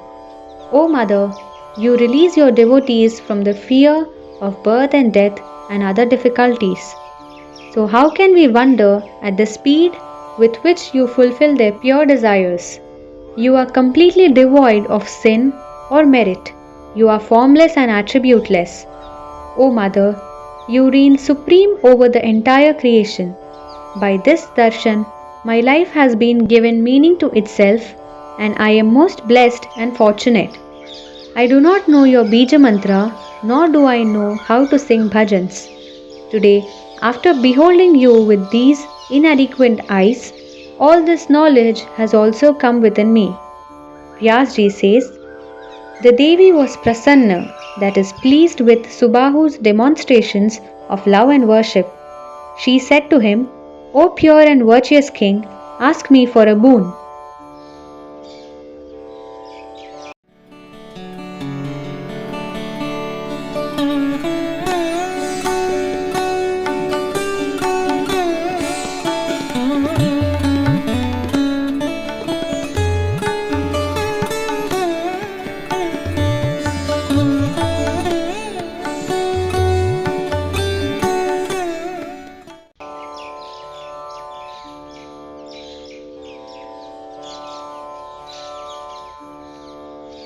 Chapter 3, Episode 22-23. Subahu receives a boon from the Devi. On the request of the kings, Sudarshan sings the Mahima, description of the Devi. enthronement of the Devi in Ayodhya and coronation of Sudarshan. Vyasji says, hearing the Devi, Subahu became filled with vibrations and prostrated before her. With great devotion he spoke, "If we put all the kingdoms of heaven and earth on one side and a glimpse of your divine form on the other, those material things can never compare with your darshan. O Devi, there is nothing in the three lokas that can measure up to this precious, priceless darshan. Devi, what boon can I want? My birth on this earth has been given its full meaning. My only humble prayer is that you bestow on me resolute, unshakable, and unswerving bhakti for you. May my attention remain ever connected to your lotus feet. In your compassion and benevolence, please permit me to enthrone you in Kashi. You are known by the name of Durga. Please protect Kashi and Varanasi as you protected Sudarshan today. Bhagavati Durge, you are the ocean of mercy and compassion. As long as Kashi exists on this earth, please reign over it. That is all I desire. What else can I want? Vyasji says, after this sincere prayer, Subahu sat before the Devi. Bhagavati Durga spoke, Rajan, I will stay permanently in Kashi. As long as the earth exists, I will be in Kashi to protect it from all evils. Then Sudarshan came there. His whole body was vibrating with divine grace. He bowed with great humility and began praising the Devi. He said, O Devi, I am so inadequate. How can I fully describe the mercy and compassion that you have shown me? I am deficient in devotion and worship of you, and still you have protected me in the most amazing manner. The whole world exists because of you. You support even those unfortunate beings who do not have bhakti for you in their hearts. Devi, it is said that you are the creator of the entire universe. After creating, it is you who nourishes and sustains all things, and at the time of dissolution, it is you who causes the destruction and annihilation. So, there should be no wonderment at the way you protected me. O Devi, I am your servant. Please command me. What shall I do? Where shall I go? In future, I surrender all my movements, my way of living, and my life to you. Vyasji says, the Devi, full of mercy, spoke in enchanting tones. The Devi said, O fortunate one, go to Ayodhya, and in accordance with the maryadas of your dynasty, ascend the throne and start ruling the kingdom. Keep me always in your attention and perform pujas to me. I will look after your welfare, and your kingdom will be firm and stable. It is important that you perform pujas on the 8th day of the lunar fortnight, that is Ashtami, the 14th day of the lunar month, Chaturdasi, and most important of all, on the 9th day, Navami, of each fortnight of a lunar month. O sinless one, see that you enthrone an image of me in your kingdom, and puja should be performed with bhakti and diligence 3 times a day. During the autumn season, Sharad, in the month of Ashwin, 7th month of the Hindu year, Navratri puja should be performed in a very special way for 9 nights. Maharaj, in the months of Chaitra, 1st month, Ashwin, 7th month, Ashad, 4th month, and Magh, 11th month of the Hindu year, the first 9 days of the bright half should be celebrated with special festivals. During those days, special pujas must be performed. Rajendra, knowledgeable men should continuously perform my pujas on the 8th and 14th day of the Krishna Paksh, dark fortnight. Vyasji says, after giving these injunctions, Bhagavati Durga, the remover of all sorrows, disappeared. Sudarshan was singing her praises with extreme modesty and humility. Seeing that the Devi was no longer in their midst, the kings and princes came before Sudarshan and bowed to him so respectfully. It seemed they were paying homage to Lord Indra himself. Subahu also bowed to Sudarshan and stood there very pleased and impressed. Then all the kings addressed the king of Ayodhya, Sudarshan. Maharaj, you are our lord and master, and we are your servants. Please rule over Ayodhya. We are dependent on you for protection. Maharaj, it is due to your devotion that we were fortunate to have a darshan of Jagadishwari Bhagavati Jagadamba. This compassionate Devi is Adi Shakti. By her grace and benevolence, one attains the four fruits of righteousness, purpose in life, desire, and liberation. You are very saintly and glorious, and your birth on this earth has been fulfilled.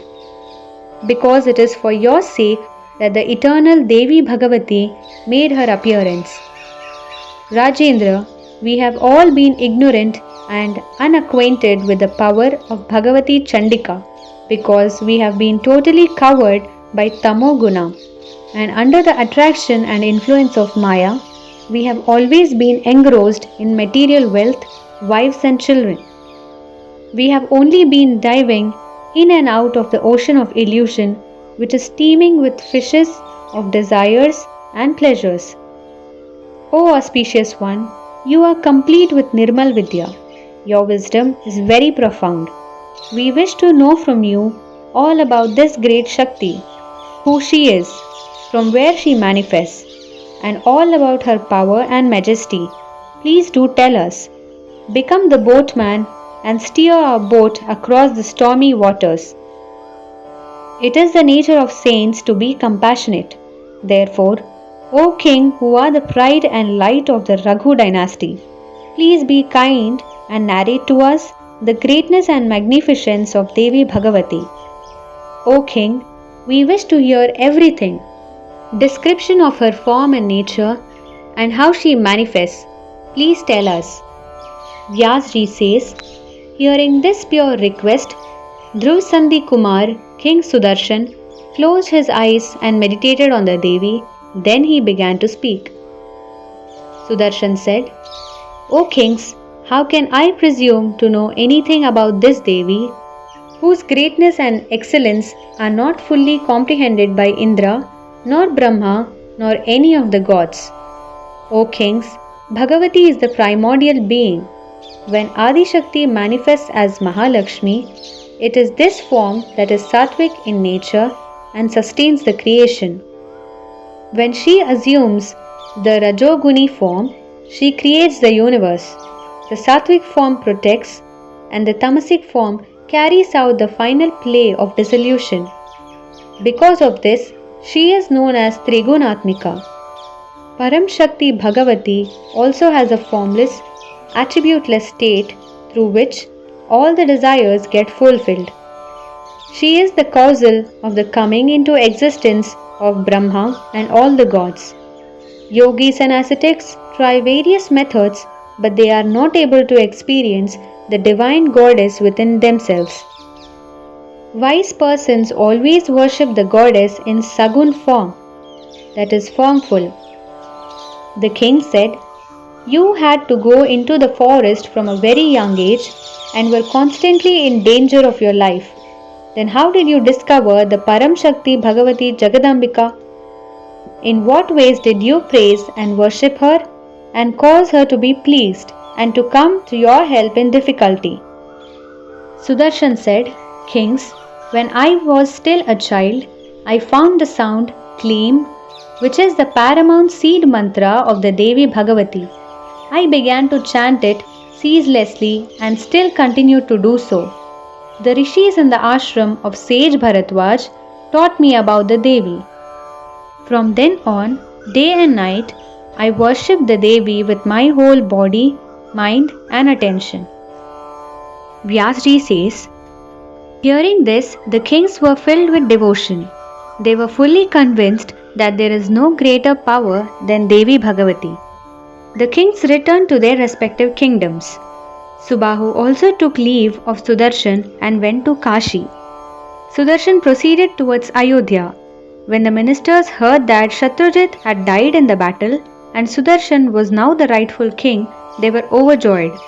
When the people of Ayodhya heard that their new king was coming, they took all the necessary materials to hold a reception and welcome Sudarshan. In this way, all his subjects went and met him halfway and accompanied him with much fanfare to Ayodhya.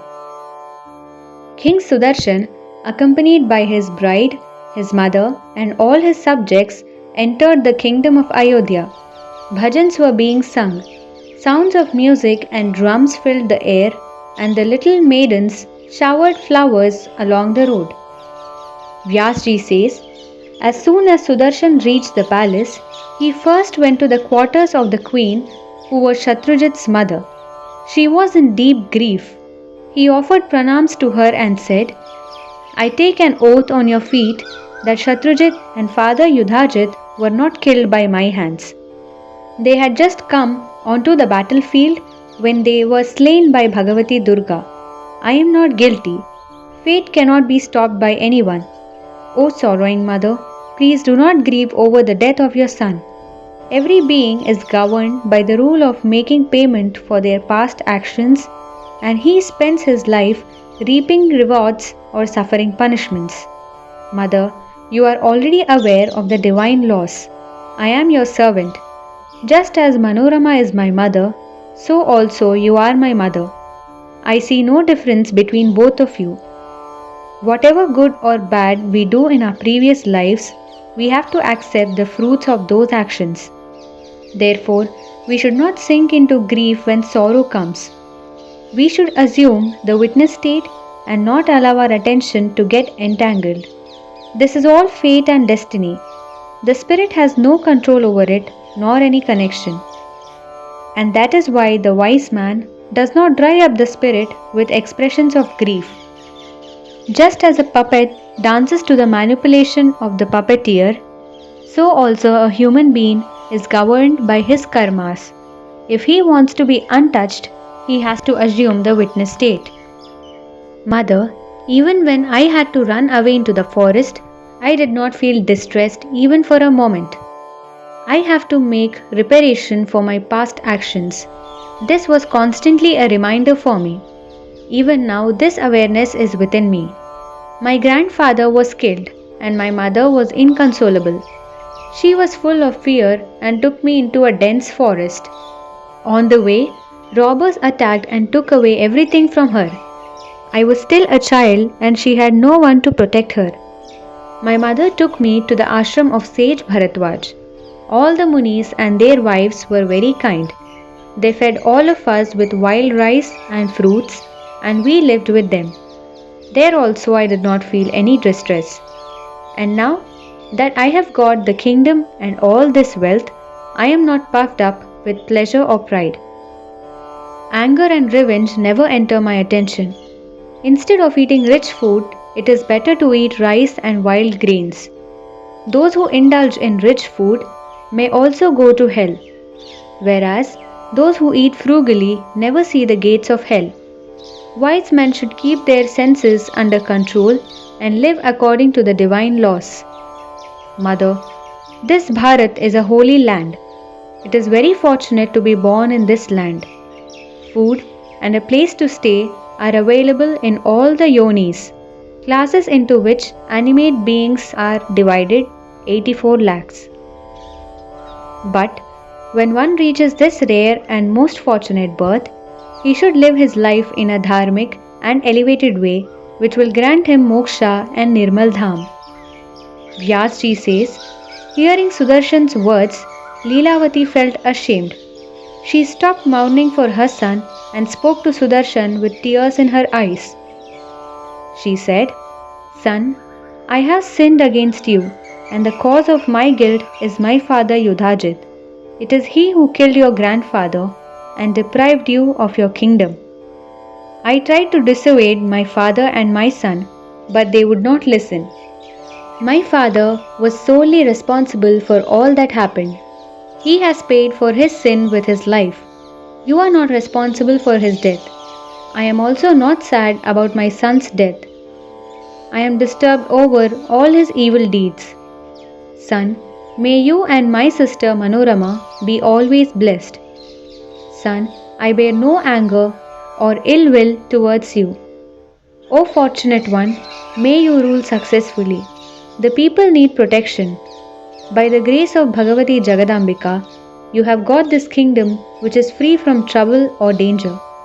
Sudarshan was overcome with compassion and he bowed before Leelavati. Then he went to his palace where his mother Manorama was waiting. He summoned his ministers and astrologers and asked them for an auspicious date and time. He ordered a golden throne to be made so that he could enthrone Devi Bhagavati and worship her continuously. He made it known that only after this enthronement would he allow himself to be coronated. This was the tradition followed by Rama and other kings. Devi Jagadambika would be worshipped by all in his kingdom. Everyone in the kingdom became engrossed in carrying out the command of the king. Architects and artists made a beautiful and most joy-giving image of Devi Bhagavati. On an auspicious date and time, Sudarshan invited learned Brahmins to install the image with all the proper ceremonies and protocols. Shlokas and bhajans were sung on that day and every day after that. Vyasji says, King Sudarshan worshipped the Devi in his temple every single day. After the celebrations in honor of the Devi, Sudarshan ascended the throne and was crowned king of Ayodhya. From that time, Devi Bhagavati reigned over Kosal Desh. Sudarshan brought all the small kingdoms under his authority. He always acted within the maryadas of dharma, even in his victories. He followed the traditions of Rama and Raghu, who always guided their subjects on righteous and dharmic way of life.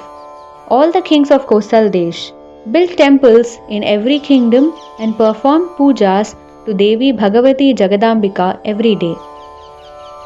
In Kashi also, King Subahu installed a beautiful image of the Devi and pujas were performed according to prescribed rites. All the people worshipped Bhagavati Durga in the same way that they worshipped Bhagwan Shankar. O King, the Devi began to reside on earth in all these places. People became more and more devoted to her and they worshipped her as Bhavani Devi. They sang stotras from the Vedas and chanted her praises. During Navratri, pujas, havans and yagyas were performed as a part of 9 days celebration and worship.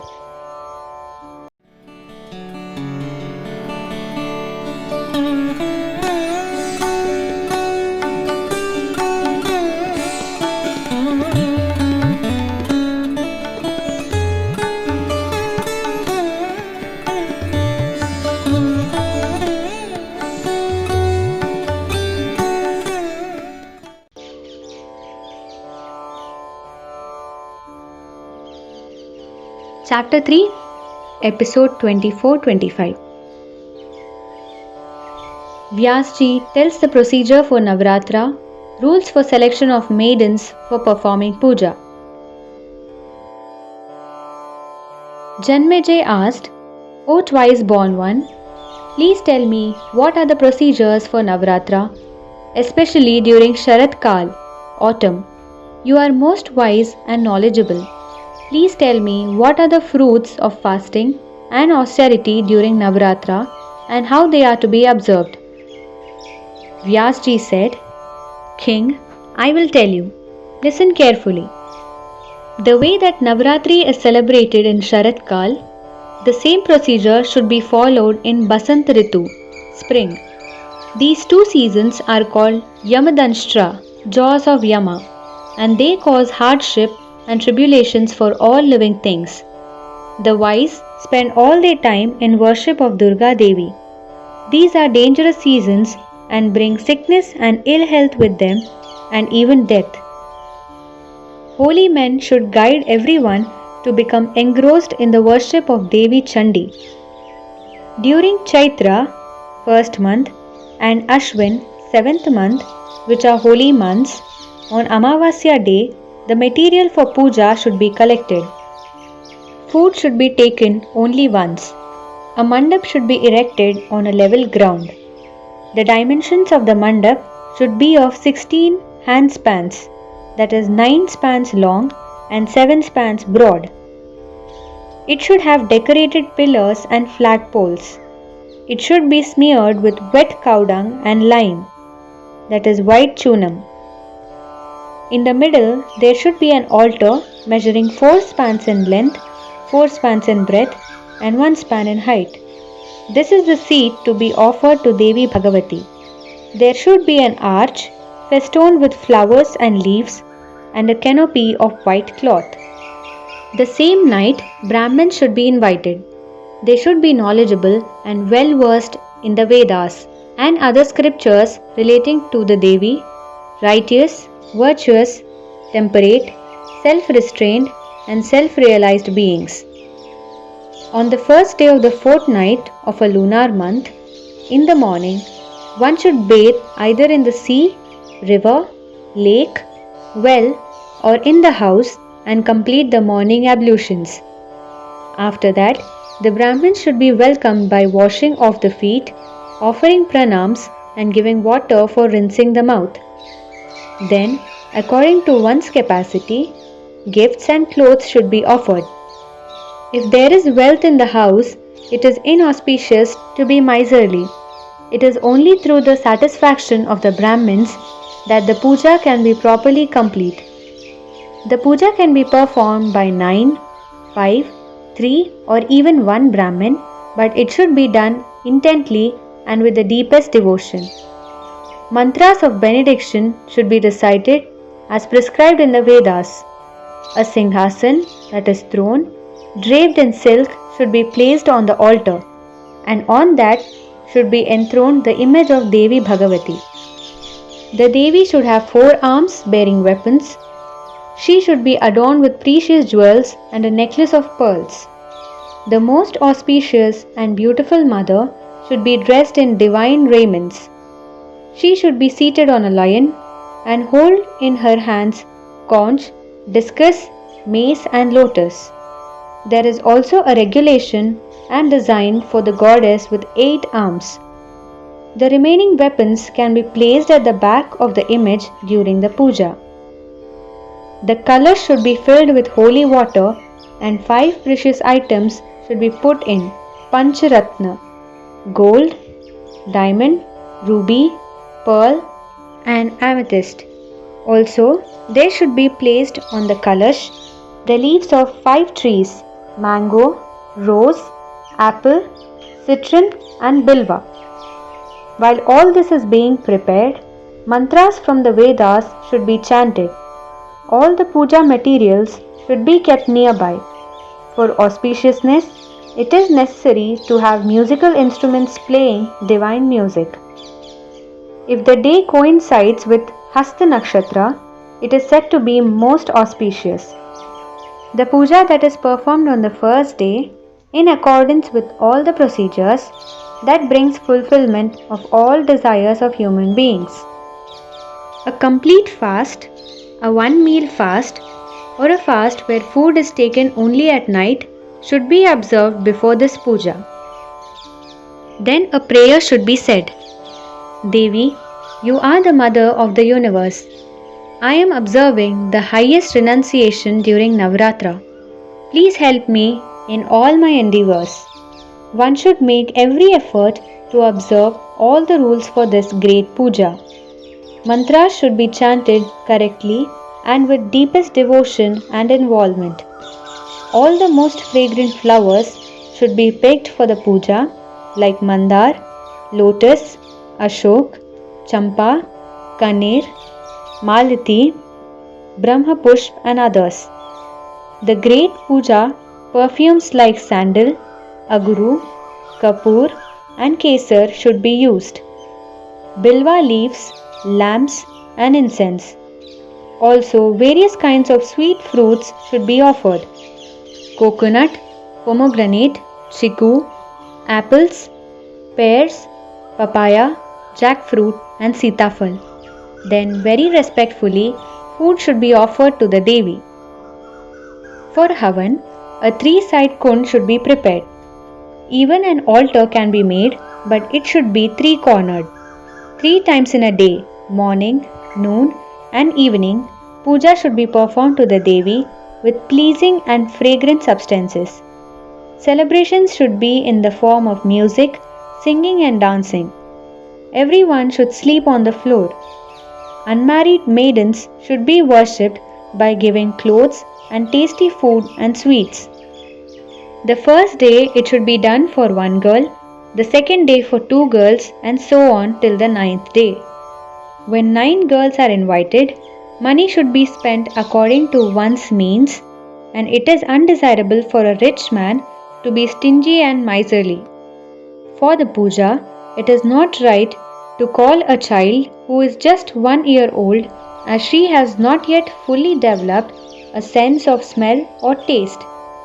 The girl should not be less than 2 years old. 3-year-old is called Trimurti, and a 4-year-old is called Kalyani. 5-year-old Rohini, 6-year-old Kalika, 7-year-old Chandika, 8-year-old Shambhavi, 9-year-old Durga, and 10-year-old is called Subhadra. Girls who are older than this should not be called because they have reached the age of culpability, be answerable for their actions. So, one should get girls of the above qualifications. The fruit of this puja has also been described. It removes sorrows and misfortunes. This puja destroys enmity and gives wealth, long life, and strength. By worshipping Bhagavati Trimurti, one gets dharma, purpose of life, and fulfillment of desires. Also, there is prosperity and well-being for the progeny as well. The king who desires knowledge, victory, kingdoms, and peace should perform pujas to Devi Kalyani. To overcome enemies, worship Bhagavati Kalika. Devi Chandika grants majesty, good fortune, and wealth.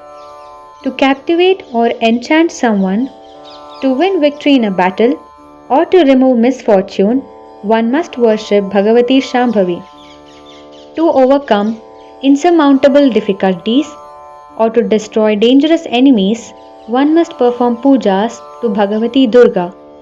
She also grants joy which is beyond the mundane world. All one's hopes can be fulfilled by Bhagavati Subhadra. For relief from disease and illness, one must worship Bhagavati Rohini. With utmost respect and devotion, one must chant auspicious mantras or the Bija mantra of the Devi. The meanings of the mantras are: I worship that Kaumari Devi who created the essences of Skanda, Brahma, and all the gods.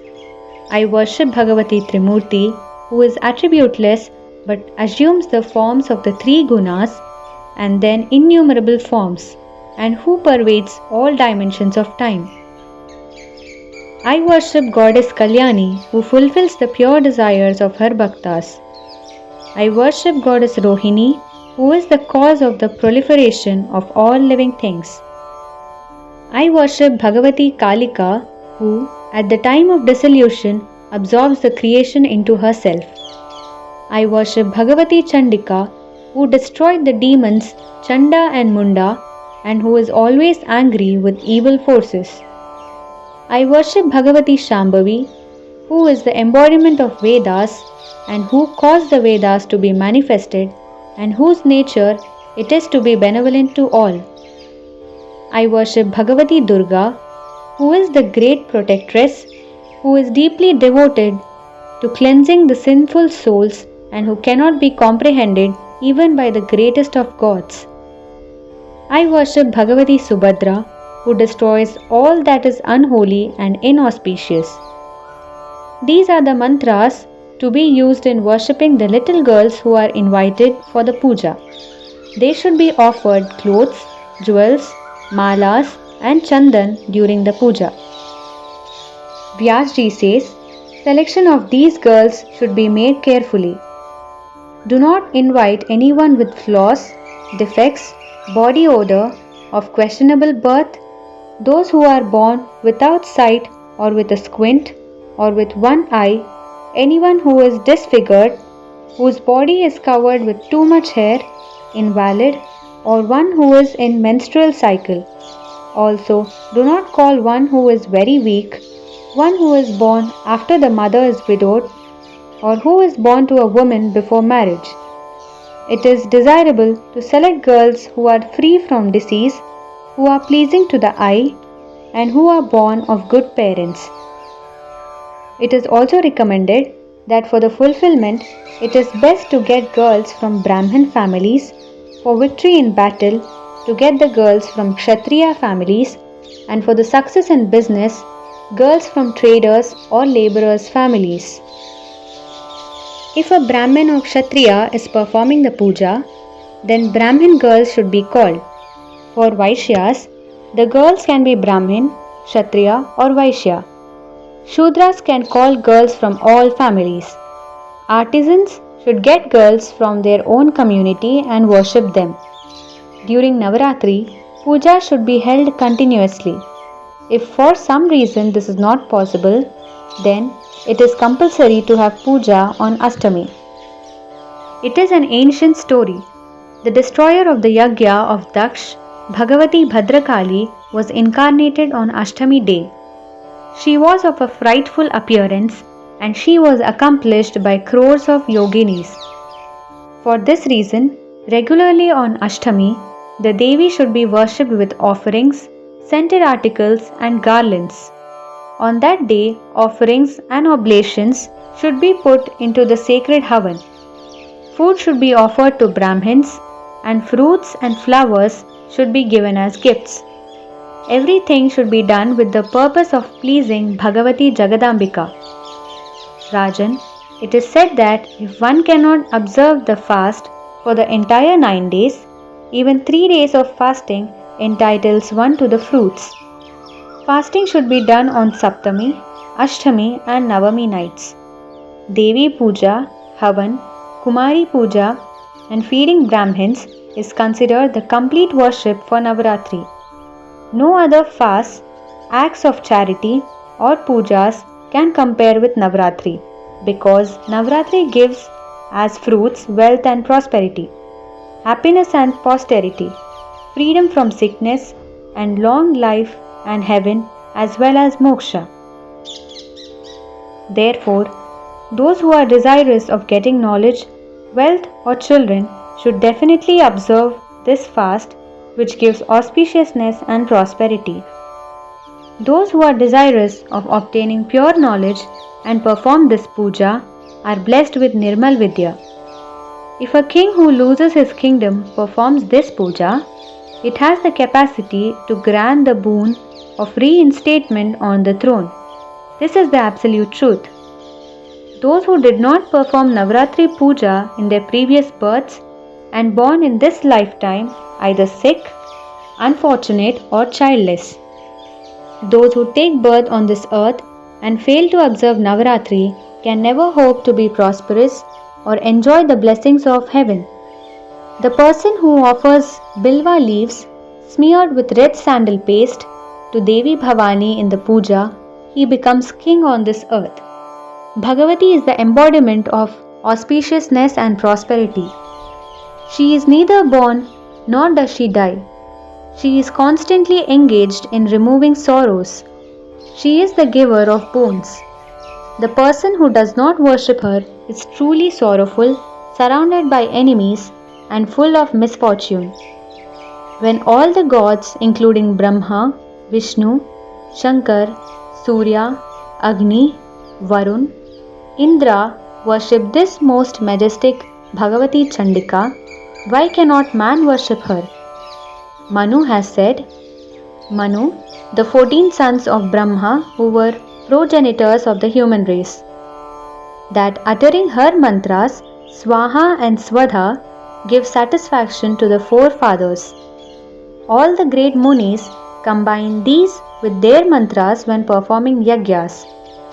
This most benevolent Bhagavati is the same at whose desire Brahma created this universe, Vishnu takes various incarnations to preserve it, and Shiva dissolves or destroys it. Then why cannot man recognize and worship her? Man, serpent, birds, animals, imps and demons, and gods.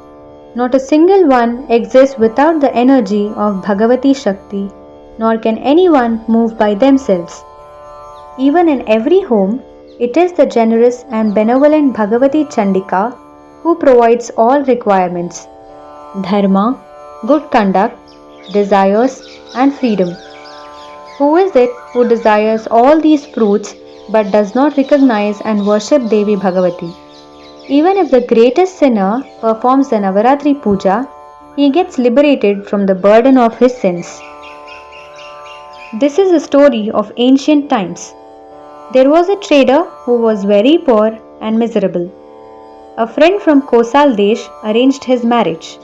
He had a family with many children and he could never satisfy their hunger.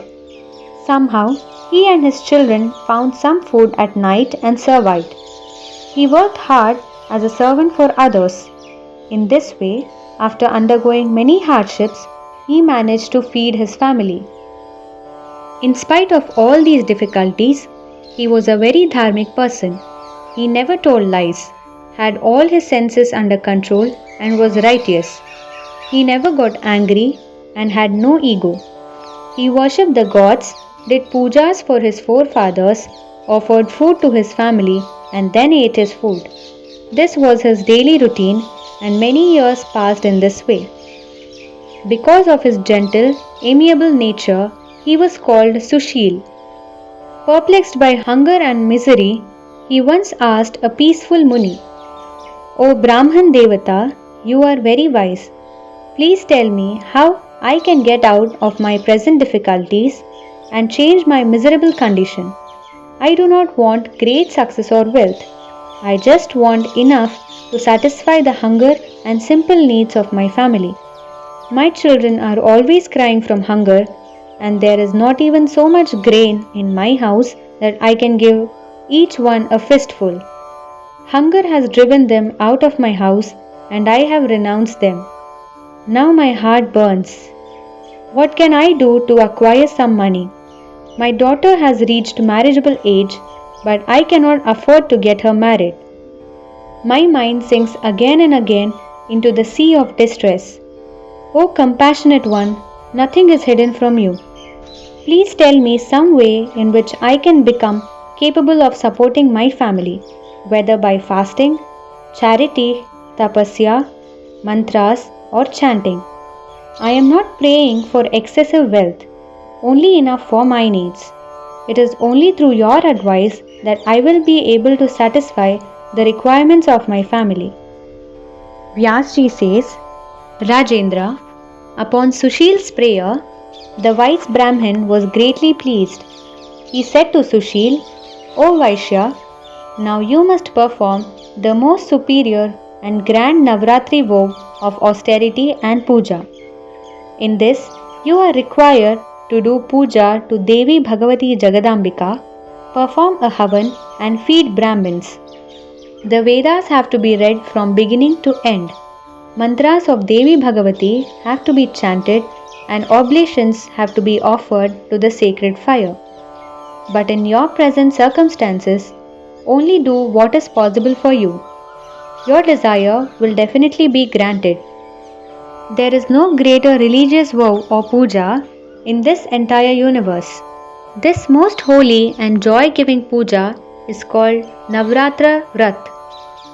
By observing this with bhakti and humility, one not only gets Nirmal Vidya and even moksha, but also children get memory and wisdom, and enemies get destroyed.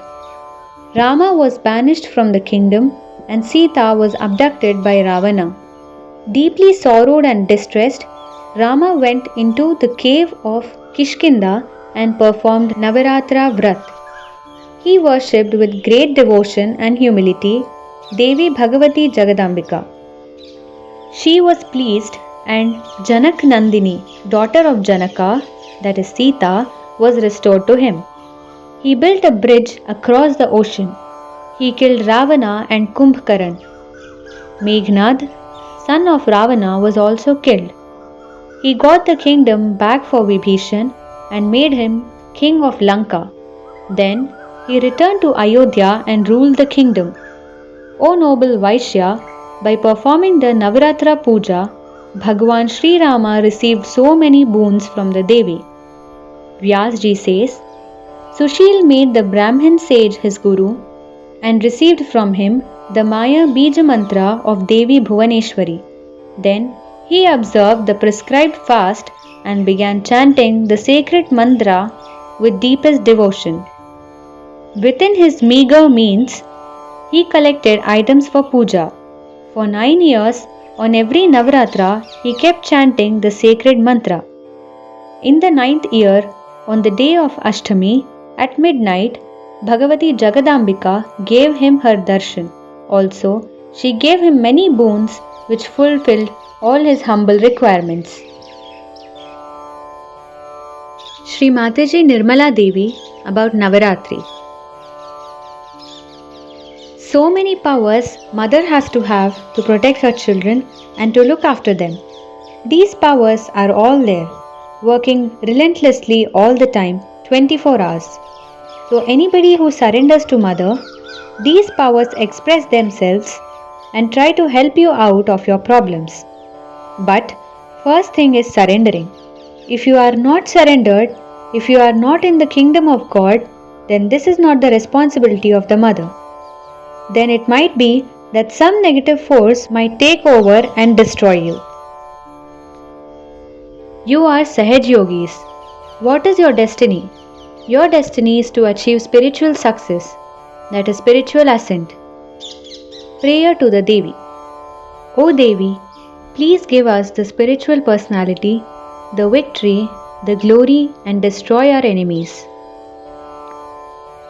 Shri Mataji explains and translates Zogava.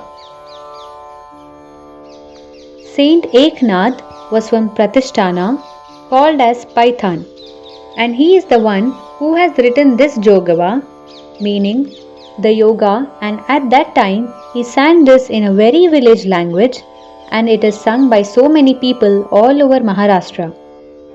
You can imagine that this song was written so many years back and now they have converted it for Sahaj Yoga, but it is a very absolutely, precisely described what they wanted at that time. Now, in the beginning he says, the goddess of Maharashtra was called as Baya. You will be amazed, in my childhood my name was Baya. They used to call me in my family as Baya.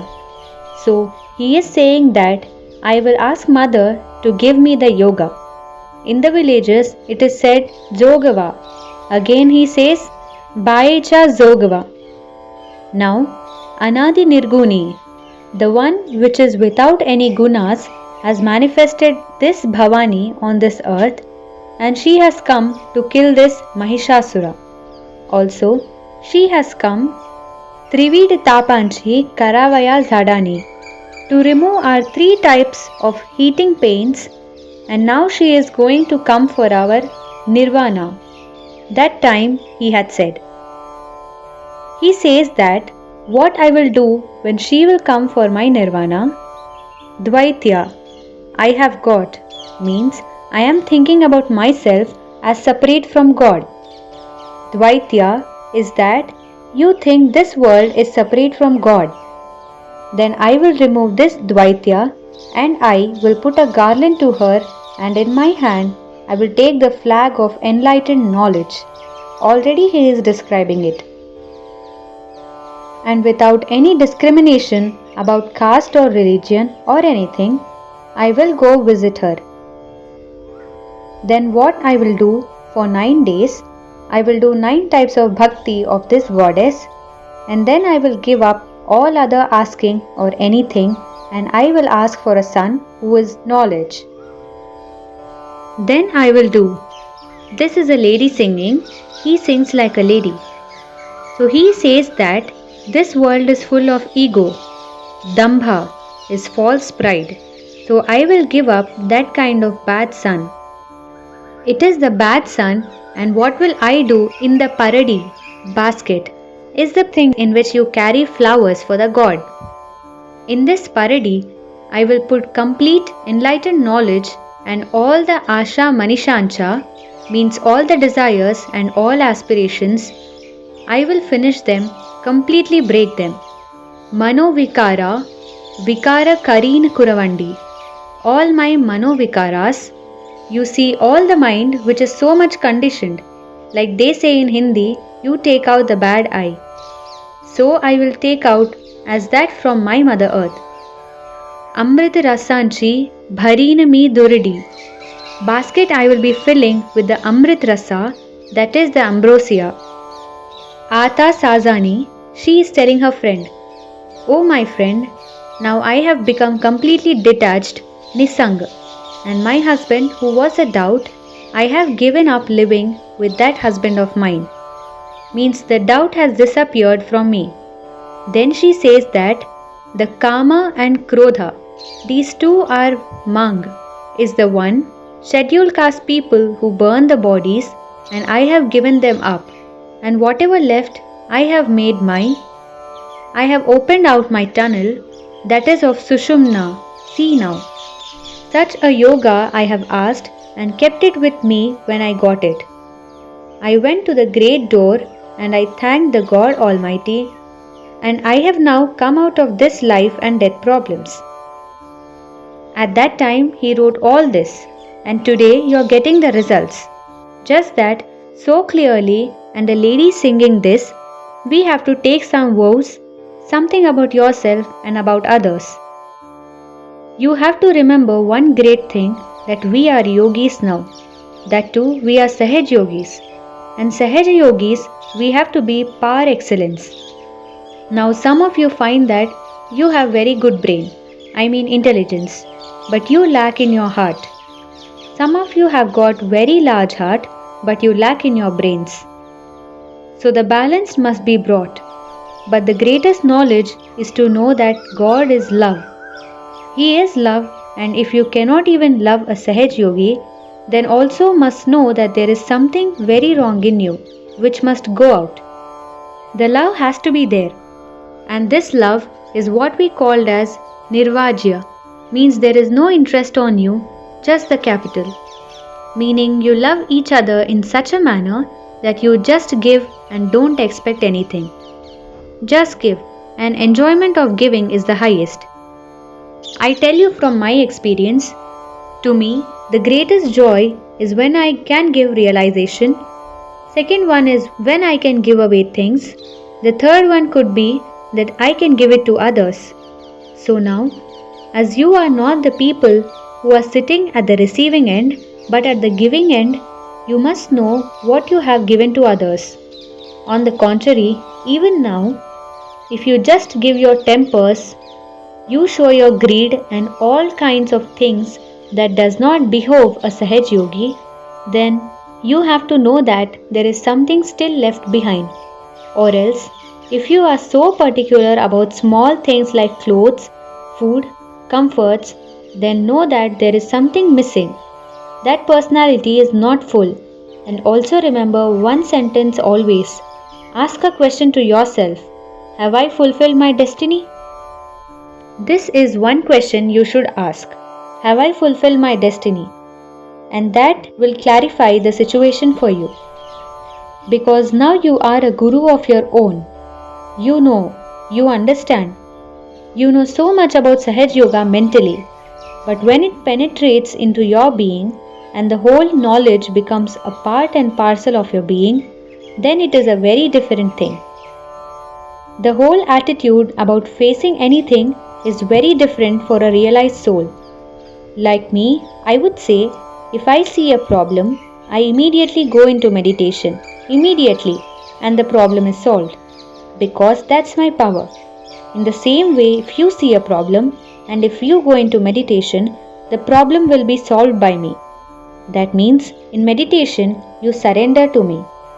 Then it is my job. But if you start solving it mentally or orally, you will fall into traps. So the best thing is, any such problem that bothers you, you should just go into meditation. Don't have to even pray. Just go into meditation with that problem and you will come out victorious. What today you have been asking me for the victory, I have to tell you that you are very safe in the fort of your meditative state, and very well in meditation only you can grow. You cannot grow otherwise. It is like the sunshine for any tree. You have to be in meditation, in nirvichara. You don't have to oppose anybody. You don't have to agree with anybody. You don't have to say anything. Especially for other yogis, you don't have to say anything. Anybody whom you find to be funny, just go into meditation and you will be amazed how things will change, and this is your power. How many people have got realization in this world? Very few. They are growing up, alright. They are working it out. But what is lacking in them is the meditative force. The best way is to surrender, and the surrendering is easier. You just put me in your heart all the time. The simplest way.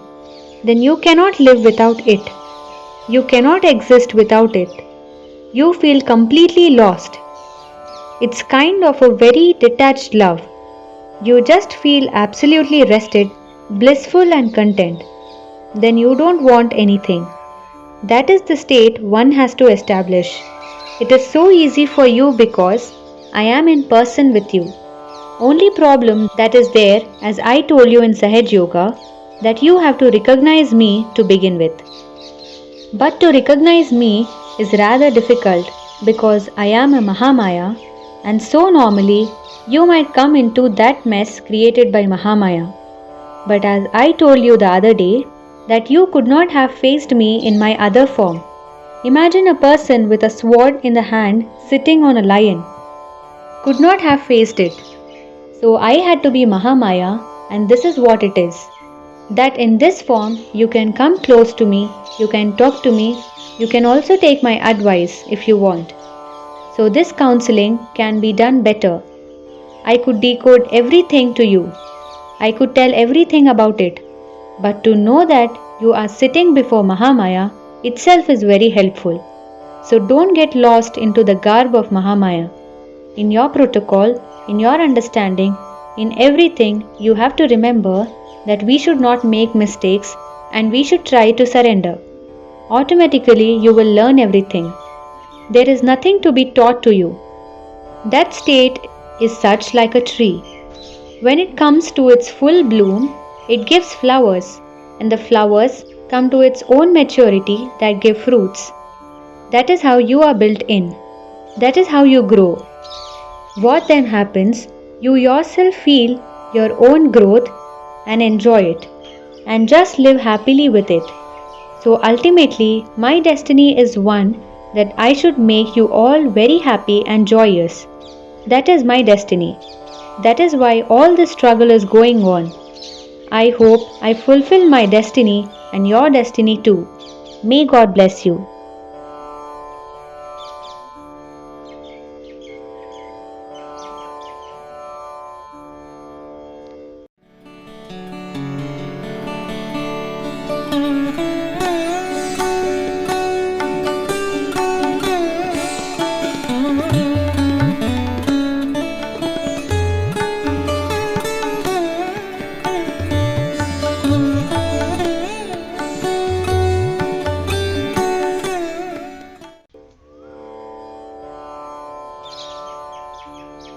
Chapter 3, Episode 26.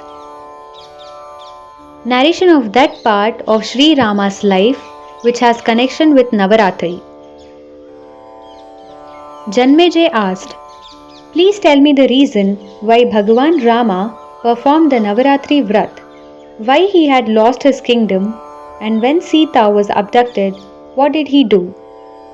Vyasji says, this happened in ancient times. Shriman Raja Dashrath ruled over Ayodhya. He belonged to the Suryavamshi clan. In his kingdom, the gods and Brahmins were greatly revered. He had 4 sons, Rama, Lakshman, Bharat and Shatrughan.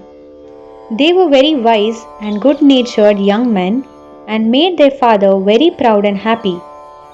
Ram was the son of Kausalya.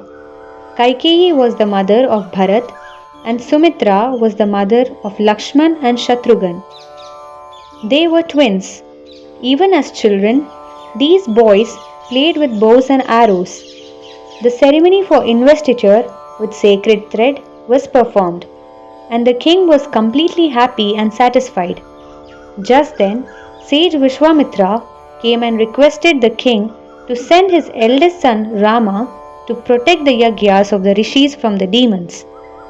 Rama was only 16 years of age. The king sent Rama and Lakshman with the sage. On the way, they killed the female demon Tataki. She always troubled the sages, and with one arrow Rama destroyed her. He also killed the sinful Subahu and Marich. In this way, he did the duty of protecting the Yagyas of the Munis from being defiled by the negative forces. Then Sri Rama, Lakshman and Vishwamitra left for Mithila. On the way, he released Ahalya from her curse and she became pure and holy again. Then they reached Janakapur. At the Swayamvar, he completed the task of breaking the great bow of Shri Shiva. Raja Janak performed the marriage of his daughter Janaki, who was a partial incarnation of Shri Lakshmi, to Sri Rama. Janaka had another daughter Urmila, whom he gave in marriage to Lakshman. Janak had a younger brother Kushadwaj. His two daughters were given in marriage to the noble Bharat and Shatrughan. In this way, all the four sons of King Dashrath were married according to custom and rites in Janakapur. King Dashrath saw that his oldest son Rama had matured into wisdom, and he decided to coronate him as king of Ayodhya. Seeing this, Queen Kaikeya quickly demanded fulfillment of two promises that the king had made to her many years ago. Her first demand was that her son Bharat should be made king, and the second was that Rama should be banished to the forest for 14 years. Rama, Lakshman and Sita accordingly left to live a life of exile in the forest. King Dashrath became very sad, but he also remembered a curse that was upon him. He could not bear the separation and gave up his life. The righteous and compassionate Bharat knew that his mother was the cause of his father's death. He loved his brother and refused the kingdom. Bhagwan Rama lived in Panchavati in the Dandaka forest. Ravana's younger sister Shurpanaka came there and was under the influence of Kamadev, Cupid. Lakshman disfigured her face and she went before her brother with her nose and ears cut off. Khar and Dushan, the two giant brothers of Ravana and other demons, began to fight a fierce battle with Sri Rama. They were very strong and powerful, but Sri Rama overcame them and killed them. Shurpanaka was a very devious woman. She went to Lanka and, with face bleeding, appeared before Ravana and gave him the shocking news of the death of Khar and Dushan. Ravana started shaking with anger. He mounted his chariot and went to Marich. Marich was accomplished in the art of illusion and conjuring. Ravana ordered him to change himself into a golden deer to lure Sita. Under the impulse of fate, Sita got attracted to the deer and requested Sri Rama to get her the golden deer. Sri Rama did not even ponder. He left Lakshman behind, picked up his bow and arrow and followed the deer. Using his powers, Marich used to appear and disappear from Sri Rama's sight and gradually lured him into another forest far away. When he was within a short distance, Sri Rama aimed an arrow and shot him. Even as he was dying, Marich shouted in a loud voice disguised as Sri Rama's and said, "O Lakshman, now I am dying." These words were heard by Sita. She was alarmed and requested Lakshman to go immediately and find Sri Raghunandan and help him. But Lakshman said, "O Mother Janaka Nandini, Raghavendra instructed me to stay here and protect you. I cannot disobey him. Have no fear. There is no one born on this earth who can kill Bhagwan Ram. I will not leave you alone and disobey Raghavendra. Vyasji says, Sita was afraid and tears fell from her eyes. Even though she was a calm and gentle-natured person, she scolded Lakshman. Hearing her angry words, Lakshman became perplexed. He said, O you who are born of this earth, you have spoken in very stern and severe tones. How and why did these harsh words come out of your mouth? I am afraid of the final outcome. Lakshman left Sita and went looking for his brother Sri Rama. Tears fell uncontrollably from his eyes. He was very sad. As soon as he left, Ravan came to the ashram disguised as a mendicant. Thinking he was a sannyasi, Sita respectfully placed fruits and food before him. He spoke to her in deceptively sweet tones. O you with beautiful eyes, who are you and why do you live alone in the forest? Who is your father? Who is your brother? And who has married you? Why are you living like a primitive woman, all alone and unattended?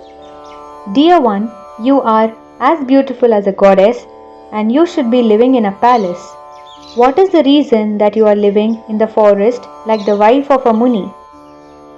Vyasji says, Janaka Kumari Janaki, still under the influence of destiny, thought Mandodari Pati Ravana was a holy man. She said, There is a prosperous and famous king called Maharaj Dashrath. He has 4 sons. The eldest is famous by the name of Rama. He is my husband. The king has sent my husband Rama out of the kingdom on the instigation of his queen Kaikeyi. His brother Lakshman also came with him. My father is Raja Janaka and my name is Janaki. Sri Rama broke the bow of Sri Shankar and married me. I am here in this forest under his protection. He has just gone out to hunt a golden deer for me. On hearing his call for help, Lakshman has also just gone. It is these 2 powerful brothers who look after me and I live here fearlessly. Both of them will shortly return and worship you in the proper way. Sannyasis represent Shri Vishnu and you have already become the receiver of my puja. This forest is full of ferocious demons. I request you to tell me the truth. Who are you and why are you disguised as a sannyasi? Ravan said, I am Ravan, the powerful king of Lanka. My wife is called Mandodari. O beautiful one, it is to get you that I have come in this disguise. My sister Shurpanaka has caused me to come here. She gave me the horrible news of the killing of Khar and Dushan. So now you must leave your husband and become the wife of the king of Lanka. Rama has lost the kingdom. He is always sad and depressed and he lives in a forest. You can become my queen. Mandodari will be subject to you and I will be your servant. I have been victorious over many kingdoms and yet I bow my head before you. Take my hand and promise to be my queen. I had earlier approached your father Raja Janaka for your hand, but he said that he had laid a condition that Shankar's mighty bow had to be broken. I was afraid to break the bow of Bhagwan Shankar, so I did not attend the Swayamvara. But since then, I have been uneasy and unhappy. I heard that you were living in this forest and that is why I came. Now you must reward all my efforts.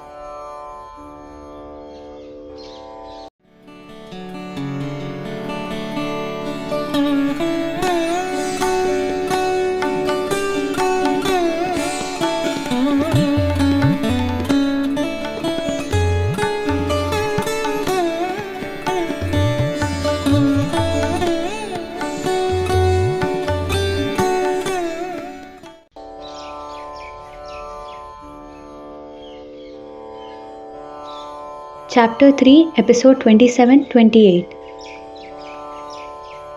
Sita Haran, abduction of Sita. Rama and Lakshman discuss fate and destiny. Naradji advises Navratra Vrat. Vyasji says, hearing these despicable and contemptible words of Ravan, Mother Sita was overcome with fear. Her whole body began to tremble. Then she stilled her mind and spoke. O son of Pulastya, why have you got entangled in lust and desire, and why are you speaking in this despicable way? I am not a woman in the marketplace. I was born in the lineage of Raja Janaka. O Ravan, go back to Lanka.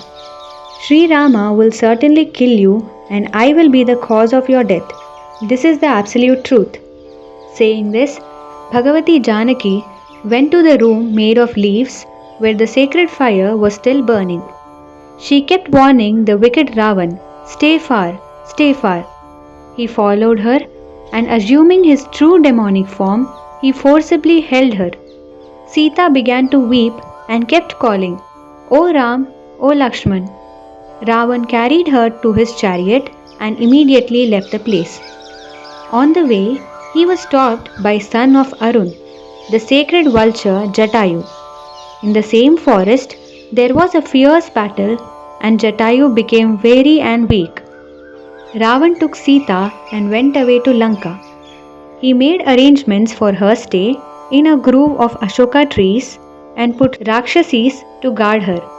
Gentle words, gifts, threats and punishments, nothing moved Sita from her virtuous conduct. In the forest, Rama killed the golden deer and was on his way when he met Lakshman. As soon as he saw Lakshman, Sri Rama said, Brother, why have you committed an irresponsible action like this? Why did you leave Sita alone and unprotected? What was the reason? Was it the scream of this unfortunate deer that brought you? Lakshman recalled Sita's stern words to him. He said, Prabhu, this is a bad time which is overpowering. It is under its influence that I came here. This is the truth. Then both of them entered the room of the sacred fire and saw the place in disarray. They sank into deep sorrow, and both the brothers began to search for Sita. They reached the spot where Jatayu, king of birds, had fallen. The earth had held him in her lap. He was still alive. He said, Just a short while ago, Ravan has taken Janaknandan Janaki away. I intercepted that wild demon, but in the end his strength prevailed and he laid me down on the earth. After saying this, Jatayu breathed his last.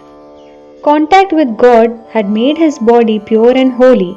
Sri Rama and Lakshman performed the last rites. Then they moved on. They killed Kaband and freed him from a curse. Kaband introduced Sugriv to Sri Rama and they became friends. The brave Vali attained heaven at the hands of Sri Rama. To fulfill one of the purposes of his incarnation, Sri Rama handed over the prosperous kingdom of Kishkinda to Sugriv. Sri Rama and Lakshman stayed a long time in that place. They were constantly thinking of Sita, who was in Ravana's custody. One day, Sri Ram said to Lakshman, Son of Sumitra, we have not been able to find Sita. Without her, my death is very imminent. I cannot set foot in Ayodhya without her.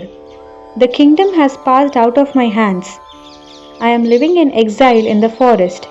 My father is dead. My wife has been abducted. I don't know what further play destiny has got for me. I was born in the foremost clan of Manu. Royal life was at my disposal. Still I am roaming, homeless in the forest. You have also renounced the palace and accepted the hardships of fate. Videha Kumari Sita also innocently came away with us. This vile and wicked fate has placed this heavy burden of sorrow upon her. How will she tolerate life in that horrible demon's house? She is sinless. She loves me dearly. She can never live there.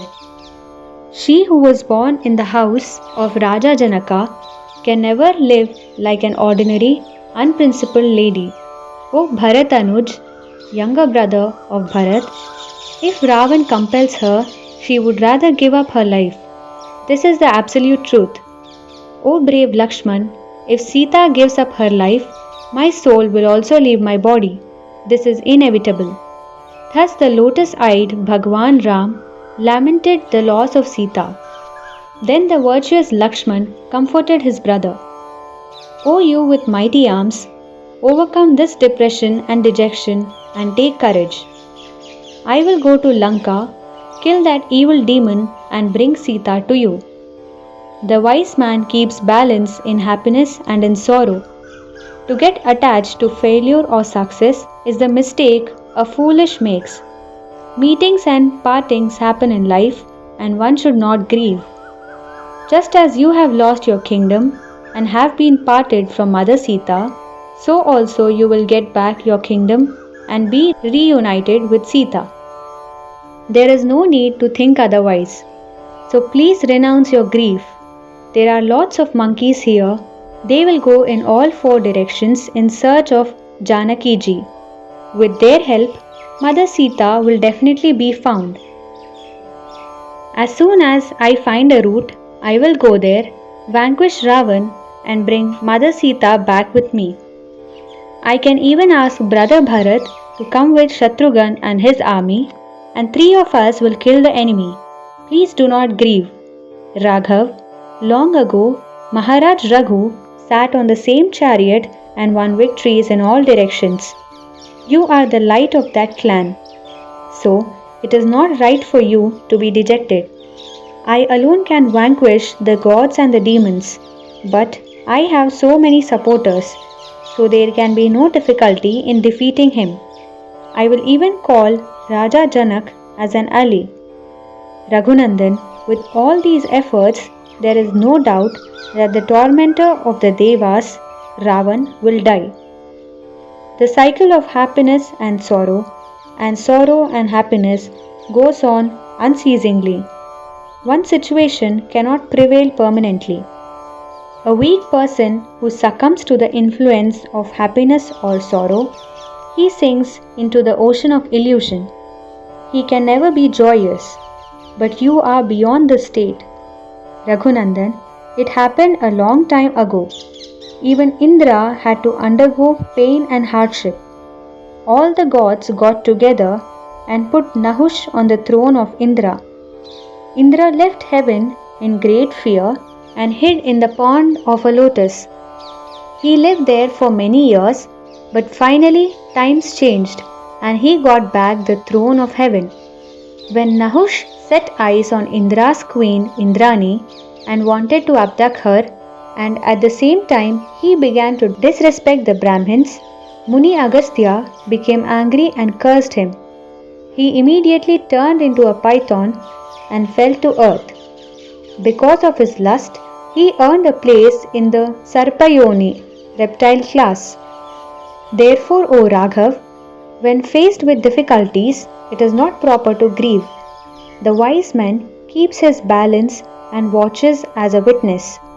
O auspicious one, nothing is hidden from you. O Lord of the world, you are omnipotent and omniscient. Then why are you behaving like an ordinary mortal and sinking into deep sorrow? Vyasji says, hearing Lakshman's words, Sri Rama's discretion and wisdom began to manifest. He renounced grief and became peaceful. Both sat in deep meditation.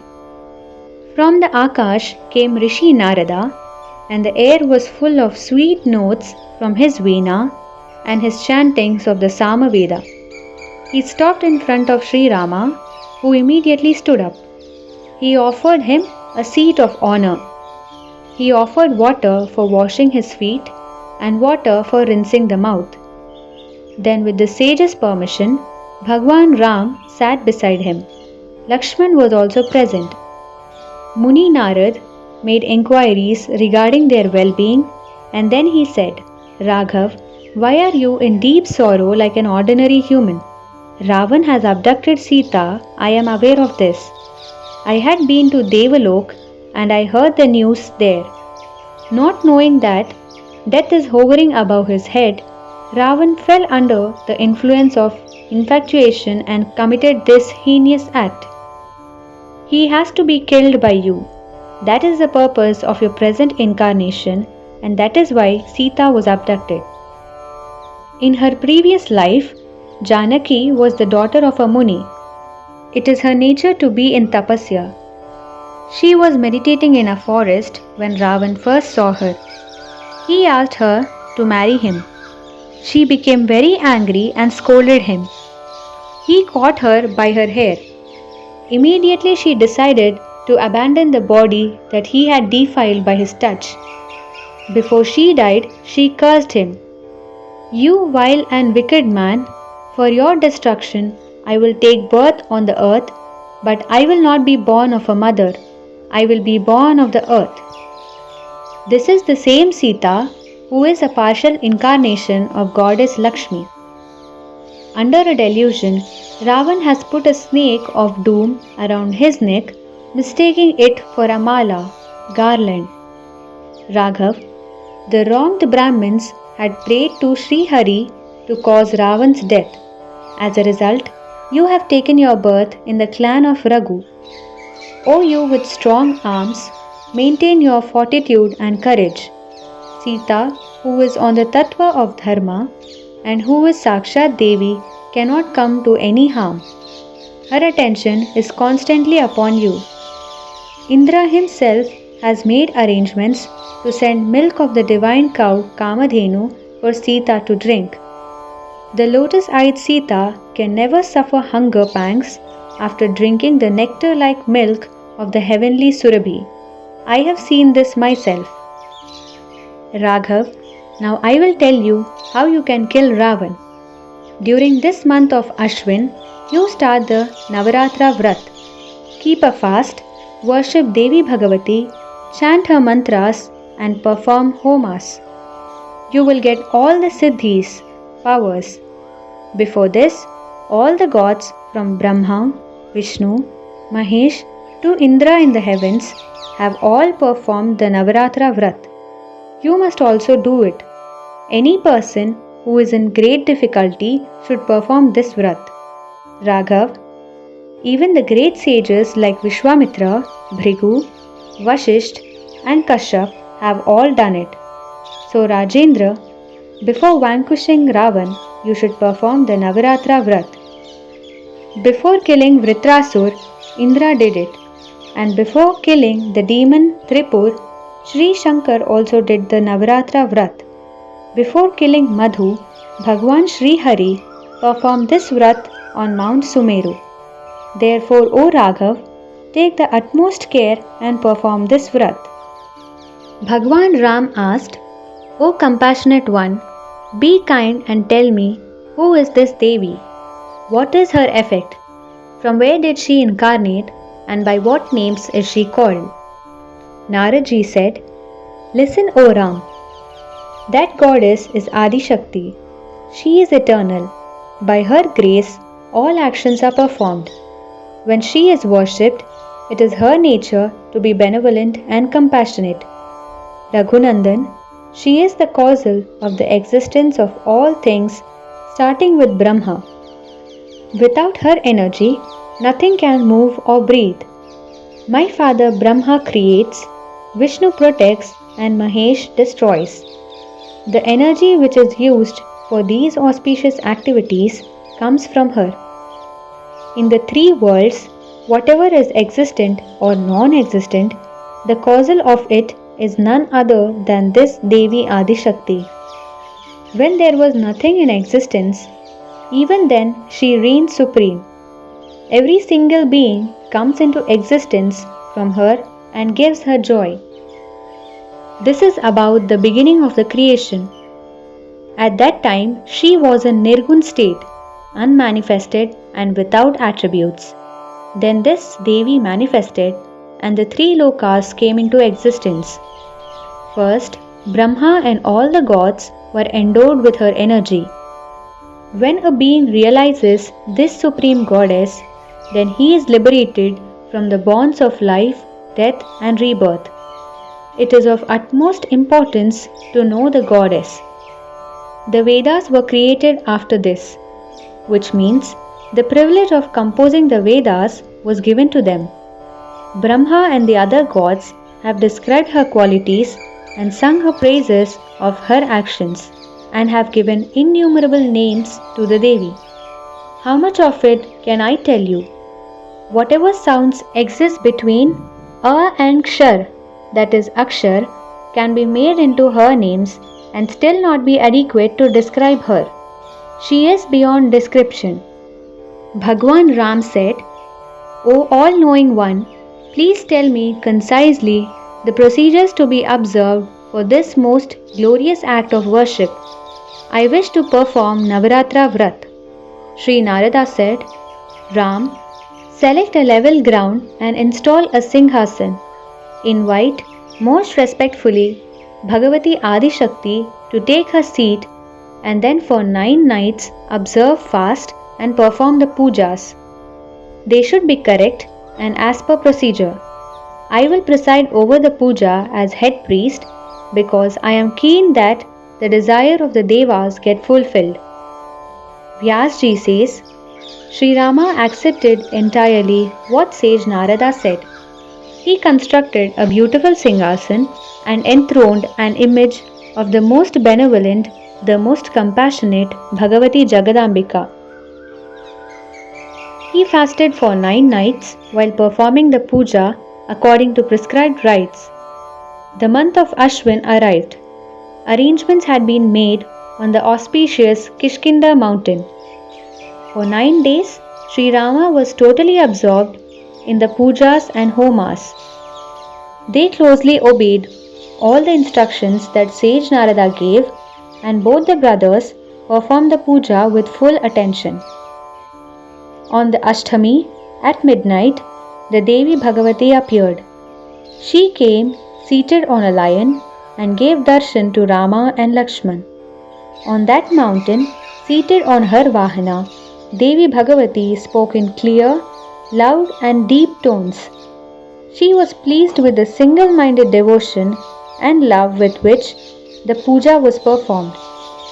The Devi said, O you who are blessed with strong and powerful arms, Rama, I am very pleased with your vrat and puja. Whatever you desire in your heart, ask for it.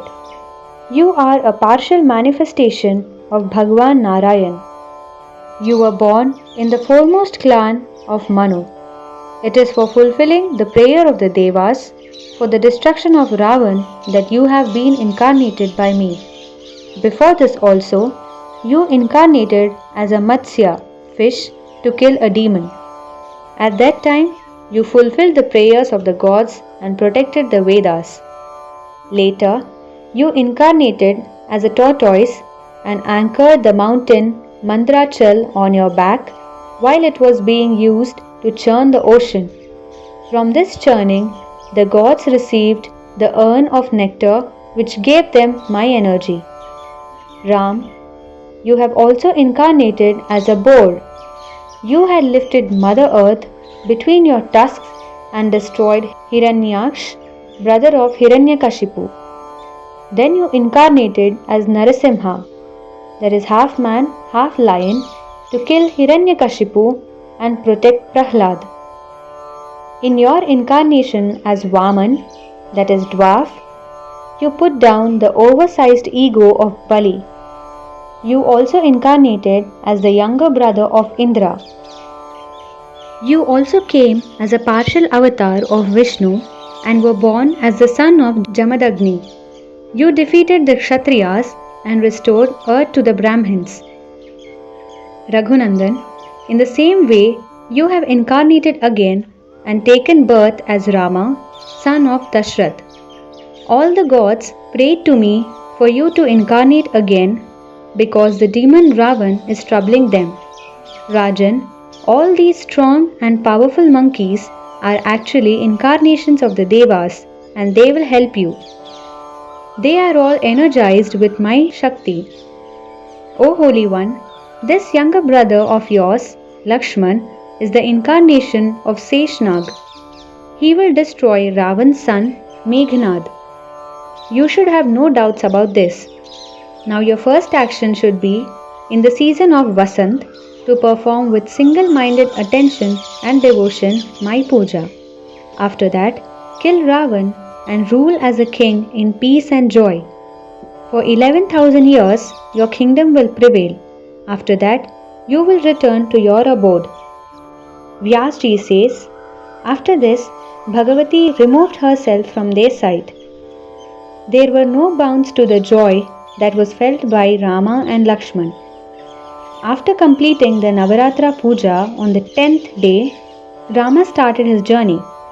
Rama is known in the entire world as Janaki Vallabh, Lord of Janaki. He fulfills all desires. He went with Sugriv to the shores of the ocean. Lakshman also accompanied him. They built a bridge across the ocean and went to Lanka. There, Ravan, the scourge of the Devas, met his death at the hands of Shri Rama. The person who worships Devi Bhagavati Adi Shakti with wholehearted bhakti and single-minded attention not only gets his desires fulfilled but also gains a place in Nirmal Dham at the lotus feet of Adi Shakti. End of chapter 3.